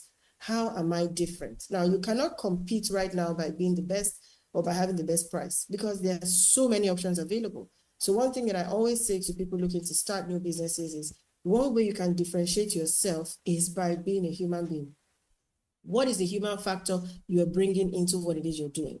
Yes, you're a small business. People might want to work with you because they feel like you are human. How can you be more human in your business? And another thing I would say is try as much as possible to aim for excellence. I didn't say perfection because perfection is a myth and it doesn't exist, but excellence. And one thing I recently learned is that excellence can be practiced. So you can every day become better at what you do or what it is that you're doing. So if you have that at the core of your mind, if you have that in front, as you're building the business, as you're hiring people, as you're speaking to clients, you continue to build and become even better. So that even if you have so much value to give, you're giving it in a way that is deemed excellent, and you're able to retain customers, and they're also able to refer people to you. And when people are bringing leads or leads are coming into your pipeline, they are able to convert. So I hope that has helped. Thank you so much, Nkechi. Yes, that's actually answered my question. And thank you for, you have already set stone for the next thing that we'll be looking at, talking about aiming for excellence. Let's look at business growth and branding, how to properly brand your side hustle, your passion, and any other thing that you have on the side that you're interested in building. So the question would be for Ebunoluwa. What are the biggest planning mistake entrepreneurs make when starting or growing a business? Okay, thank you for that question. I think one of the mistakes entrepreneurs make, and it may not be all their faults, maybe it's what has been shown as what matters the most. You want to look the part, fake it till you make it, dress in a certain way, be this, be that. But what the customers want goes beyond your looks. It's still about value. It's still about who you are, what you bring to the table, how you do things. Take, for instance, you have an appointment for 10 a.m., you are there by 9:30, not 2 p.m., and start giving flimsy excuses, forgetting that the people who you are their customer also have customers. Having integrity. I'm going to deliver by this time, and you deliver by that time, to quality as well. And all of these things don't happen by accident. There are things you need to build over time. And that's why I've said it, and a lot of us have also emphasized on you being that person first. Being a person of integrity, knowing what matters to people, the kind of customers you're serving, what is key to them, what kind of business are they into, what matters the most. Take, for instance, the competition in the market is fierce. So a lot of people they have to be on top of their game. And so if you are going to be supporting their business in whatever way with your services, you must also be at the top of your game at all times. So not focusing on the right things in terms of what quality means to the customer. Understand what the customer's needs are first and foremost, but paying attention to the way you speak or the way you look or, kind of dress you're wearing. That's, of course, people see you first before they see the value you bring to the table. I'm not saying that is not important, but I'm saying also that you must pay attention to how you deliver value. How do you communicate? So you can't even you can't make a particular time for some reason beyond your control, which shouldn't be all the time. You must communicate. At times you've given something to somebody, you're trying to get them on the phone, they're not picking up, and you're wondering what's going on here. And no communication, and probably they're stuck somewhere. Especially professionals, people who are learned, those kind of behaviors shouldn't be, be named amongst us, really. So we need to be able to differentiate ourselves with those seemingly little things, but they matter a lot. Like I always say, understand your customers' needs. What sort of business are they doing? What are their key requirements so that you can match up? If you're not matching up, then you're not delivering value. So those are the things I would say in terms of it, and that's your brand, really. Your brand can be, hey, that person that is always coming late, please don't even bring them on board. But you know that, hey, is that the person you're calling? Be sure that they will deliver. They are dependable, they are reliable. So those are the kind of values or descriptions that should be named concerning an entrepreneur who wants to excel.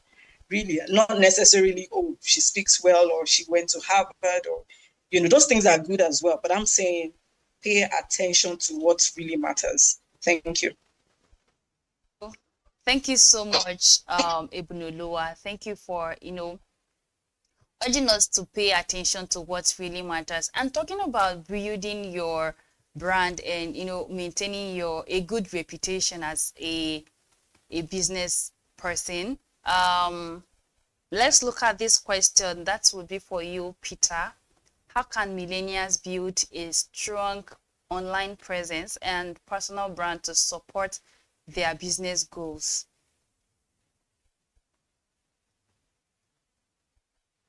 All right, thank you very much for that question. So first, what I would like to say is you are the brand. It is not separate from the name you give to your value. It is not separate from your product. It's not separate from the service. You are the brand. And so there's a book I'm writing. It's called Phones and Ring Lights, right? How to make your own noise for attention. And so whatever you do, particularly in this day and age, you need to learn how to make your own noise. You need to learn what language is required in your own industry. You need to learn how whatever value or product or service you sell is being accepted. Understand the old ways, understand the new ways. Now everything is crashing down when it comes to corporate branding, and all of those things. So everything is coming down to person, not to entity anymore. Entity can sort out your legal issues, your structure, your system, your approach. But when it comes to penetration, when it comes to reaching to your customers, when it comes to appearing as you should, it boils down to you. How do you show up? What language do you speak? Do they even understand the language? And so the new branding is you. And you must know what works for you. You must know how to express. You must know how to receive. You must know how to give. So you understand your customers. You know what they like. You know what they don't like. You know how to navigate things. And so everything comes back to you. So you see that even big brands now are using human beings as the brand. And so it's becoming difficult to make a merger between so-called ambassadors, influencers, and all with a brand. So the brand is now the human being. The brand is now the brain, pushing and, advancing whatever value you're advancing to the world. And so you need to pay attention to you. So you is the new brand. So you have to brand yourself. Thank you. Thank you so much, Peter. Thank you for closing with that line. You are the new brand. So you have to focus on building your personal brand. Take it serious because, you are the face of your business. So let's look at the last question around branding.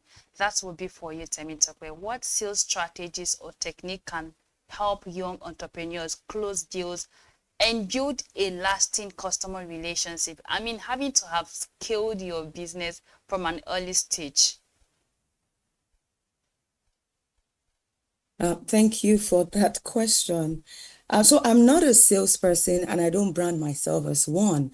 But if there is anything I always do in all of my expressions, and having done several businesses and still running several businesses, is to ensure that I understand the pain point of my customers. Now, sometimes people do a top-down approach. Some people do, down-up, bottom-up approach, which is, are you creating a product for a market you have identified, or you are, identifying the market and then you're trying to create a product?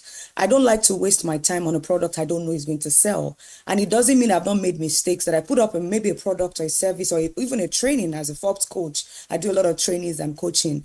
And sometimes I put up a training because I assume that that's something that people would need.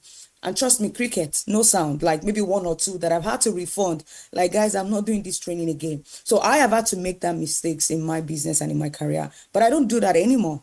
I need to understand and see that there is a pain point somewhere. I listen first and then I sell second. So I identify the market and then I go ahead to create the product. So I have a lot of online courses, for example. I don't just go to create, get a camera, get a ring light, start, creating courses and recording. No.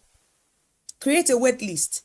I need to see the interest, that people are actually interested in this product that I'm putting together. So you must manage time and manage resources and conserve your energy to be able to channel them in the right direction. That's one of the things that we must do. The second thing is also to building trust. I realized in my EdTech, which is the University of Freelancing, where we teach professionals how to, freelance on the side with the skills and expertise that they have while still maintaining their 9 to 5. I realized that a lot of our students keeps coming back. So if you come to do AI today, you learn AI this month. By next month, they're coming back to learn virtual assistant. The third month, they're like, Coach T, I'm coming back to learn HR technology. What's going on? And before, we used to do a lot of art, put it out there because I thought the source was outside. Yes. But from data, I found that because data speaks, I found out that because we've built trust, our first line of new customers they're our current students. So they've seen the value that we deliver. They've seen results. They keep coming back. So you must, as a matter of priority in the business that you're trying to do, as a sales technique, build trust. Because that helps you to deliver the value we've been talking about up front. Because you have built trust in them, they trust your brand, they can recommend. So referrals, because now the customers you have that you are looking for, we live in an age where bad news fly faster than good news. For your good news, you need to pay for it to be promoted. You will pay for people to carry it on the blog. But if it was a bad news, something bad happened to your business, blogs will begin to carry it without your attention. And you must now understand that it means that word of mouth, the testimonials from people, what people say about your brand, whether you are there in the room or not, it matters. Then that helps you to begin to think about the current customers that we have, the current sales that we're running or that we have. Where is the source? What is the data saying? How can we satisfy these people that they become the one, preaching the gospel of the good things that you're doing in your brand and in your business. And last but not the least, what I've said, and this is something that has worked for me as well, and I don't think a lot of businesses or brands do it, is to take care of their customer service unit and department a lot. You see people, you chat them up these days, they are almost rude to you, customer, that they want to beat you. Like, I want to make an encouragement. I'm the one bringing money to buy something from you. So that first approach that people have with your brand creates an impression, and a lasting one at that. Sometimes I've had to jump into the DM myself to say, I understand you are trying to respond professionally. I need to quickly respond to this person myself because I know I'm the one losing money, not you. People want to do their job and then move on. So as a business owner, your eyes must be on the communication department or unit or channel of your business. You need to ensure that your brand is being communicated in the way that you want it to communicate. Sometimes I'm seeing my business page, maybe one of them is liking a particular post or a particular comment. You cannot do that with a business page. Maybe something went viral on the blog, you are liking it with a business page. What if it's something that is counter to the brand that you are building and the culture that you are building? You liking it and responding means you endorse it. And people don't care whether it was a customer service person that did it or not. So you must pay attention to how your brand is being communicated, how it is being seen. All of this might not sound like the traditional sales techniques, like run ads, like, get a brand ambassador. No, but this is the core and the foundation that really helps us, because you have a job. Let's not forget, you have a job that you are doing and you have something on the side. So you must be able to manage them with the little resources and the time attention that you can. And you must build something solid at the end of the day that can help you transition eventually to full-time entrepreneurship, if that is what you want. I hope that answers the question. Temitope, that was fantastic. Thank you for wrapping up the conversation. Really good. I just want to, time is no longer on our side, and you can see the way I'm excited because it has been an awesome conversation so far. Thank you all for sharing your expertise and all of that. I just want Damola and Nkechi to wrap up the conversation with this last question, which is just, what is one advice you would give to a business person listening to us right now? What advice will you give to the person or someone who is looking forward to starting their own business in no time? Let's start with you, Damola. All right, thank you. So what I would advise, I think, is similar to what Timmy just said. I think a lot of times people focus on logo and all those other things, and your branding is more than your logo, is more than your website and all those things. Your user experience is part of your branding. So the perception that you have focus on maintaining good relationships with the clients that you have. You don't know how important one small opportunity was to create. So for me, I'll say the majority of the clients that I have now are referrals. And when you can't compete with money, you can't compete with size and all those things. It's relationship that's going to sway it. So let's say Temi was coming to Nigeria or something, or maybe she's in Lagos or something. Well, maybe I come to Texas or before now, she won't have. There will be no rapport, so she doesn't know me. I'm just a stranger. But because we've had this meeting, like I just sent her a message. Oh, remember me from our Business Day Connect. That will open a door for me, a door that wouldn't have opened in the past, just because we've built a relationship. So I think that building relationships is very important. And people are your doors. People are the biggest doors for a business. So don't treat any opportunity you get lightly. Take them, maximize every opportunity you get. Understand that perception is reality. It doesn't matter what you think. You may say, oh, my business is great, because your customers are the ones that determine that. What people have to say when they're not seeing your logo. When they think of your brand, what do they think of? You'll think of their last experiences with you. So for me, I think that'll be my advice, my closing advice. Thank you. Don't speak. Thank you, Damola. Thank you for that's awesome advice. From Damola, you shouldn't focus on just the physical aspect of your branding. Focus on building relationship. Thank you. Over to you, Nkechi. Okay, thank you. So in conclusion, I'll just say that if you're looking to start a business, you need to start with clarity. Be very clear. And I would also say, ensure you're solving a real problem. Don't just, solve a problem that you think is peculiar to just you, because you are not your own market. So be sure that what you're solving is actually a real problem. And I will now say that you need to learn to be able to build momentum. When you're starting a business, there's this excitement, family and friends might support you in the beginning, everything is rosy, but you need to learn to be able to keep doing things. Like every day, you have to continue to move. There are days that you don't feel like it, but you have to keep moving. The excitement is not going to be there all the time. So you need to learn to drive yourself, to hype yourself, to push yourself forward, right? And learn fast, take your notes quickly, learn from the mistakes and ensure you don't make yesterday's mistakes today. And whatever you learn from today, you're able to apply tomorrow. And also ensure you quickly identify what your weaknesses are. Be very clear on them so that when you're hiring people, you hire people who have your weaknesses as strengths and you're able to complement and quickly build fast. So those are the things that I would say to anyone looking to start a new business. Thank you. All right. Thank you so much, Nkechi. I would like to quickly thank our panelists. Thank you, Damola. Thank you, Temitope. Thank you, Nkechi. Thank you, Ebunolowa. And finally, thank you, Peter. Thank you all for sharing your invaluable insight and practical advice. I also want to say a huge thank you to everyone who joined us today. This conversation has highlighted that turning your passion into profit isn't just about finding the perfect balance, but about creating a rhythm that works for you. Remember, your journey is your own, whether you're just starting a side hustle, planning to transition into a full-time entrepreneurship, or looking for a way to grow your business. The key is to stay consistent. Don't just plan, but also celebrate every win along the way. Thank you once again. And until next time, I am Ethel Adorno, your host here on the Millennial Hangout. Have a great day.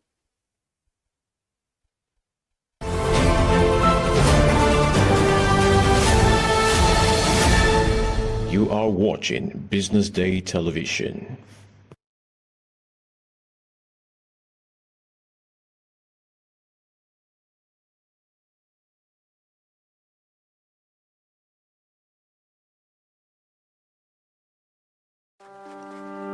Nigeria celebrated National Identity Day in Abuja, organized by the National Identity Management Commission.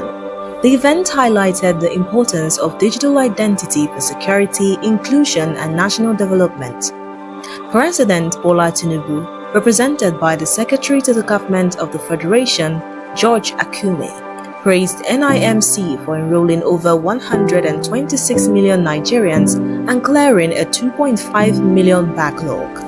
He said the NIN-SIM linkage had reduced fraud, improved national security, and made NIN central to services like pension, healthcare, student loans, and elections.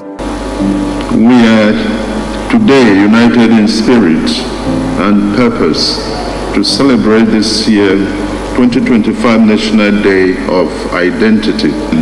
I'm supposed to recognize the exceptional leadership of Engineer Dr. Abishoye Koka Odushote, the Director General and Chief Executive Officer of the National Identity Management Commission. In just over 1 year, she has transformed NIMC into a world-class institution through innovation, discipline, and vision. From clearing backlogs that once frustrated citizens to expanding enrollment nationwide and in the diaspora to safeguarding our systems with global security standards, our impact has been both profound and enduring. NIMC Director General Abisoye Koka Odusote spoke about reforms under her leadership. She mentioned mobile enrollment devices, stronger partnerships, and better staff conditions. As an institution mandated by the National Identity Management Commission Act 23 of 2007 to establish, maintain, and regulate Nigeria's national identity database and ensure the issuance of legal identification to all citizens and legal residents. The NIMC is dedicated to expanding its national identity database and enhancing inclusivity through innovative technology. At the heart of this effort is the integration of PKI, which ensures the security, privacy, and accessibility of personal data, laying the foundation for a digital economy that benefits all Nigerians.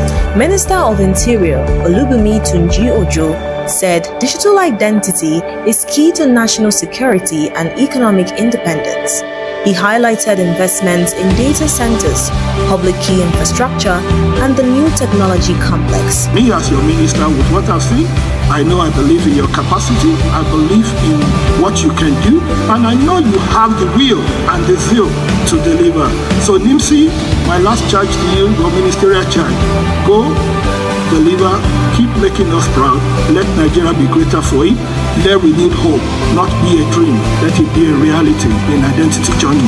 God bless you. Chief Executive Officer of Verify Me Nigeria has highlighted the critical role of digital identity in driving Nigeria's economic growth, national security, and development planning. The significance of today really is to anchor us to the fact that digital identity is key and it's the foundation of our economy, our security, and also our capital planning as well.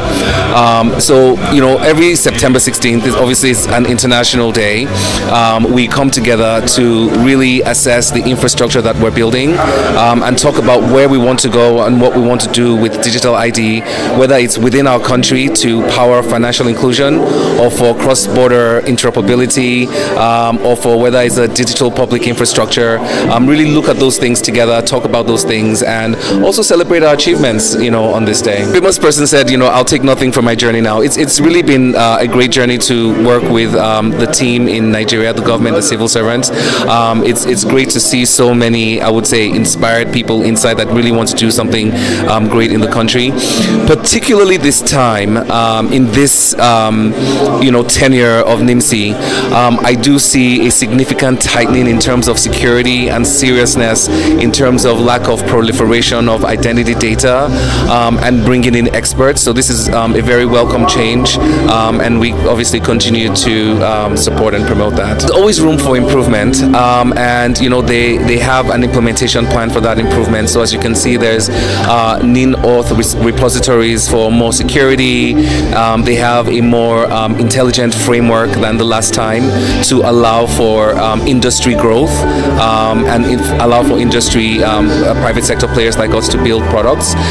So the advice I would say is just continue to do what you're doing to work with private sector. We're a real partner, and I think that I can say that we're seeing that, so I'm very encouraged. Other speakers agree that NIN is now a must for national planning, business registration, and social programs. They called for more investment and partnerships to ensure every Nigerian is captured in the system. Well, the day itself, I think, is to create awareness. It is also to celebrate progress, and very importantly, it is also to evaluate what we can do better. Because in all things in life, what you find is that you do need to ask yourself 3 questions. What have you done right? What could you have done better? This is the learning. And of course, you have to now look forward to what do you think is next. So I think this is part of the idea behind National Identity Day worldwide. In the old days, when you go as a trader from somewhere to a village, nobody knows you. So somebody has to stand up and say, oh, I know this person, or I know his brother, or he has come here before. Somebody has to vouch for you so that you have that trust. And everything we're talking about revolves around that single word, trust. Now, in the modern era, if you have a trader in Malumfashi and another trader in Kigali, Rwanda, certainly they may not be able to meet. So you need a different mechanism, and that mechanism is the PKI. And the way it works, think of it like a padlock with 2 keys. You have a public key which allows any of us to create the message and lock the message so nobody else can see it. But no other person except the person with the private key, one single key, can unlock and read and receive the message. And that way you enable trust. And again, it's back to what the underlying purpose, very similar to NIMSI's underlying purpose, which is, are you who you say you are? I will not trade with you if I'm not sure about you. Neither will you trade with me if you are not sure about me, and so on and so forth. The regulators need to do a lot more in terms of awareness. That is given. And then also the citizens need to do a lot more in terms of listening. It's not that the awareness campaigns are not there. It's just that people tend to prioritize convenience over security, which is it's just a natural way of doing things. But it's important for every citizen to understand that once you expose yourself digitally, you never know where your records will end. We've had instances, I'll give you an example of people who have taken nude pictures, for example, and say, oh, it's in my phone. You don't know where your phone is going to end up with. You don't know when your phone is going to get missing. The same thing also, to have that kind of awareness whenever you're dealing with the digital environment. If you're putting out your personal data out there, ensure that whoever is taking your personal data has some form of responsibility on how to manage your personal data. And if you're uncomfortable about how your personal data is used, maybe for example you gave it to company A and all of a sudden from nowhere company B contacts you and you don't want the contact from company B, don't just ignore it, because it's going to continue escalating. Complain about it to company B, and where you find out that company B has done nothing about it, complain to the appropriate authorities, and in this instance the Data Protection Commission. So it's important for us to understand that your footprint on the internet hardly ever goes away, so you have to be careful where you put that your footprint and who manages that identity for you. By the close of National Identity Day 2025, the takeaway was: a secure and trusted identity system is Nigeria's pathway to opportunity, development, and stronger governance. Norma Obuna for Business Day Television.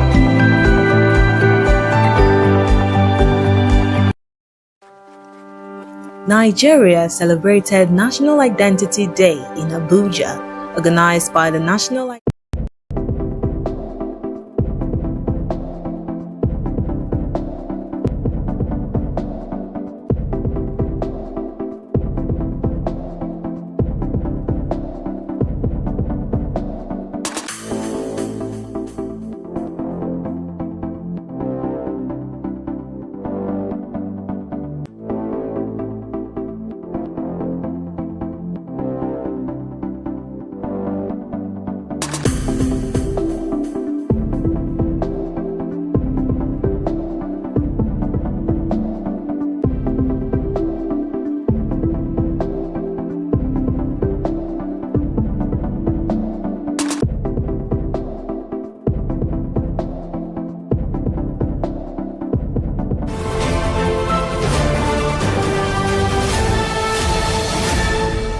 You are watching Business Day Television.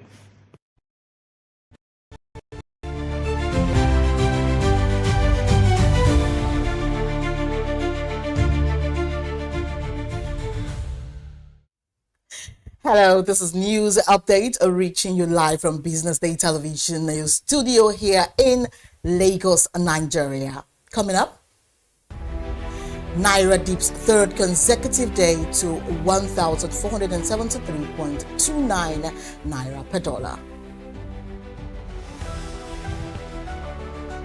And market value surges to 93.8 trillion Naira as NGX uptrend persists.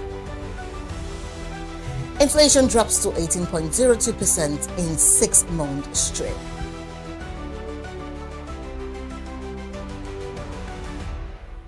An e-governance bill nears passage, boosts $1 billion GDP goal.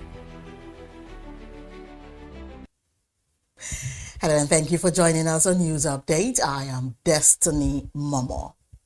The Naira weakened for the third consecutive day, closing at 1,473.29 Naira per dollar on Wednesday, according to data from the Central Bank of Nigeria, CBN. The local currency had opened the week at 1,457.51 Naira per dollar and dipped further by 10 Naira 6 or 0.69% midweek. And data from Cardinal Stone showed that at a parallel market, the Naira appreciated slightly, strengthening from 1,500 Naira per dollar on Tuesday to 1,488 Naira per dollar on Wednesday. The decline follows a brief period of strength as the Naira had recently hit a 10-month high at 1,455 Naira. 0.17 per dollar, its strongest level since December 2024. Analysts had earlier projected stability driven by CBN interventions and expected foreign inflows, though cautioning and that volatility in global oil prices could keep investors. And moving on, the Nigerian Exchange Limited extended its gaining streak on Wednesday as equities added 20 billion naira in value, bringing total market capitalization to 93.8 trillion naira at the close of trading. The all-share index rose by 31.24 points or 0.02% to 147,742.20 points, reflecting sustained investor interest across key sectors despite slower activity. And trading volume and turnover dipped by 21% and 29% respectively as investors exchanged 388.93 million shares worth 12.36 billion naira in 22,986 deals. Out of 127 traded equities, 33 gained while 28 declined. Fidelity Bank recorded the highest trading volume at 46.9 million shares worth 942.31 million naira, and while in value terms, Zenith Bank led with 1.42 billion naira. And sector performance was mostly positive, with all recording mild gains, and while the premium index rose 0.04%. Analysts say the momentum is driven by strong fundamentals, improved third quarter earnings expectations, and increased institutional positioning. And also, Nigeria's headline inflation rate eased to 18.02% in September 2025, down from 20.12% in August, and marked the 6th consecutive month of decline and the first time in 3 years that inflation has fallen below 20%. The National Bureau of Statistics disclosed these in its latest consumer price index, attributing part of the moderation to policy measures by the Central Bank of Nigeria. According to the report, inflation dropped 2.1% month on month and was 14.68% lower than 32.70% recorded in September 2024. Food inflation also slowed significantly to 16.87% year on year and 20.9 percentage points lower than a year earlier.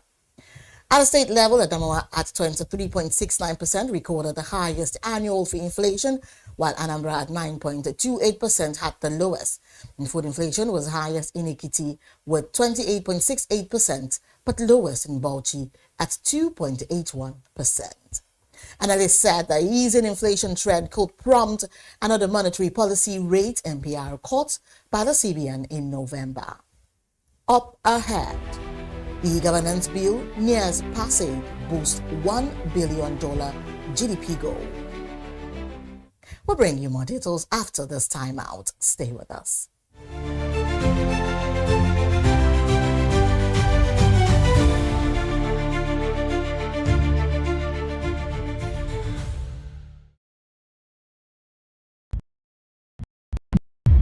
In a world, visionary leadership has become the key for long-term success. This is why you should join hundreds of visionary directors, business and government leaders, change makers, and policy shapers have been converged at the Chartered Institute of Directors 2025 Annual Directors Conference. The theme for this year is Leading Through Change, Building Sustainable and Inclusive Enterprises. It will hold at the Abuja Continental Hotel on the 22nd and 23rd of October 2025. From 10 a.m. daily. We have prepared a rich lineup of keynote speeches and dynamic panel sessions delivered by industry leaders and anchored by seasoned moderators. You do not want to miss out on the great networking and learning opportunities this conference offers. To reserve your seats, visit www.ciodnigeria.org. We look forward to seeing you there.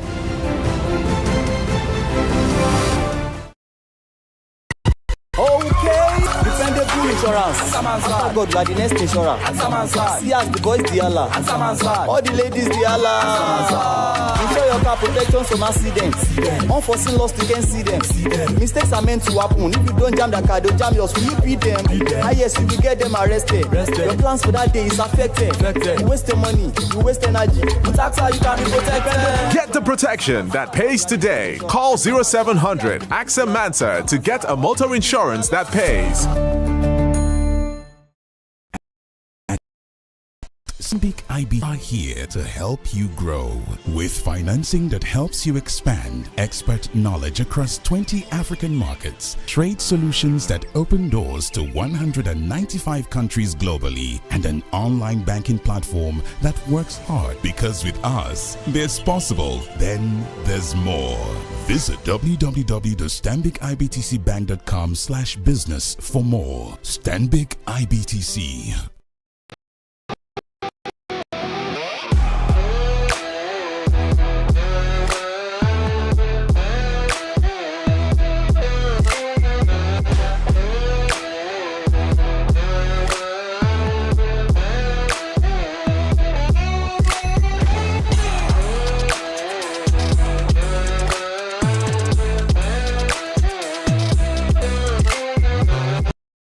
True strength.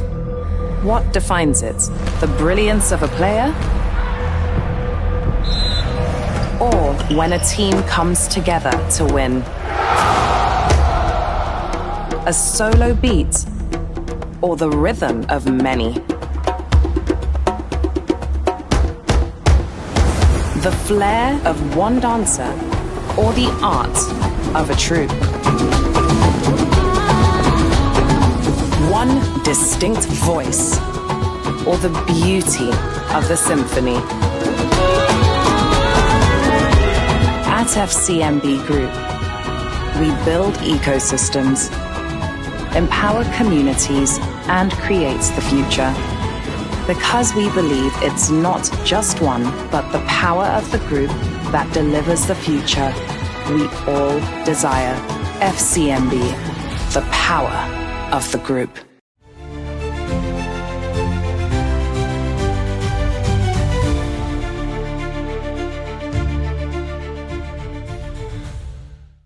You're welcome back to Business Day news update. Nigeria's plan to build a $1 trillion digital economy has received a major boost as the federal government moves closer to other issues. We'll be right back.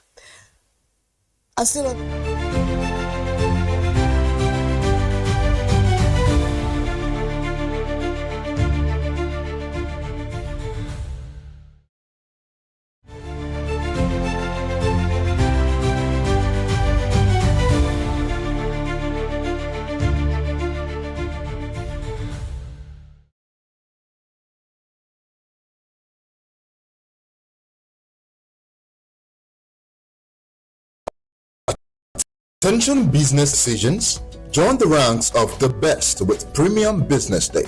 Access in-depth analysis and expert opinions to stay ahead. Subscribe now at premium.businessday.ng and unlock premium content. Plus, you get 50% off your first subscription. Don't miss out. Make smarter choices and seize new opportunities. Sign up now and elevate your business game. Visit premium.businessday.ng today.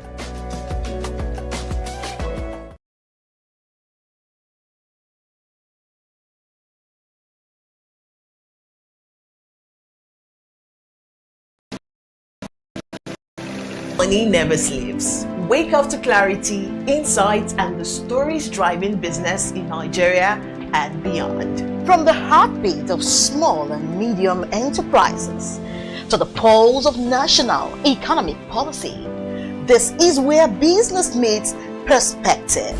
With expert guests, real-time analysis, and stories that matter to you, we go beyond headlines to bring you the full picture. Join us every morning as we break down the numbers, decode the policies, and spotlight the people shaping our economy. This is Business Money.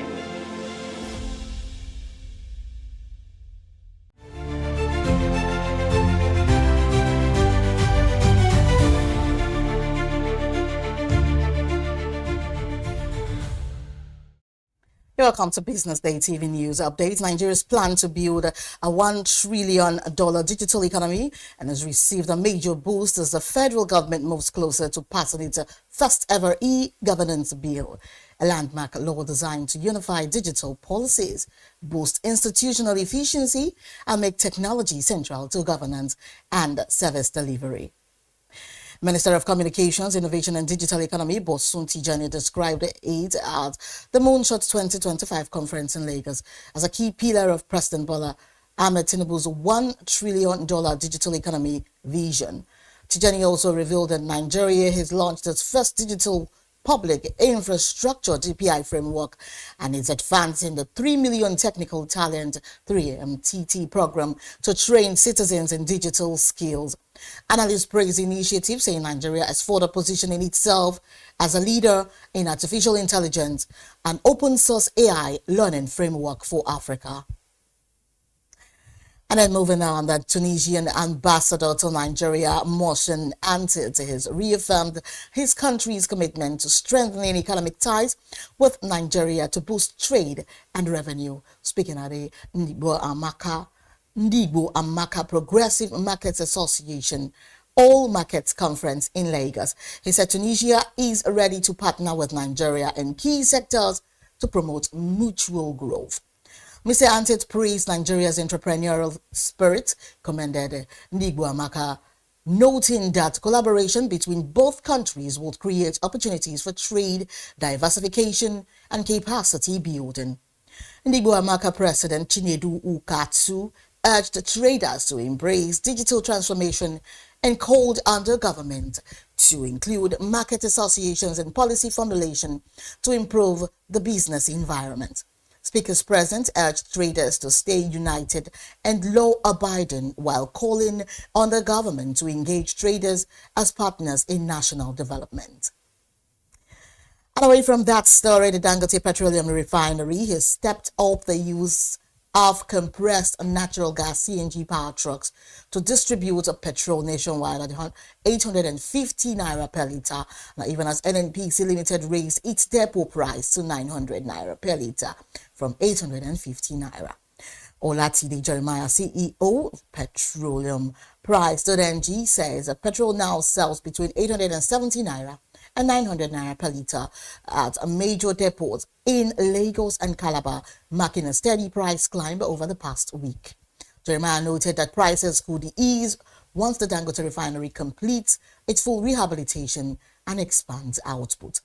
At the retail level, petrol prices have risen by 6.8%, now averaging 955 naira per litre compared to 890 naira per litre last week. And citizens expressed their frustration over the rise in cost despite earlier assurances that Dangote's direct CNG-powered supply would cut logistics expenses and lower prices. And Nigeria today joined the rest of the world to celebrate the 2025 World Food Day with the theme Hand in Hand for a Better Future. At the event in Abuja, Minister of State for Agriculture and Food Security Aliyu Sabi Abdullahi said the Tinubu administration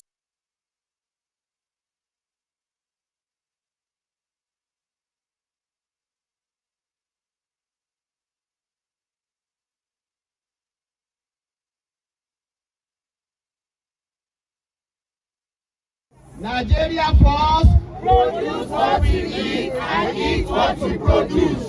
We are here today, 16th October, to celebrate the 2025 World Food Day with the theme Hand in Hand for a Better Future. We are here today because we believe we have all received the clarion call to go back to farm. Isn't it? It is.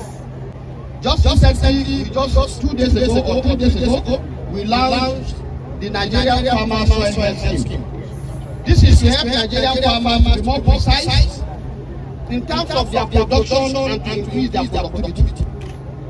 So today is a signpost to the fact that we are totally committed to the vision of our president, and we in the Federal Ministry of Agriculture and Food Security are doing everything we can. Livestock are a source of income, a safety net in times of hardship, and a pathway to a prosperous future. Present administration under the able leadership of President Bola Tinubu, GCFR, who is the RO of Nigerian farmers and caterpillars, has recognized the immense potential of this sector. With the recent establishment of the Federal Ministry of Livestock Development, there is a clear commitment to enhancing productivity, ensuring food security, and driving economic growth. Let us work hand in hand, governments, the private sector, development partners, and the communities to invest in and support livestock.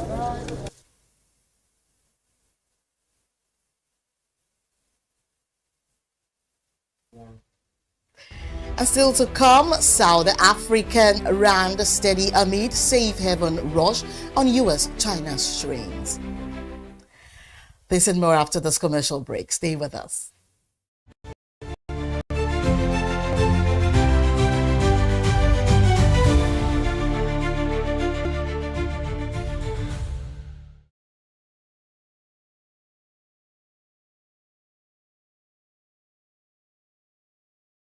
Okay now, dependable insurance. After God, you are the next insurer. See as the boys the Allah, all the ladies the Allah. Insure your car protection from accidents. Unforeseen loss, you can see them. Mistakes are meant to happen. If you don't jam the car, they'll jam yours. Will you beat them? Ah yes, you will get them arrested. Your plans for that day is affected. You waste your money, you waste energy. With AXA, you can be protected. Get the protection that pays today. Call 0700 AXA Mansa to get a motor insurance that pays.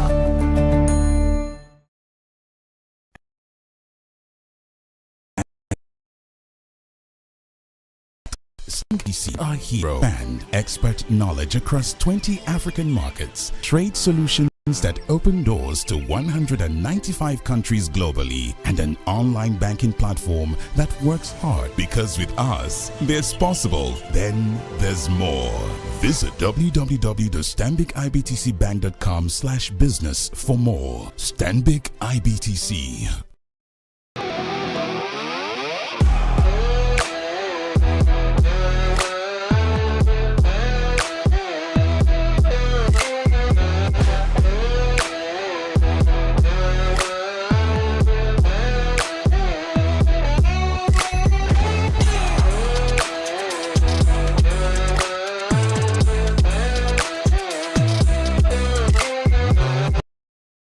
True strength. What defines it? The brilliance of a player? Or when a team comes together to win? A solo beat? or the rhythm of many. The flair of one dancer or the art of a troupe. One distinct voice or the beauty of the symphony. At FCMB Group, we build ecosystems, empower communities, and create the future. Because we believe it's not just one, but the power of the group that delivers the future we all desire. FCMB, the power of the group.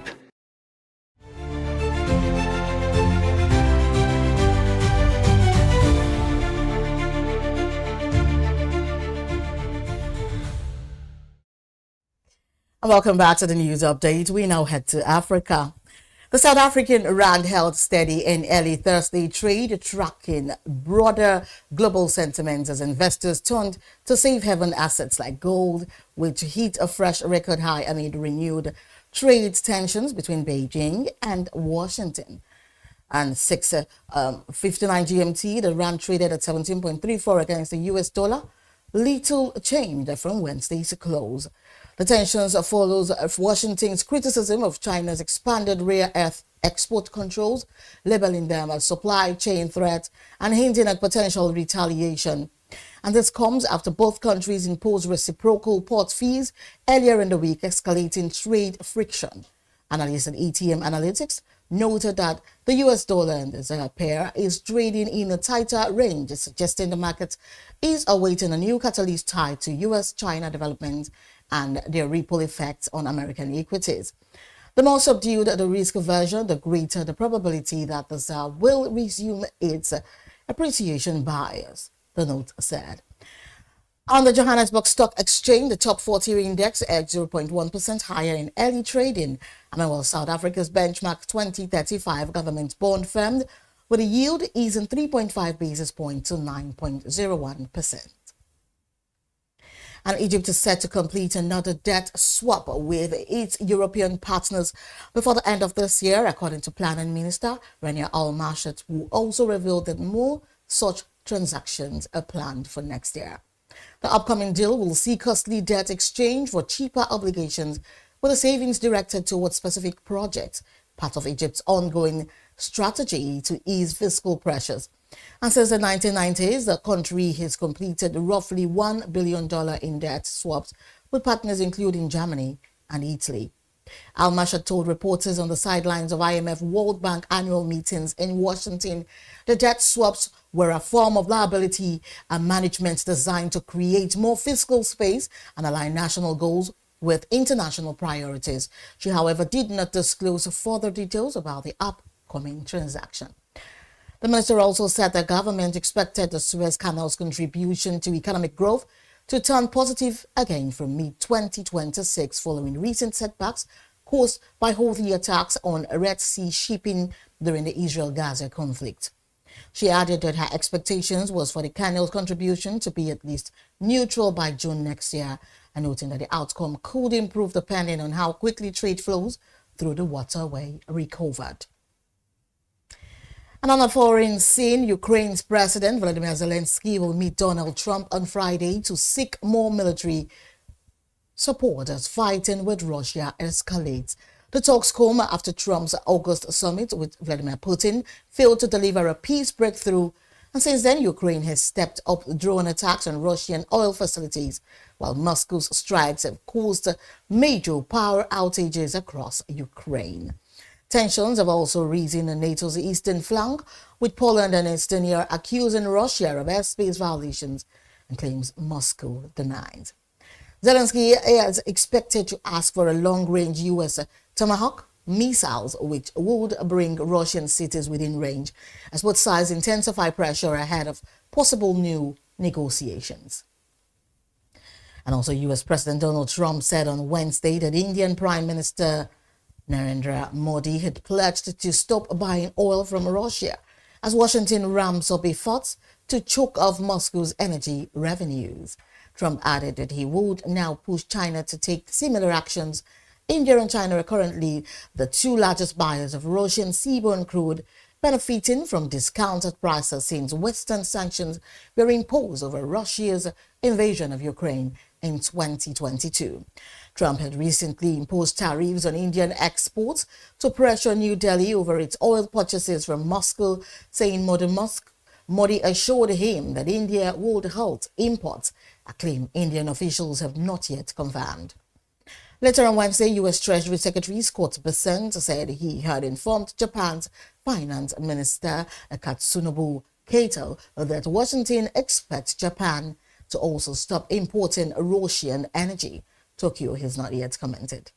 And Russia remains India's top oil supplier, sending about 1.62 million barrels per day in September, roughly one-third of India's total imports. And while switching suppliers could raise costs, the falling Brent crude prices, which hit a 5-month low on Wednesday, may soften their impact. Up next is sports news after this break. Stay with us.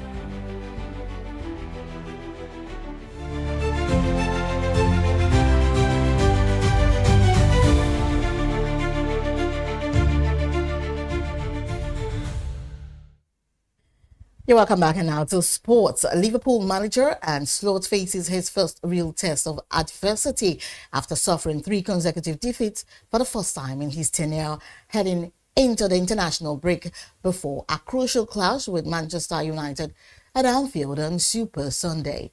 The narrow losses against Crystal Palace, Galatasaray and Chelsea all came away from home, 2 of them deep into stoppage time against strong opposition. Despite solid performances, the Reds' attacking output and defensive stability have both dipped since the start of the year.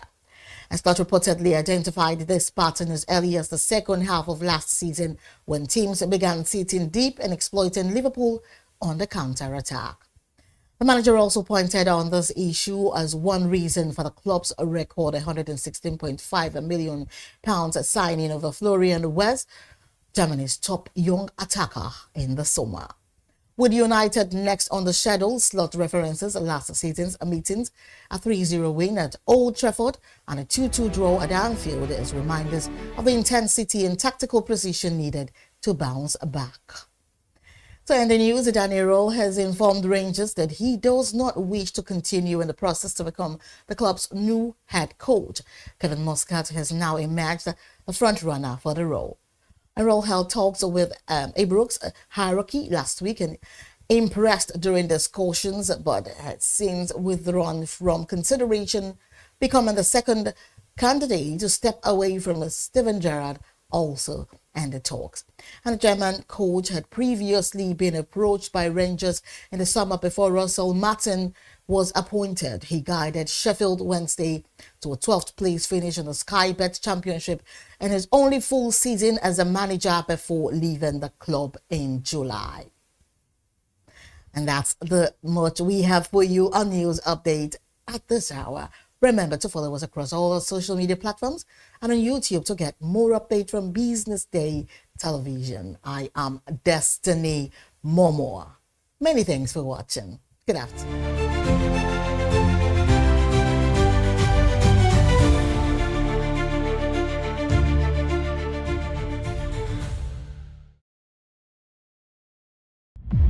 In a world where change is constant, visionary leadership has become the key for long-term success. This is why you should join hundreds of visionary directors, business and government leaders, change makers, and policy shapers as they converge at the Chartered Institute of Directors 2025 Annual Directors Conference. The theme for this year is Leading Through Change, Building Sustainable and Inclusive Enterprises. It will hold at the Abuja Continental Hotel on the 22nd and 23rd of October 2025. From 10 a.m. daily, we have prepared a rich lineup of keynote speeches and dynamic panel sessions delivered by industry leaders and anchored by seasoned moderators. You do not want to miss out of the great networking and learning opportunities this conference offers. To reserve your seats, visit www.ciodnigeria.org. We look forward to seeing you there. Okay now, defend the Full insurance. After God, you are the next insurer. See as the boys, the Allah. All the ladies, the Allah. Ensure your car protection from accidents. Unforeseen loss, you can see them. Mistakes are meant to happen. If you don't jam the car, they'll jam yours. Will you beat them? Ah yes, you will get them arrested. Your plans for that day is affected. You waste your money, you waste energy. With AXA, you can be protected.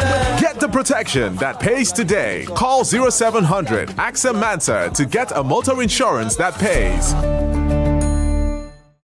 At Stanbic IBTC, we are here to help you grow with financing that helps you expand, expert knowledge across 20 African markets, trade solutions that open doors to 195 countries globally, and an online banking platform that works hard, because with us, there's possible, then there's more.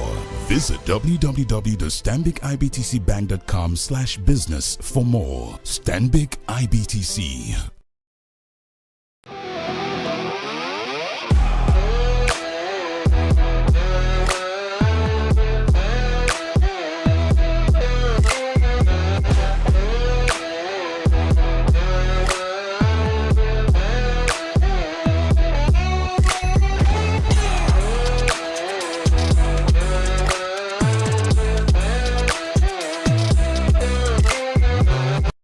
True strength.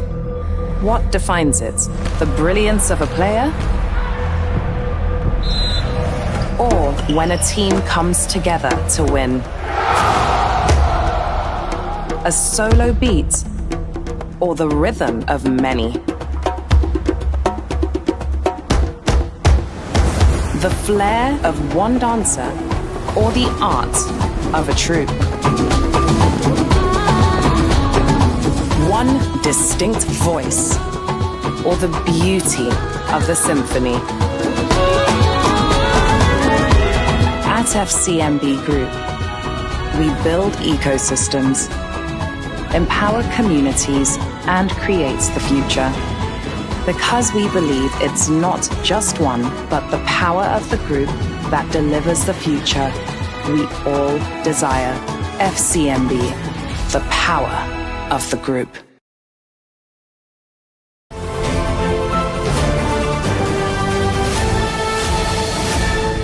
You are watching Business Day Television.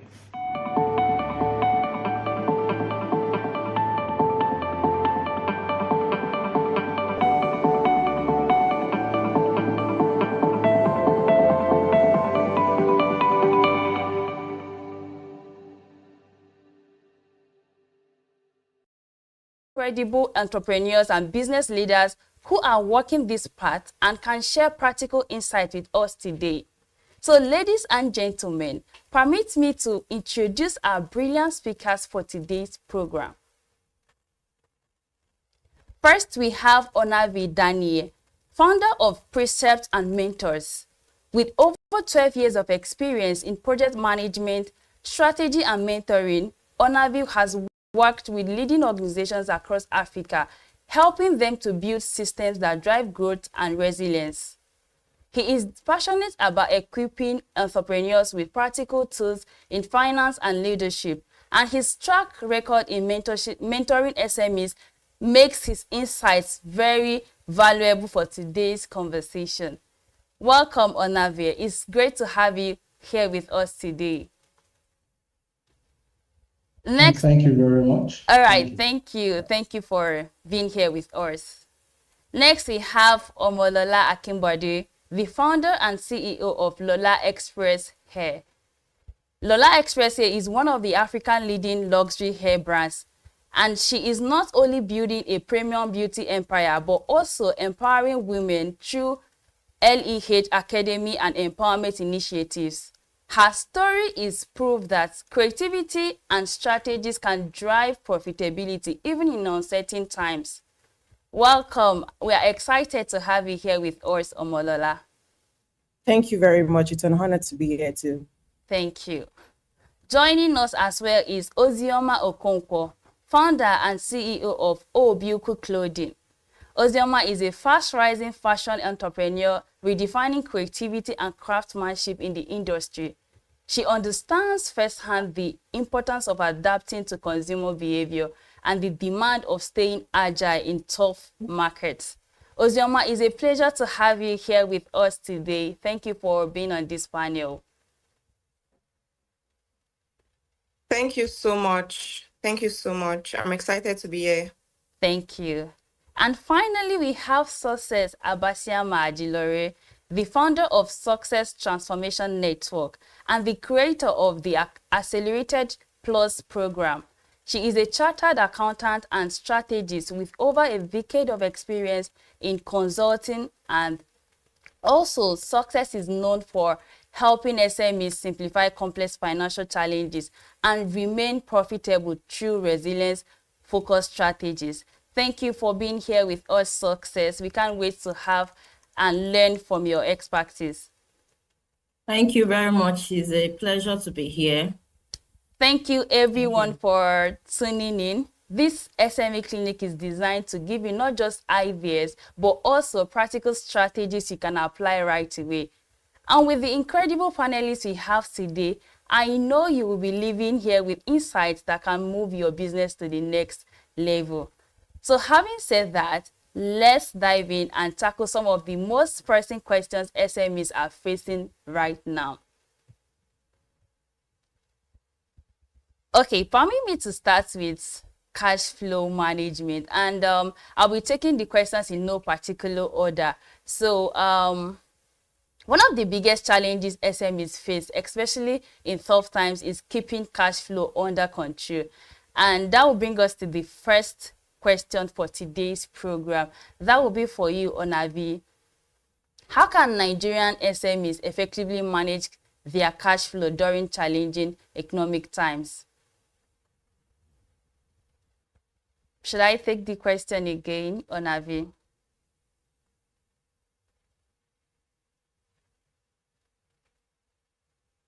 Sorry, can you hear me? Yes, I can hear you. All right, okay, yes. I didn't get that. Okay, let me take the question again. How can Nigerian SMEs effectively manage their cash flow during challenging economic times? Basically, just look at how you get, hold on.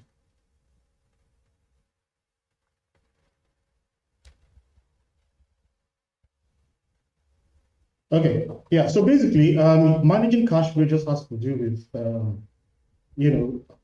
your finances, right? The way you actually get funds, right? You want to be able to find out how the processes, the systems that are in your business, right? And you want to find out the areas where your business is actually moving, and the areas where you need improvement basically in. So you check out all those systems in place. Thank you. Thank you so much, Onavi. Thank you for starting off the conversation with that brilliant answer. So let's even look at having looked at cash flow, let's also look at adapting to the market changes.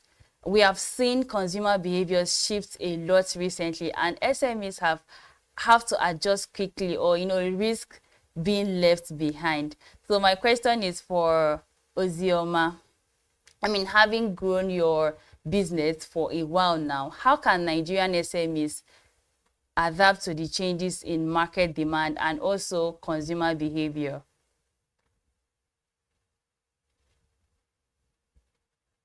Thank you so much for these questions.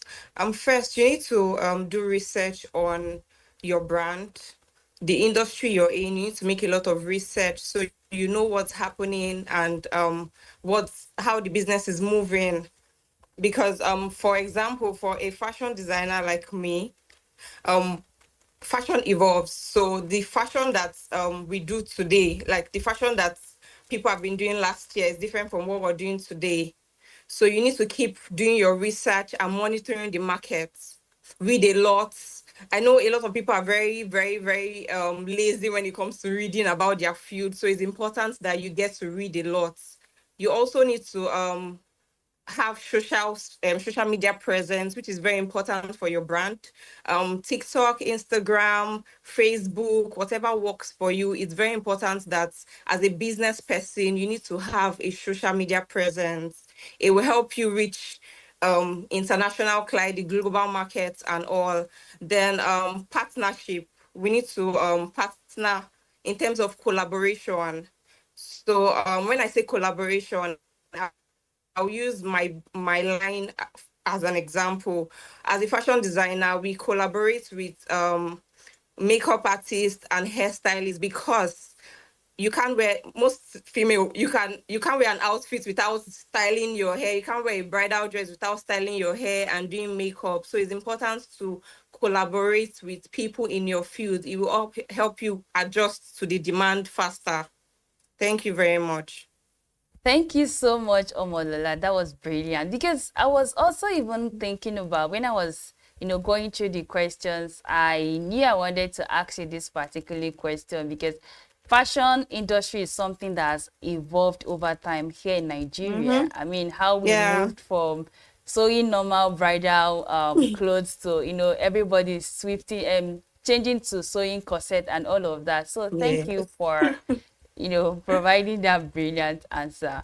So let's look at reducing cost and, staying profitable while running your business. So this would be for your success. What strategies can SMEs use to reduce costs while still maintaining profitability? Well, thank you so much for that question. With the high inflation and volatile effects we have in Nigeria, rising energy costs. So the game of business has to be very agile. And so to be able to reduce cost and maintain profitability, one has to now look into your operations and optimize your operations. If you were not digitalizing your operation, you are going to be taken unawares as costs are rising. So it is we want to look into digitalizing any manual process and making it automated using affordable tools. They're actually cheap tools to use. Flutterware, Wavestore, Soul Books, and also WhatsApp Business. You can also look at leaning your staffing, cross-train employees, so fewer people can handle multiple functions, Then also energy efficiency. Because of the rising energy costs, the truth is that many people are pulling out from the national grid and now rather investing in solar so that at the long run, you save energy costs. Also, you have to look into your vendor and your supply chain system, smarter procurement system. You have to now implement smarter procurement systems. If it's possible to join associations who can help with pool orders, negotiate wholesale discounts, so you don't have to spend so much to get your supplies, and also renegotiate with your suppliers. Also, you can also look at your inventory management. Most people now adopt just in time, so we don't just stock up goods and start and lose it out when the season of that goods, because there's always a seasonal goods. So after that season passes, what happens? So one has to adopt more of just in time, and this actually boils down to what my colleague says, because you have to understand the market very well and also understand the numbers of your business. So if you have not even taken track of the numbers of, how many people ordered in the last 6 months, so do you not overstock? And also review your subscriptions. If there's any unnecessary software that you are subscribing to and just deducting from your cash flow, you look at that as well. Adjust products and services for profitability. If it's possible to offer smaller, affordable packs that move faster, and that can work, and reduce working capital needs as well. Prioritize your products. And I won't overemphasize, as my colleague has mentioned, collaboration, shared spaces, instead of spending so much on on rent, because the truth is that it's what you bring out there, your social media presence that matters, and your orders based on the kind of brand that you are building on social media. People will not care. Some people are looking for easy ways to get what you are doing, your services and your products. They don't have to come to your office. So as a small business, you just want to be strong. Your brand has to be strong on social media, and you have to now cut down on rent space. You don't need to rent one big space if you don't have the capacity to do that. Also, leverage technology, marketing automations. We have marketing automations now. New apps are coming up and all that. And I think the major thing here is actually financial discipline, because most entrepreneurs have not even perfected their own personal finance. And so when they are starting business, they meddle up their business finance and their own personal finance. And maybe their personal lifestyle is also cropping negatively on the business. So financial discipline is very important. Thank you. Thank you so much, Success. Thank you for, highlighting the importance of financial discipline. And also, one thing that also like stood out from all you said is digital tools. And I also know that Ozoma also highlighted it. So let's look at digital tools and how SMEs can leverage it for their e-commerce marketing. So my question would be for you, Omolola. How can small businesses leverage digital marketing and e-commerce to reach new customers and grow sales? Okay, thank you so much for the question. Firstly, I would like to emphasize that you have to create an online presence through social media platforms, your website and search engines. Majorly, Instagram is what most Nigerians use. TikTok, Facebook, those are the social media platforms that you need to, establish your presence on to be able to reach your client, your international clients, your local clients. Then you also run targeted ads, sharing engaging content, and using customers reviews to attract new customers and also build trust amongst your community. Because you can't just create an online store without looking for ways and expect people to find you. That is not possible. So you have to be able to utilize all the digital marketing tools available to you to be able to reach your client. And Instagram ads is one of that. It's one of those numerous digital marketing tools that you can use. It might be quite expensive, but we know that it converts most of the time. Of late, it has been expensive, but it also converts. So that's one of the things that you need to consider. And other e-commerce platforms and online payment solutions make it easy for your customers to be able to browse, order, and pay conveniently online. You have to have a working website. It makes it easier for international clients to order from your platforms. I always talk about the fact that most Nigerians don't like ordering from the website, but international clients, they love ordering from the website. It gives you a level of credibility with people that are outside Nigeria. And if you're looking to be a global brand, this is one of the things that you need to utilize. You need to consider using frequently to be able to attract international clients. So combining existing online visibility with seamless shopping experience helps SMEs to reach wider audience and boost their sales. Thank you. Thank you so much, Omolola. Thank you for highlighting how SMEs can grow their global visibility, talking about having a good working website, because I see that also as a major problem here in Nigeria, where a lot of small businesses, people want to order something from them, but because they're not really sure of sending them a DM on Instagram, they prefer to use the ones that have websites, just so that their mind would be at rest. So thank you so much. Just use the credibility. Yeah. Thank you. That was brilliant. Thank you. So let's also look at building resilience and agility. That will be for you, Onavi, having been in the business and also as a founder of Precepts and Mentors. This question, I think you would provide more insight for it. So how can Nigerian SMEs build agility to survive and thrive despite economic uncertainties? We have seen a lot. Yes. Thank you very much for that question. So basically, resilience has to do about preparation, right? Agility has to do about being able to make changes, right? Being able to adapt very quickly. So you don't have to wait for perfect conditions basically before you can make informed decisions, right? You don't have to wait. So to do that, you need to document your processes, right? You need to document your processes, your people, your tools, everything, so that you can actually adapt without causing problems in your business. Thank you so much, Onavi. Thank you for that brilliant answer.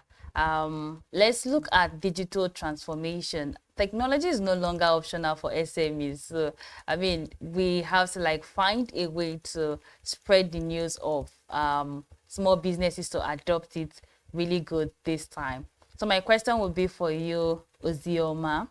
What are some practical ways to implement digital transformation in a small business?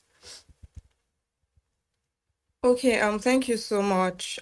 So first I'll say every business should have the basics, and it's WhatsApp. WhatsApp is one of the basic ways to actually communicate with your clients. So I would suggest that every business person should have WhatsApp business or WhatsApp to communicate easily with your clients. Also, I would say email.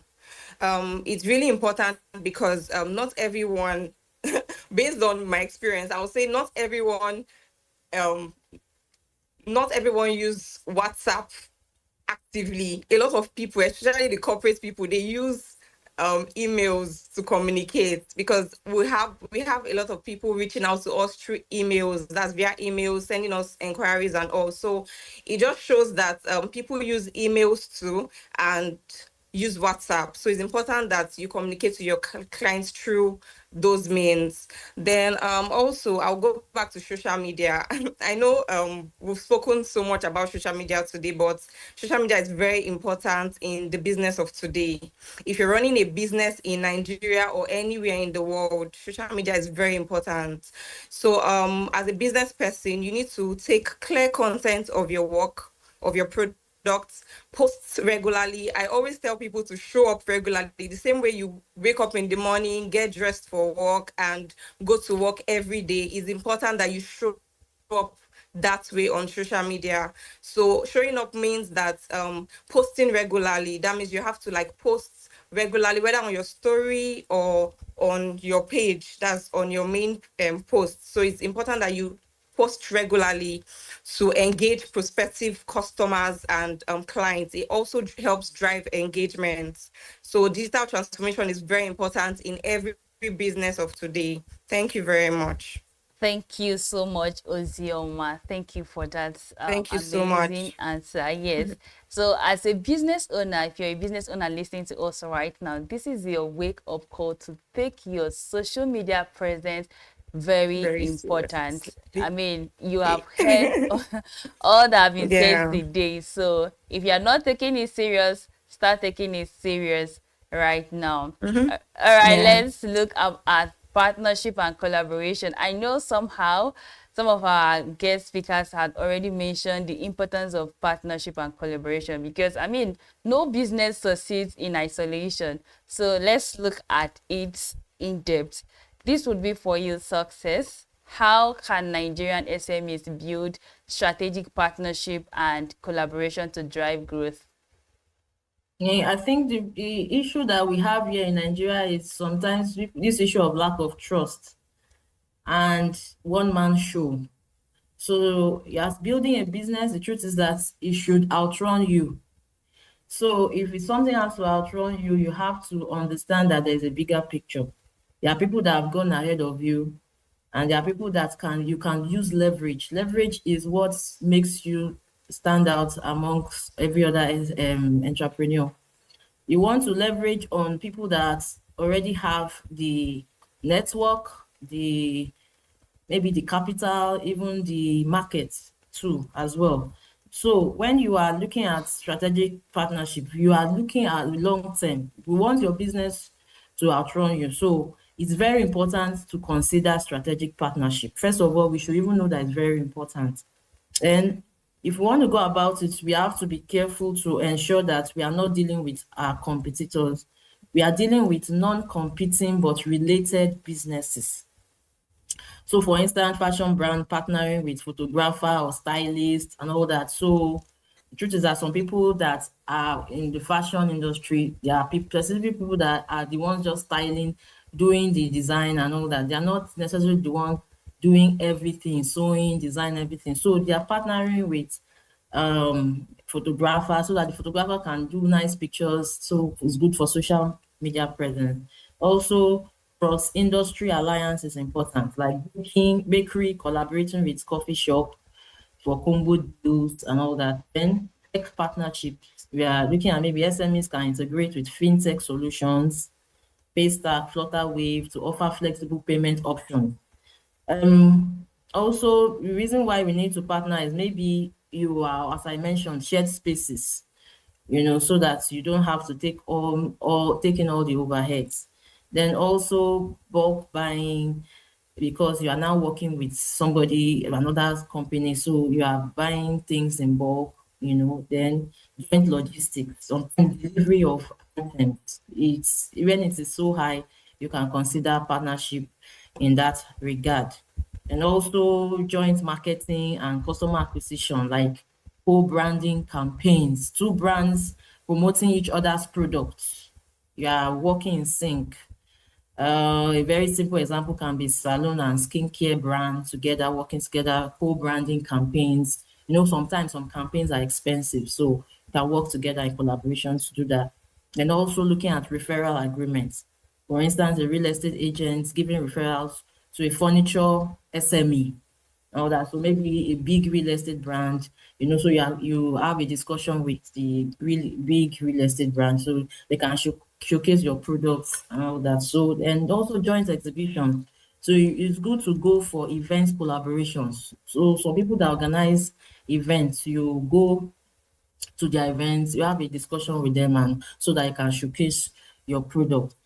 And also expand distribution channels, so like retail collaborations, like clothing SMEs selling through lifestyle stores, or food SMEs facing markets. Issue of knowledge and skill partnership is one aspect people may not really it may not be so popular, but it's important. Training and mentorship.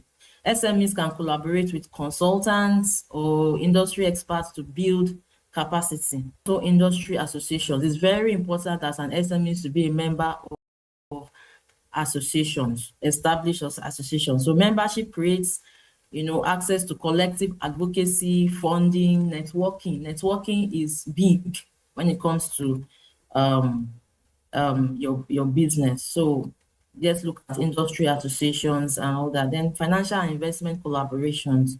Let's look at cooperatives and clusters.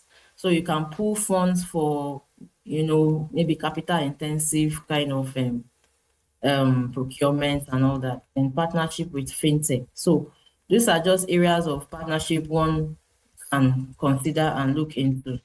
For instance, I'll just give an example. Maybe a company, let me just use a lady runs an healthy snacks company, maybe here in Lagos, and so she can partner with local farmers, with local nuts and fruits farmers, and then you can partner with fitness centers, healthy cafe. She can partner with.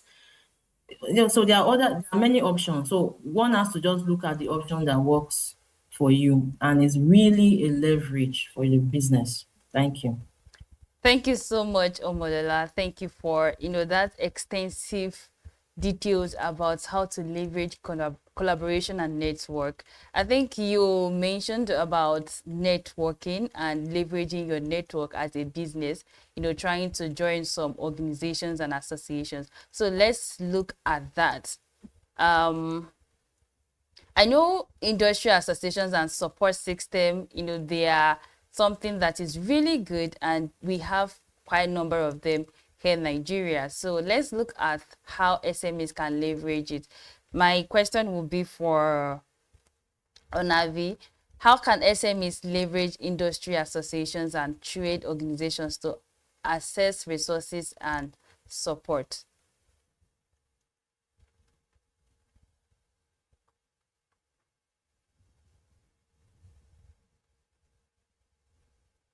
Can you hear me? Yes, I can hear you. Okay. Okay, you said how can SMEs leverage resources, right? Yeah, leverage industry associations and trade organizations to access resources and support. Because I think because these associations or these bodies, they're actually gold mines of knowledge, right? So some of them actually provide support, some provide mentoring, like SMEDAM, some provide training, advocacy, some even provide funding opportunities, right? And so you want to go there because they have the resources that you don't have, right? And sometimes you should not discount your own resource as well. You should not discount your own resource because, some of these associations also need your services, right? So you could actually, as an SME, as a small business owner, partner with some of all these. So for example, when I was in Abuja, I did a training for Sweden, right?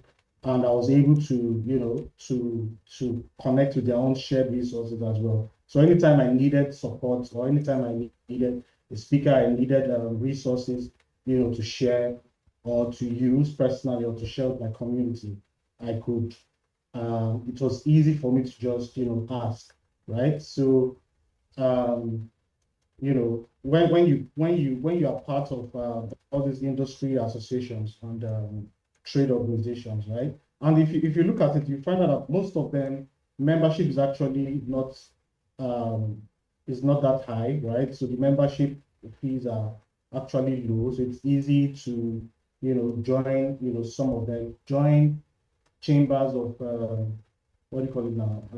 Trade commerce, and all of that. All these associations, so that you can amplify your voice. You can also open doors. You can also have access to open doors to opportunities that may come your way.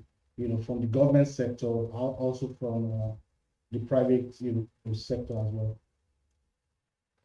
Thank you so much, Onavi. Thank you for highlighting the role of association and how SMEs can leverage it to grow their business. Thank you. Let's look at government support and incentives. This would be for you,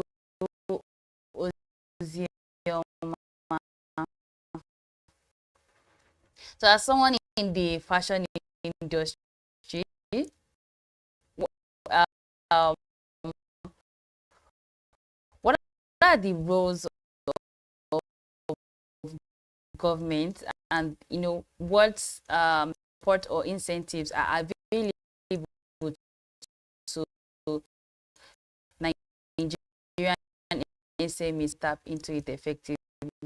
I mean, I have a fashion industry, but I believe there are some some government is there for SMEs so and tap into this. Thank you so much for the question.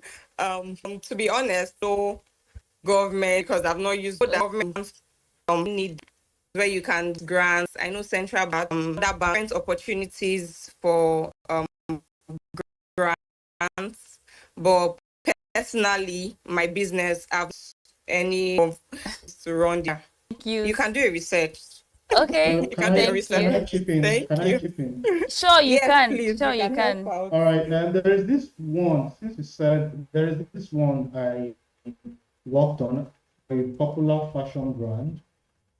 We helped her to create a financial model. So it's called Creative Economic Development Fund. So if you go to cedf.gov.ng, you'll see the resource. I wanted to mention the name, but I don't think I'm allowed to. The name of that fashion brand, I think she was going for about 500 million, right? Yeah, so it's a grant. So you could go to the Creative Economic Development Fund. There are other funds as well. Bank of Industry, there is Development Bank of Nigeria as well. The CBN also has some, some incentives and some grants and all of that. Even NISARA, but I think NISARA has to do with agriculture, right? But there are a lot of opportunities, statewide as well as nationwide as well. That provide funding and grants and loans, investments. Thank for you. the fashion industry, you can actually leverage on CBN. All right, thank you so much, Onavi. Thank you for chipping in and also highlighting ways that SMEs can access government grants and loans. Thank you.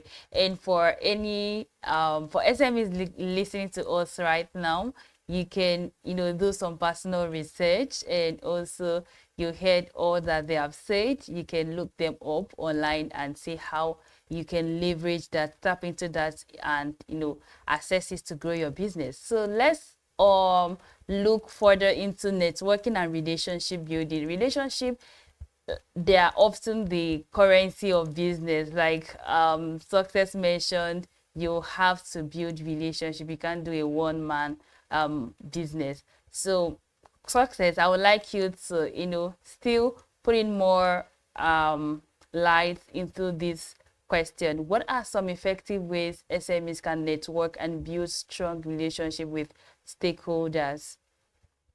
Oh, thank you so much. So for SMEs, especially in Nigeria's dynamic and unpredictable environment, networking isn't just about exchanging contacts.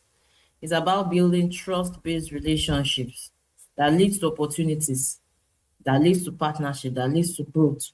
So in leveraging relationship, we have to understand that you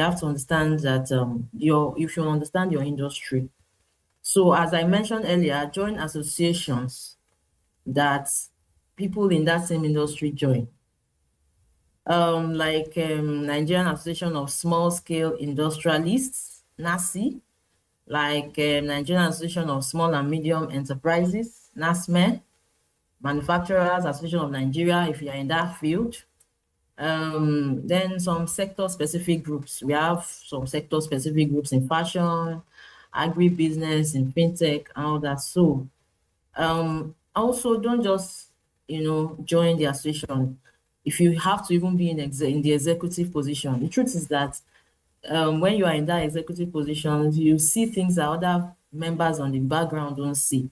So actively participate, volunteer for committee membership, attend their AGM, attend their events. So in preparing your business calendar for a year, you should draw out a plan that, okay, this association will be having this event. So you put it in your calendar and you are planning to be actively involved in it. Attend business conferences, fairs, exhibitions. There are hubs for meeting suppliers. There are hubs for meeting distributors. There are hubs for meeting investors and even customers. And as we said, building online networking presence. On LinkedIn, so many people have gotten offers if you are in the professional field. And not only professional field these days, I've seen that LinkedIn is actually open to just beyond the professional field. So on LinkedIn, you can connect with industry leaders. You can connect with potential clients. I think even sometimes the way you put your profile on LinkedIn will let people know, in fact, will attract the kind of clients that you are looking for. If it's possible to share I think it's very important. It's very important to share your success stories on these same platforms, LinkedIn, and also these events that you're going for. Attend workshops. Workshops increase your knowledge and awareness of what's happening. And I think my colleague has mentioned SMEDAN. So BOI. Or Tony Elumelu Foundation is one foundation that supports, entrepreneurs and innovators. So you like to, be actively involved in those kind of associations. Thank you. Thank you so much. I just wanted to mention CSR. Okay. Build your brand in such a way that you are trying to give back and, publicize those CSR. So this actually, brings a lot of attraction. The market is attracted to you when you are involved in those community developments. Thank you.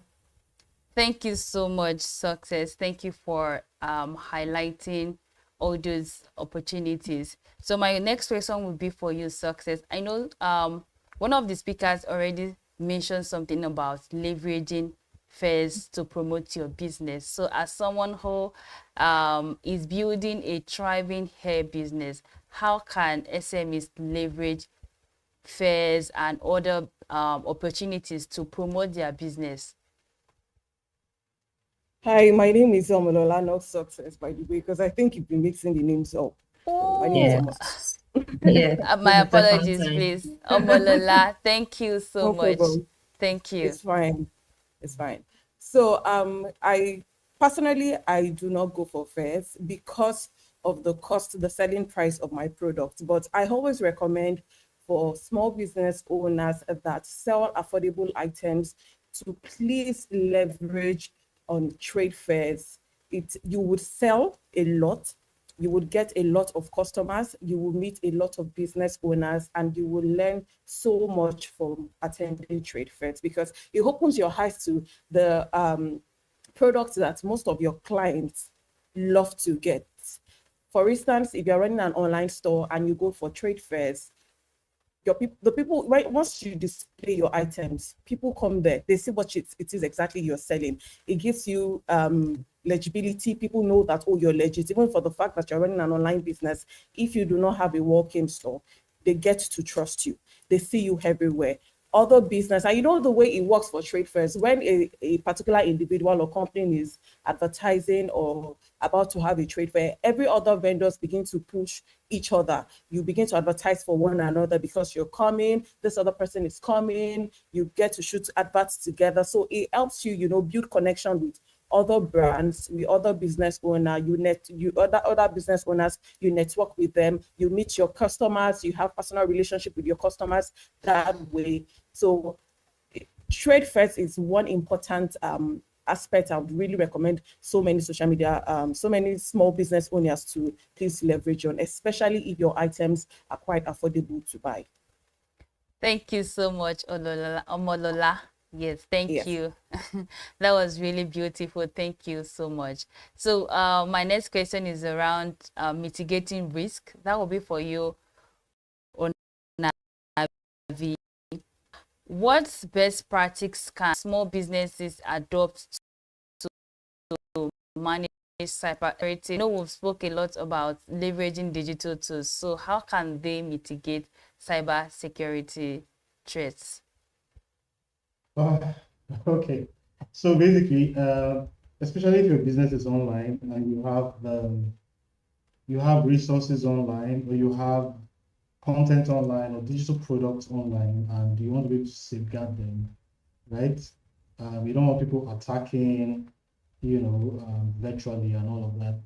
The basic one is just, training everybody in your team, right, on cybersecurity best practices, basically, right? Phishing, passwords, and all of that. Use multi-level authentication for your business. Almost all the apps I have two-factor authentication. In fact, some I have 3. There are some that I even have up to 4 because of what the inside, and all of that. So the best practice is just to ensure that there are multi-level authentication, right? Apart from your general username or password, basically. Then also you want to be able to back up your data, regularly back up your data just in case of anything, even content on your website as well, right? You want to be able to update your software, back up your data, right? And You want to work with trusted vendors, trusted payment solutions, right? These days, even because I order a lot these days, order when I see an ad on Instagram that I like, I click, it takes me to maybe a Paystack or a Flutterwave page, and all of that. These days, people are becoming very smart. I've been scammed on Instagram before, so because people are becoming very smart, so you want to ensure that you double check on the vendors that you're working with, right? So when you're ordering for something that you like, there was a time because I love Guinea fowl a lot. So I just saw this ad and this person was, selling Guinea fowl and I loved it. But, I was scammed. So you just have to, work with trusted vendors for everything, especially your payment solutions and all that, right? And,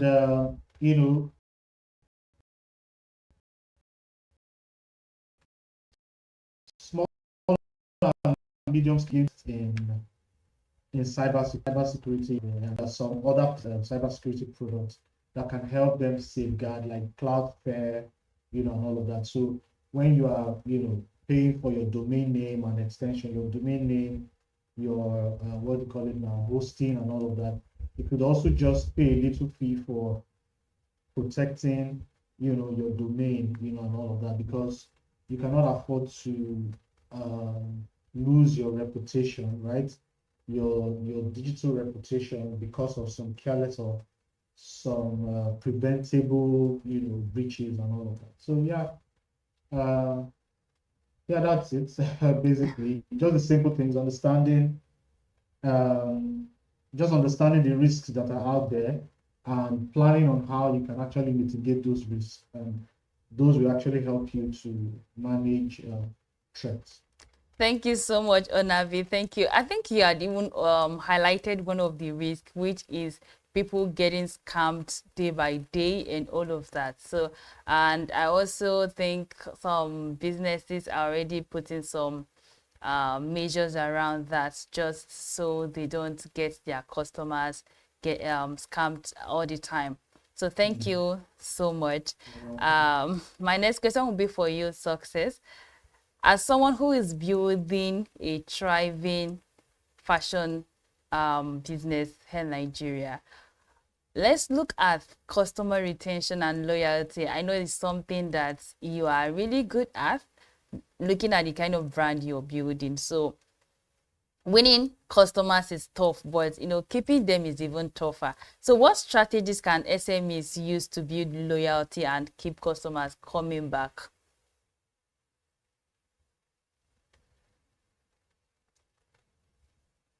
So that question is not for me. You said the air branch of fashion business. It's not for Success. Oh, my apologies. The question is for Ozioma. Thank you for that quick call out. Thank you so much. It is for Ozioma Obiku Clothing. Yes. Thank you. Ozioma, please, if you can hear me, the question. Thank you. Thank you. Hi, thank you. Thank you for the question. Okay, so when it comes to customer communicate properly, I know a lot of people, a lot of businesses don't put in effort in terms of customer relationship, which is very important as a business person. So first, I would say you need to communicate to your clients regularly. These are people that trusted you with their funds, trusted you with their money. So it's important that we all try and communicate with them. I always suggest for WhatsApp, I always suggest quick response, because there are some times that you can't respond. When someone sends you a message, you cannot respond immediately. Maybe you're busy or you're engaged, but with quick response, it helps you just respond to the client, so that they know that, oh, this business is actually active. And also it's important that you respond to the clients fast as much as you can. Then also when it comes to delivering their products, for us, I would say that because I make a custom-made bridal dress, their processes. So there's fabric sourcing, there's first consultation, there's fabric sourcing, there's sketch, then there's production. So it's important that you put your clients through the process. So for every step you are in producing their outfits, in every step you are in producing the products that they request for, it's important that you take them through the process, because it gives them a form of peace. You will not want them paying a particular amount for a product and they don't have peace. They are worried. They are, oh, is she going to deliver or is she not going to deliver and all. So you need to create a platform where your customer are very, very relaxed whenever they order your product or whenever they patronize you. So communication is very important. Putting them through every process is very important. Then when it comes to delivery, I think we should also try and build your brand in a way that is your word is your word. For example, if you tell a client that, oh, I'm going to deliver your product in 2 to 3 working days, it's important that we work towards delivering that product in 2 to 3 working days, because your integrity is important as a brand. Keeping your integrity is important as a brand. So you need to constantly communicate. It all boils down to communicating. If you deliver, it's important that you communicate with them. If you're having delivery issues or production, please, we're going to deliver, ask for extension if you need one. So yes, it helps in building customer relationship as a brand, and also keeping your integrity as a brand. Thank you. Thank you so much, Ozioma. That was amazing. Thank you for sharing that practical tips of how SMEs can keep their customer loyalty and make them to keep coming back to patronize them. So my next question would be for you, Success, as a consultant and someone who specializes in helping SMEs simplify financial problems and all of that.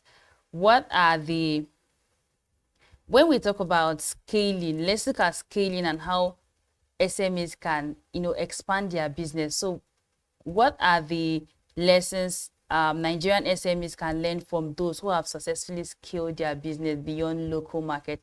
I know a lot of businesses right now, some of them not really afraid of scaling, but they don't even know the point at which they should start aiming to position their brand as a global brand. So what are the common lessons you think they can learn from those who have crossed that bridge?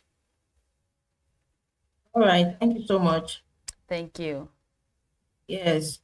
So as an SME, first of all, the vision has to be plain. You may start small now, but the question is, where are you going to? Some SMEs don't even have a vision statement or mission statement. And that is like you have not even set the goal ahead of you.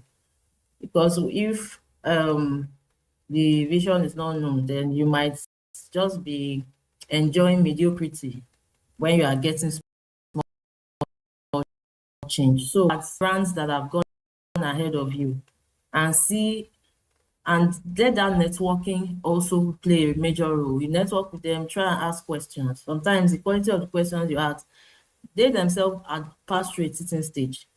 So ask how they were able to scale. Because why I have to mention this, because that feels like making your journey shorter. You are learning by asking the right questions, and you're asking them how they're able to pass through their teaching stage and scale up. But generally, as a business, to be able to scale up your business, you have to understand you have a solid business model, have a clear value proposition, have your target customers, so that you know where your revenue stream, where you are expecting your revenue to come from at all times. Then it is efficient, automates repetitive tasks. The management of your energy and the management of your time is very important as a business to be able to scale. Major in major and minor in minor. Don't major in minor. And also, to be able to scale in business, apply digital tools, leverage on e-commerce and digital payments. Also, when it say marketing automation and all that, then we need to also maybe invest more in, like, every business should have R&D, research and development units. We're doing it, but you might also consider having somebody doing it for you, because you want to keep researching about your industry, about your business, about how to increase scale up, and so expand your market reach, so that you can expand your market reach. Also, be able to scale, you might consider diversifying your sales channel. Don't just sell offline. Don't just sell online on a particular platform. Look at other platforms you can use through distributorship and partnership. Some people can actually be your personal distributors, so you don't have to incur so much cost on logistics. Also, as usual, leverage social media. And as a business, consider having a very strong team. Very strong team. At least your financial, someone that's working in your handling your finances, someone that is handling your customer support. Have a strong team. Don't do it all by yourself. And also be patient to train and retrain those that are working with you, so that the business is not all roving around you. You know, as somebody who is the real innovator of that business, you need more time to think. But if you are doing the small things, you cannot channel your energy to think, ahead, because there will always be something you can add as a new innovation and, cheaper source of getting capital, so that we can reinvest it into the business. But take note that anybody that wants to give you loan or grant has to see the effort you are putting into the business. And investor partnership, investor relations is very important. If you can partner with angel investors, that will be great. That will scale up your business a lot. We go back to strategic partnership and collaboration and all that. Then staying agile. So the truth is that the customer demands, tastes, keep changing. So we have to stay agile, monitor trends, know your numbers, so that we can do better when you understand how your market trend is going and how your consumer behavior is going. Thank you very much. Thank you so much, Success. This has really been an interesting conversation, and it's also been an interesting and a practical one for that matter. Thank you so much to our amazing panelists today. Thank you. They have really done justice to all the questions, and time is no longer on our side. So I would just like to walk around the room to get a final take from all our speakers today. So I will start with you, Omolola. If you could give Nigerian SMEs just one piece of advice today to stay resilient and positioned for a long-term growth in today's economy, what would that be? Okay, I'll make this quick. So everything we've discussed there on this clinic would not matter if you do not put systems in place. Systems in place that can track your inventory, basically, because of nowadays it's so rampant that so many small business owners employ staff that ends up stealing from them, because you as the business owner is either not fully present. Even when you're fully present, you don't have systems in place that is tracking your inventory, tracking your finances. So all this efforts will just be to a waste if you don't put that in place. And most importantly, your faith in God really matters. You have to commit your business into God's hands for success and continuity. Yeah. Thank you so much. Thank you, Omolola. Thank you for, from Omolola, you have to put a quick question I directed to one of you, or should I take it again?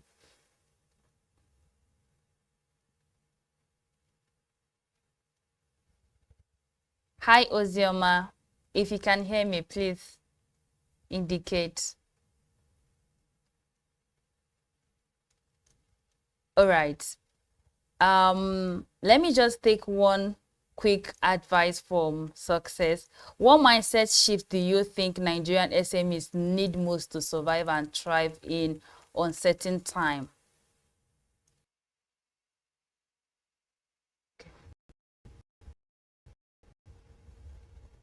So for that quick glitch from our side, thank you so much. I want to really say a very big thank you to our amazing panelists today.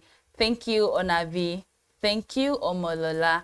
Thank you, Ozioma. And thank you, Success, for sharing such practical strategies and real-world experience with us today. It has really been an incredible conversation. And to our audience, thank you for joining this SME Clinic. Remember, thriving in tough times isn't about waiting for the storm to pass. It is about building resilience, system and strategies that will help you, your business to stand strong no matter the season. Thank you all for joining us for this conversation today. And until the next time, I am Ethel Adonu, your moderator here at Business Day SME Clinic.